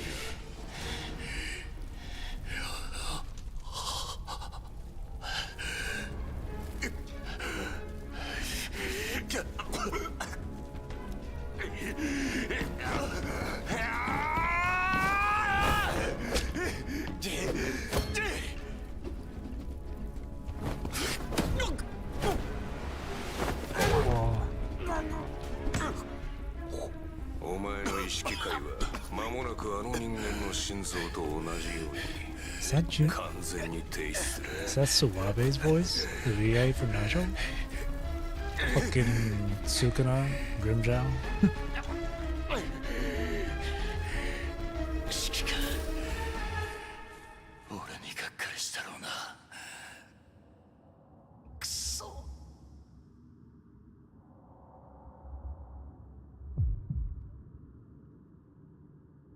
お前、俺のために怒ってんのか。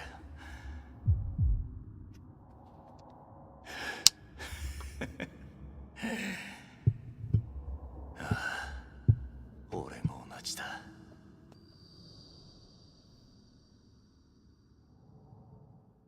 こっからは全部俺に任せろ。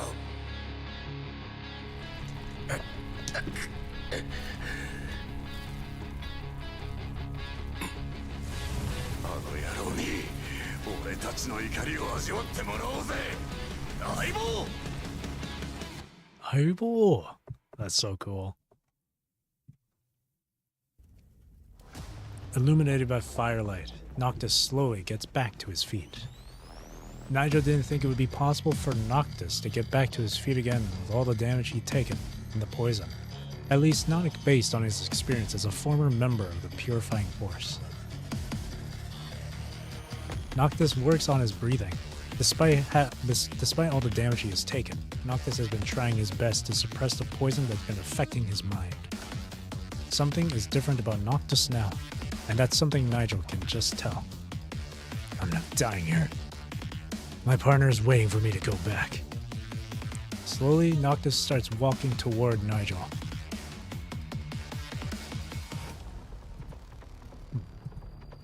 In a gate that's no longer chaotic and loud, but calm, resolute, and powerful. Through the eyes he no longer has, Noctis can seem to visualize the flames burning hot in the air that have stemmed from Noctis's iron will to defeat him. Nigel shows a rare smile. He always thought that he'd known this dear friend of his inside out, but now it seems like he's in for a big surprise. Noctis. For all these years, Nigel has never given a single battle his all, and this has helped him get by in the Purifying Force. Letting people's guard down, poisoning them, and eventually killing them in a way they've never seen anyone killed. These are exactly what he's done to Noctis. At this very moment, however, Nigel knows that this is one fight he has to give his all for, or else this is going to cost me my life. Stopping in front of Nigel, Noctis raises both his hands, his eyes reflecting the burning fires. I know exactly what I'm doing now, and what that means. Taking a deep breath, Noctis shows the same big smile he always does.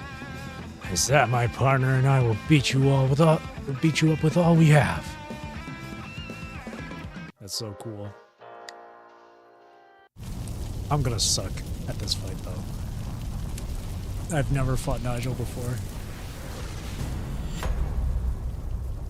It's my first time fighting this guy, so I have no idea what to expect. 始めるぜ。絶望へのカウントダ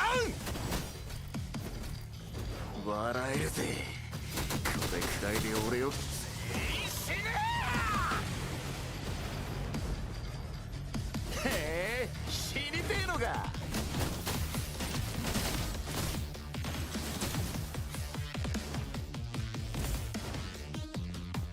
He's so tall. I never realized he's that tall.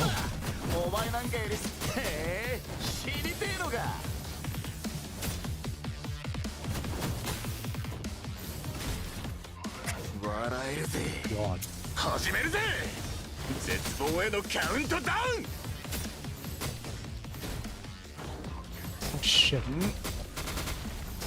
ほら、へえ、死にてえのか。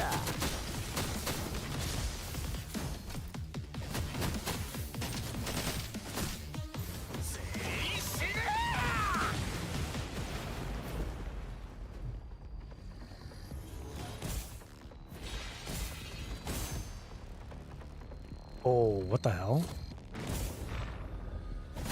ほら、お前なんかよりサンドバッグの方が笑えるぜ。これくらいで俺を殺せると思ってんの？来い。始めるぜ。絶望へのカウントダウン。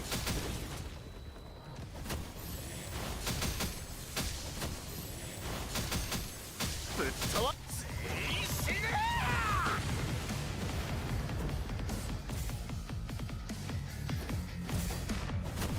ー。へえ、死にてえのか。笑えるぜ。 Oh, jeez. これくらいで俺を殺せると思ってんの？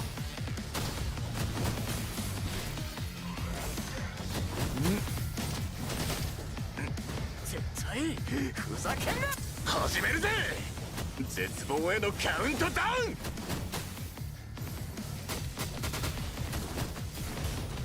え、死にてえの。 I have no idea how to play Noctis, man. I need like to do a crash course. I need to go back and like do his tutorial or something. 俺はまだ戦える。始めるぜ。 絶望へのカウントダウン。笑えるぜ。 Jeez. これくらいで俺を全員死ね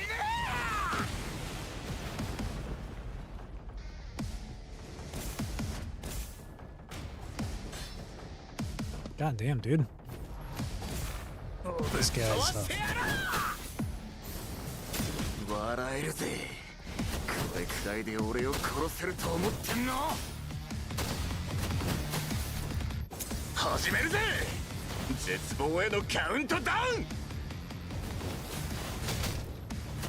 ぶっ飛ばしてやる。全員死ねー。 I know there's 3 charges to his ult, but I don't know how to generate those ほ properly. ら、お前なんかよりサンドバッグの方が丈夫だぜ。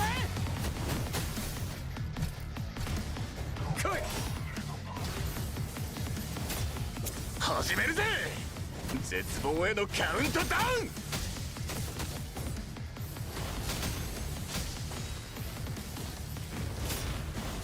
全員死ね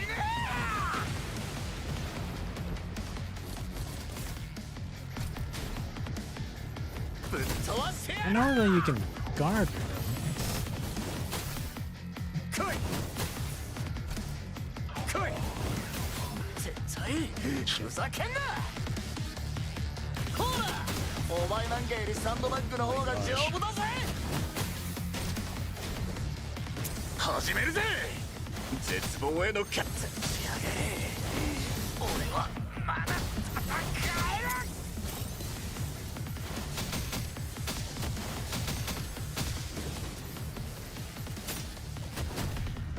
Got him. Yeah, I have no idea how おい Noctis おい、 works. もう終わりか。ただのウォームアップだ I ろ。 did his tutorial like once. It was like last month I did it. I just don't remember how he plays. Nigel! Without holding back, Noctis lands a punch squarely on Nigel, sending flashes of lightning through his body.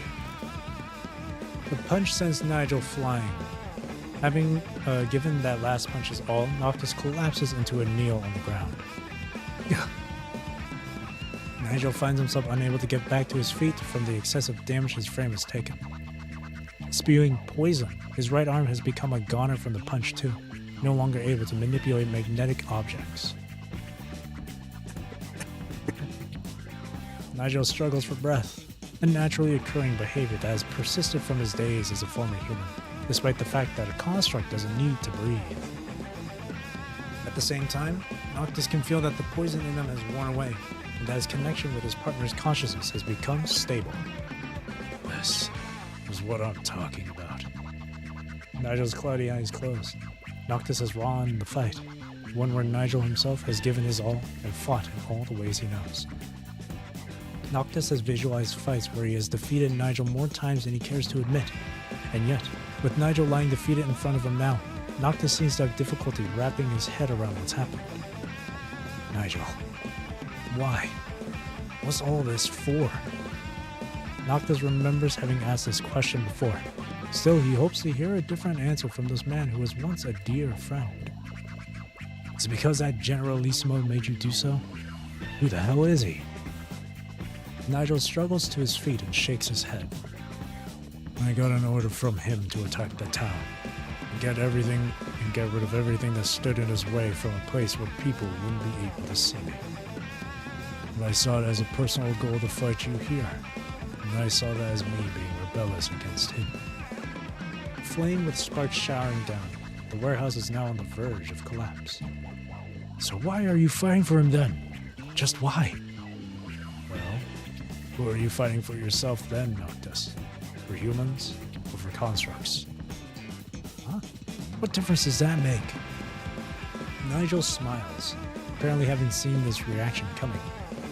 I asked that Commandant what the difference between a human and a construct is. I don't know what sort of answer you got, but... Noctis straightens himself. He walks up to Nigel and extends his hand to him. This much I can tell you. My partner will never treat people differently because of who they are. You and that Commandant are just so incorrigibly naive.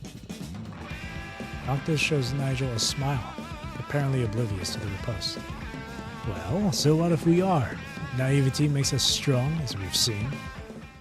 Nigel slowly stands up, and without taking Noctis's hand, he takes a half a step back. But it's too late now. It's all for his dream. Noctis is taken aback when Nigel suddenly kicks him. Noctis blocks the kick, but the sudden attack has sent him a few steps back nonetheless. Nigel! Right when Noctis is about to charge at Nigel, a burning beam falls and lands where they were just standing moments ago.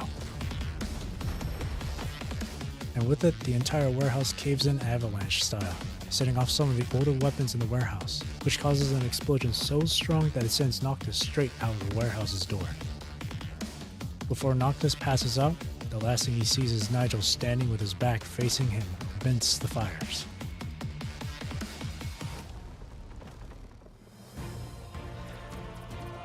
Cool fight though. I sucked ass though. That was terrible, but Nigel's a cool boss.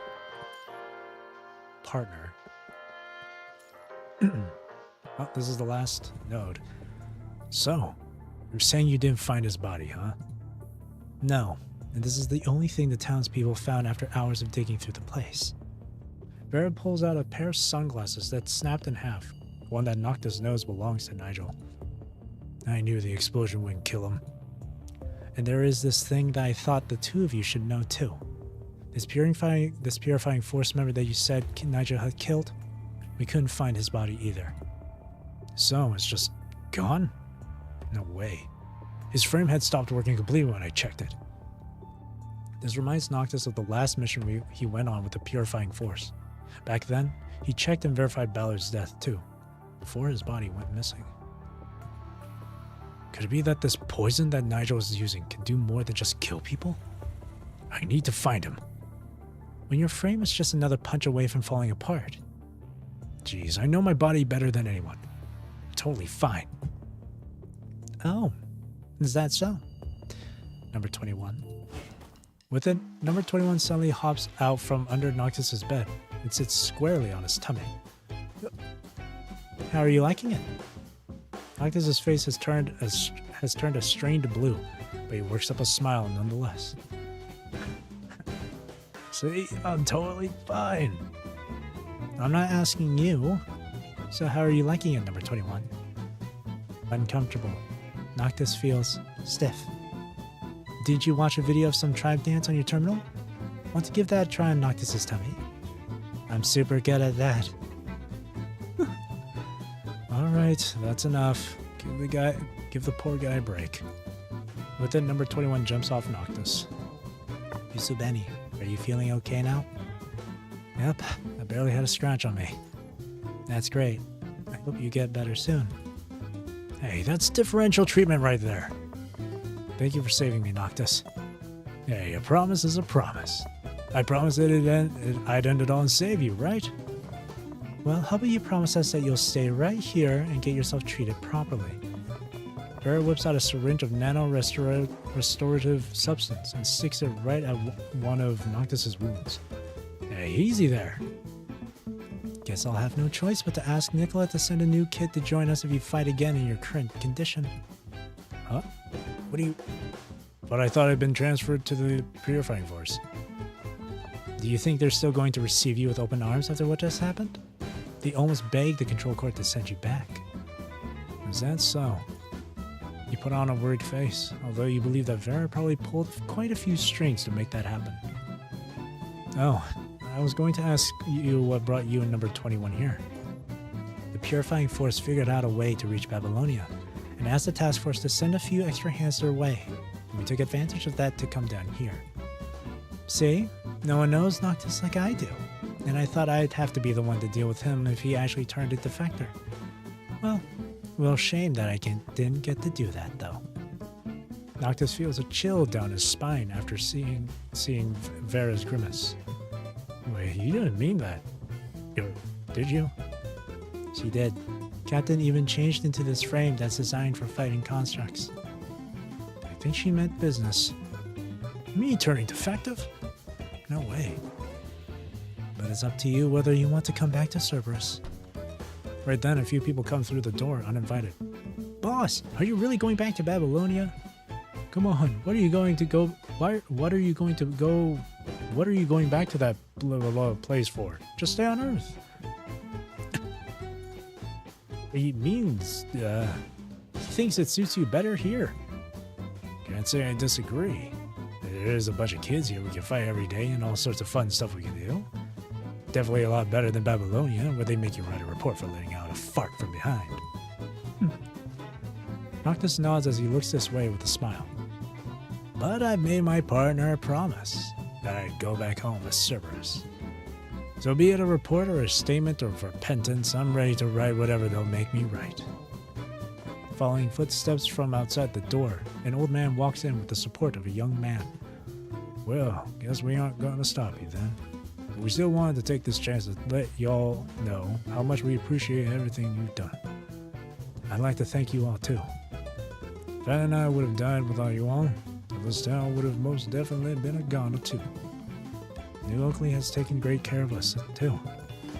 I hate to admit it, but you two totally pass as New Oakley locals. But ultimately, I know that you two have your eye on someone that's far beyond this little town.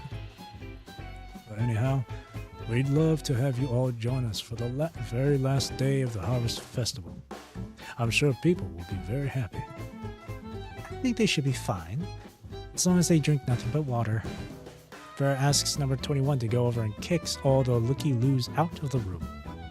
Alright, these two really need some time to recuperate here.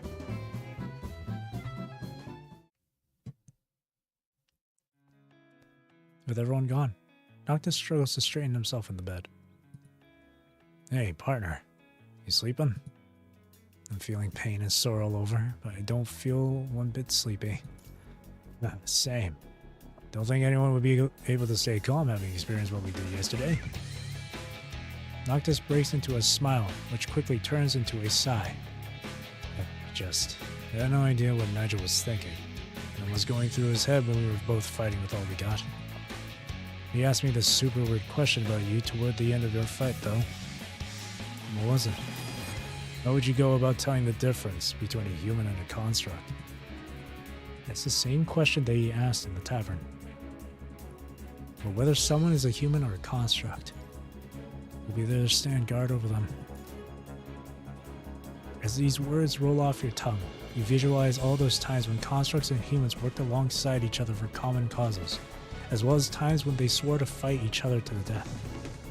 That's something we're able to do, and it's something we must do. And if there is anything that sets humans and constructs apart, it's just the stance that we each take. Ditto. Well, guess I do know you well then. But I know you better than you know me. See? I see you're drunk. Wait, what? Did I do anything weird when I was drunk? Forget it. Time for a nap now. Hey, come on! This is probably going to keep Noctis up for quite a while longer.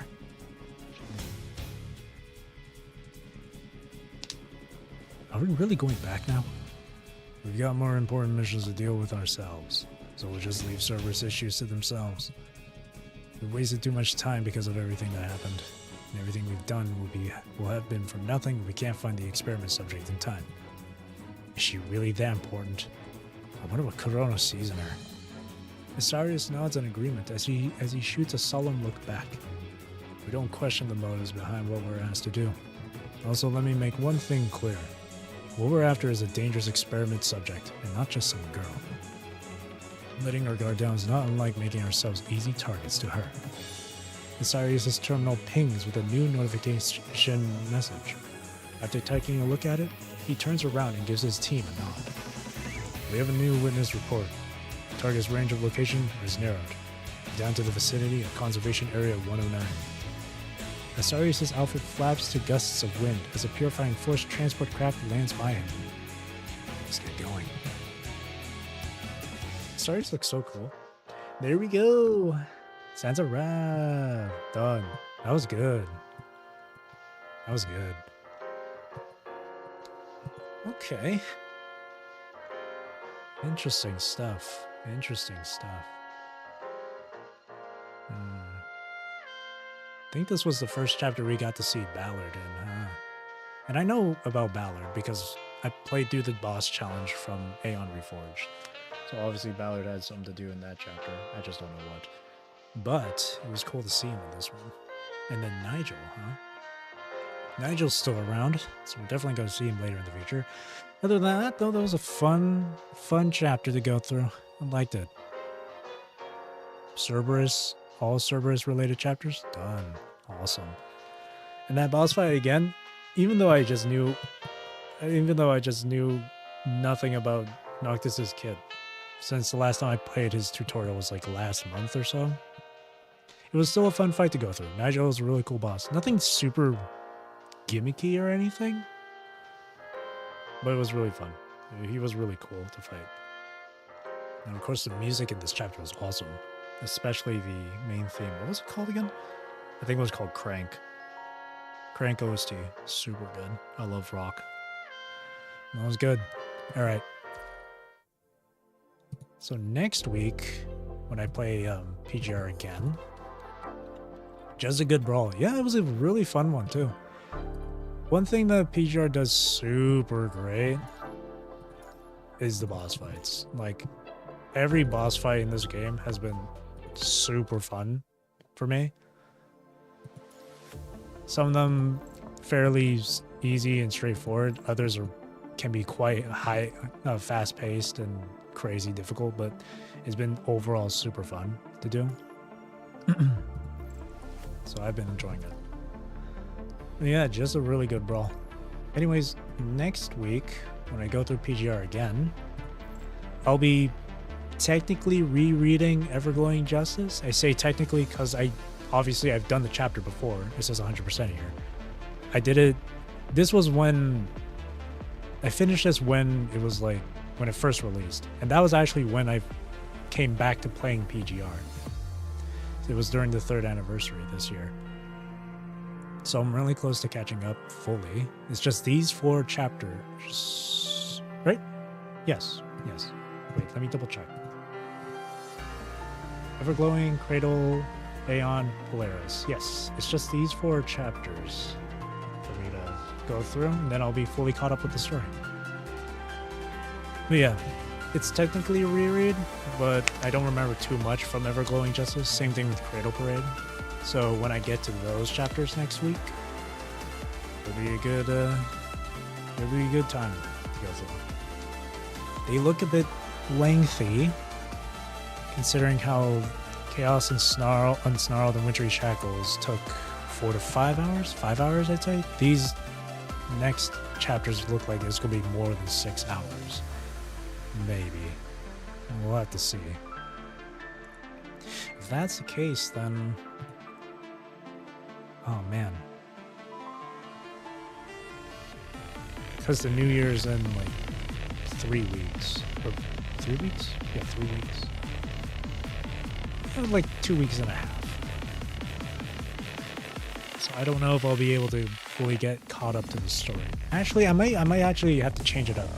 I might not play PGR next weekend, but I might actually, after this weekend, I might do PGR again. Like multiple times in a row. I don't know. We'll have to wait and see. Because these next chapters look to be very lengthy.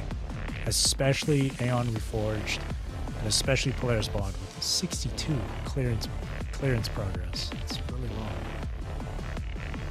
But yeah, that'll be next week. I'll figure it out. Because I do want to get fully caught up with the story before the end of the year. Alrighty. Again, good chapter. Can't wait to go through Ever-Going Justice next time. Anyway, that'll be it for me for tonight. So, thank you for watching. Thank you for chilling with me. Thank you for chatting with me. I really do appreciate it. I hope you have a great rest of your day or night, wherever you are in the world. Take care. Stay safe. Drink plenty of water. And I hope you enjoyed the stream. The next time I stream will be either me continuing with Yakuza or PGR again. Again, we'll just have to wait and see.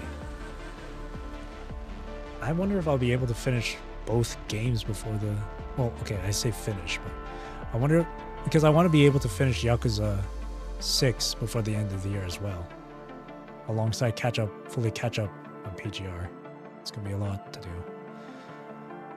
For me to sort out. But yeah. Again, thank you for watching, and again, I hope you enjoyed the stream. See you next time, and have a great rest of your weekend. Bye-bye, nice mermaid. I know. I love Mamiya.